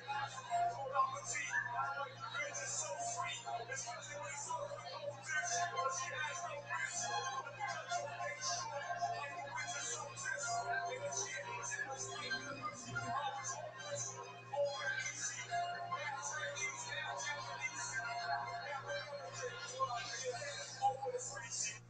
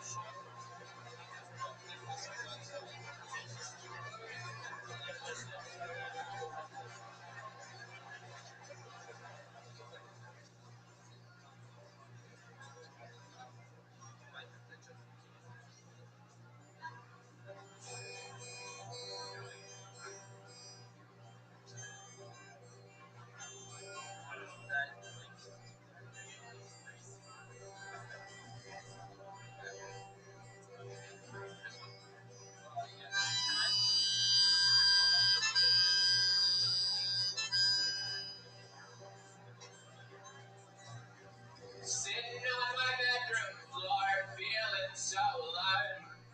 Blackout all the windows and disconnect the phone.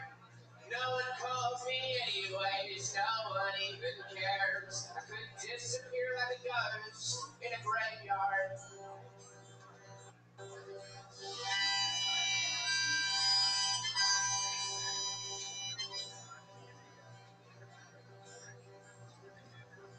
Open up the dresser drawer where I keep my gun. The cold black steel looks up at me like shadows at the sun.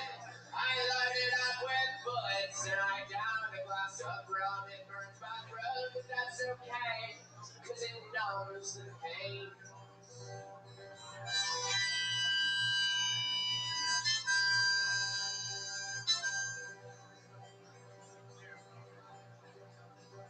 Crying like a newborn child, my hands are shaking with fear. I think it's what I have to do, but I'm not thinking clear. I I close my eyes and count to 3 and draw one final breath.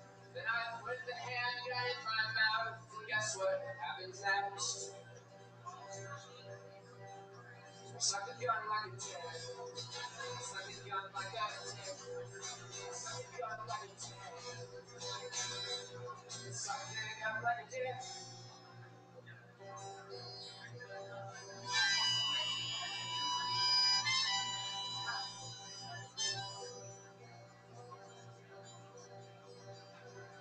Gobble, gobble, gobble, gobble, yum, yum, yum, yum, yum. I want this 38 to shoot a load across my tongue. My troubles are forgotten, cause I'm having so much fun. Sucking this gun like a dick.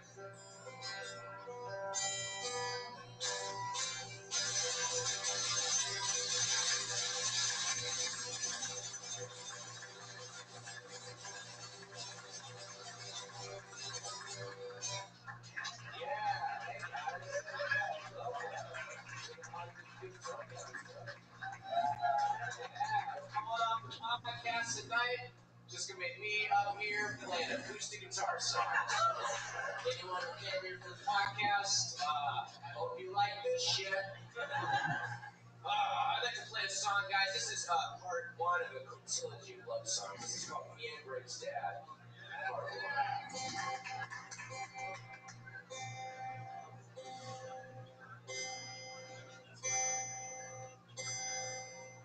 It goes 1, 2, 3. Then we jump in the water. It's just you and me. And these oceans of blue that surround us. This blue that surrounds us now. I'm a baby boy. You're my best friend, Greg's dad. You, me, and Greg went on a jet ski group tour. With you and I did the tour so we could be alone. Now you're the king of my body and I am the god of the ocean. I hope Greg's not upset that we totally ditched his fat ass, his tubby ass. And you turn to me and say, looks like it's down to just us, babe. You goddamn angel.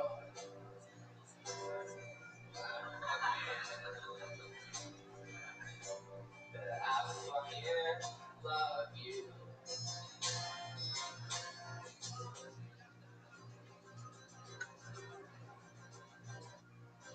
Greg's dad, cool guy, sweet man, gentle man, young,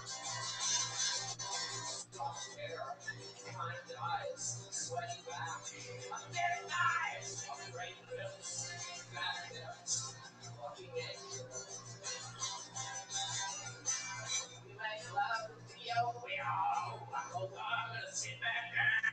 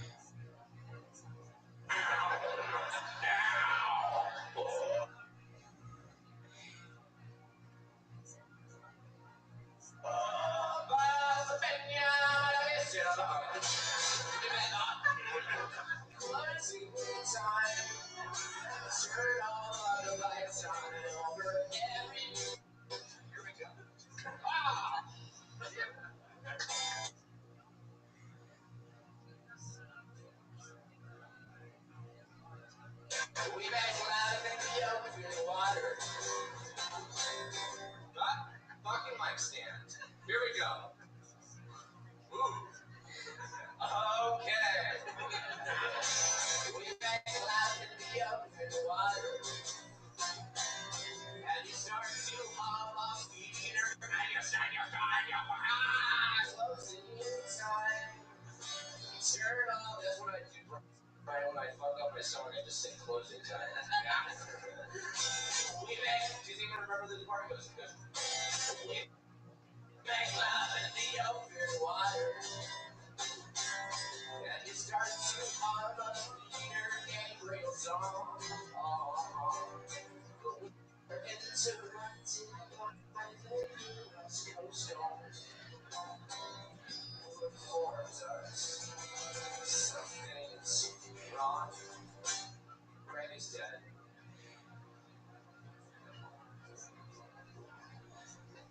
There was an accident. Oh my God.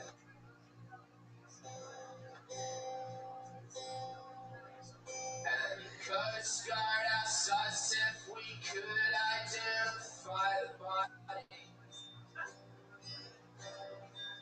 Say that's definitely Greg. You can tell by his fat ass, his tubby ass. And he turned to me and say, looks like it's down to just us, babe.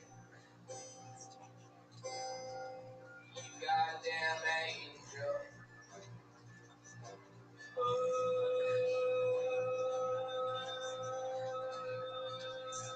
Te amo.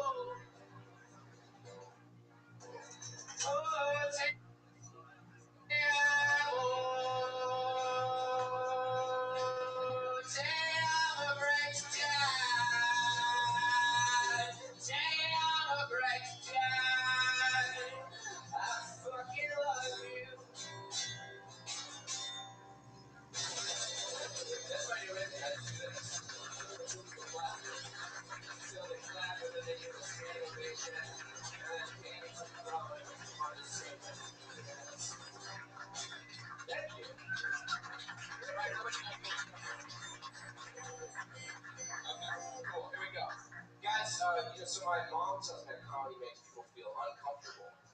She says, the record, my mom also once told me Mount Rushmore occurred naturally. So this kind of person would tell, well, this is my mom's favorite song. It goes like this. She's in the doorway, wearing pants, and a shirt, and another shirt on top of her first shirt. She said, I'm not even sure you know what you really want. So let me explain. I just want a girl to love me like my mama. I just want a girl without any drama. I just want a girl to love me like my mama. I just want a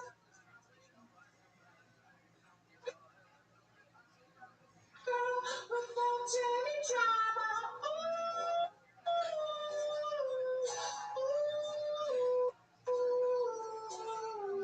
Please, Coachella, right?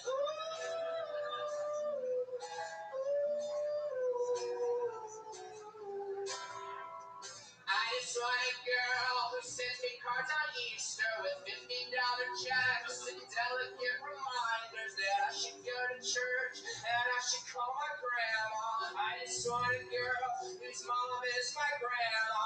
I just want a girl who lives way out in Boston in a house with my dad and my brother Austin. I just want a girl who raised my sister Megan. I just want a girl whose name is Vicky Reagan.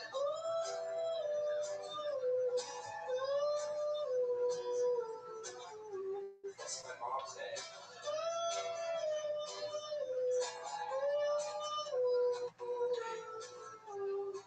Oh, I literally want to take my mom. I'm not sure you guys heard me. I sing it. I literally want to take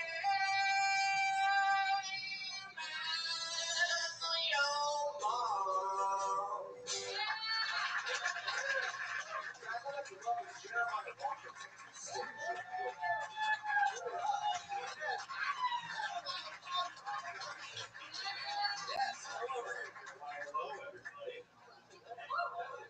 right.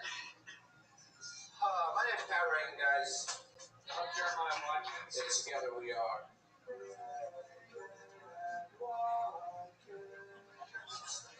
Thank you. Our next song is a doozy. This song was written about the death person.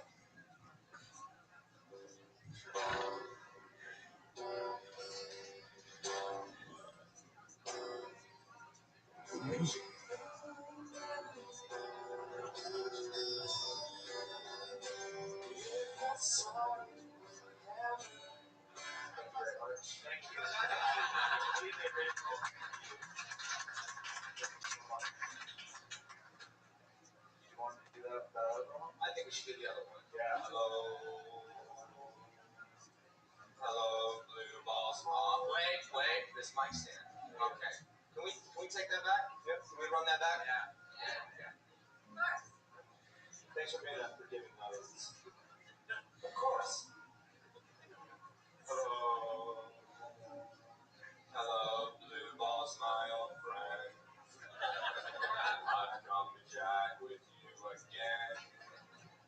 Because my boner's softly creeping, getting horny without screaming, and the friction that was rubbing on my thigh makes me cry. And that's the sound of blue ball. Thank you. That was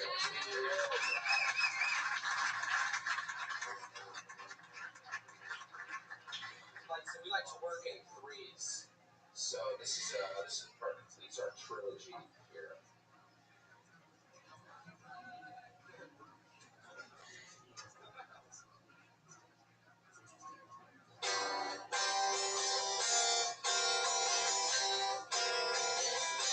Does anybody, are you guys fans like soul music? Like, yeah, you guys into soul music, huh? You guys into soul music, huh? You know who did that? It's fucking mic stand. Man, if I'm having trouble with it, imagine the amateur comedian. You guys know how Kill Tony works? Or you know how it works?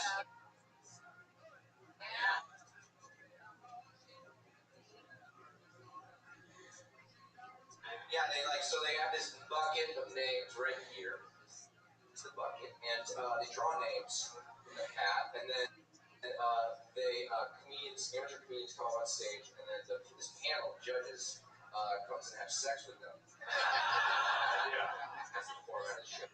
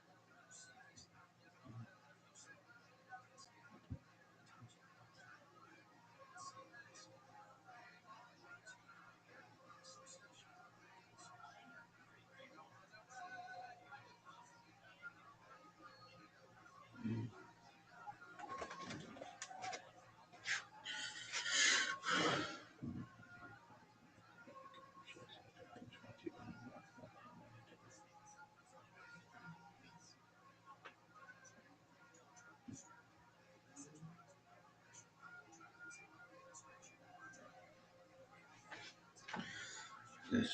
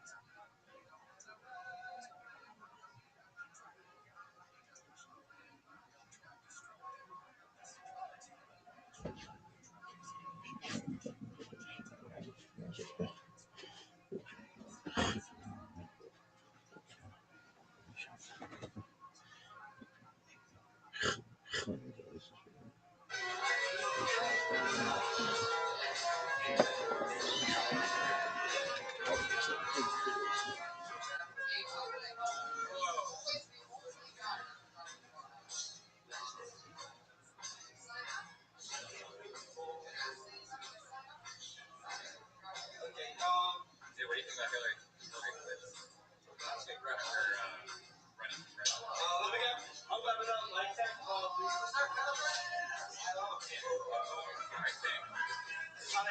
I think it's going to be like Clinton Part 2, I hope. I like the Clinton years. I was a big fan of those years, but I don't know if it's just because it was not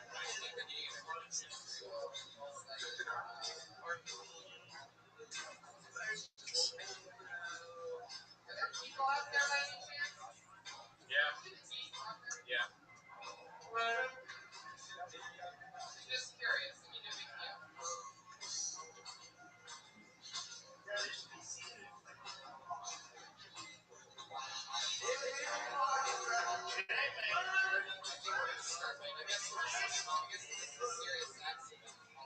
Yeah, it's fucked up.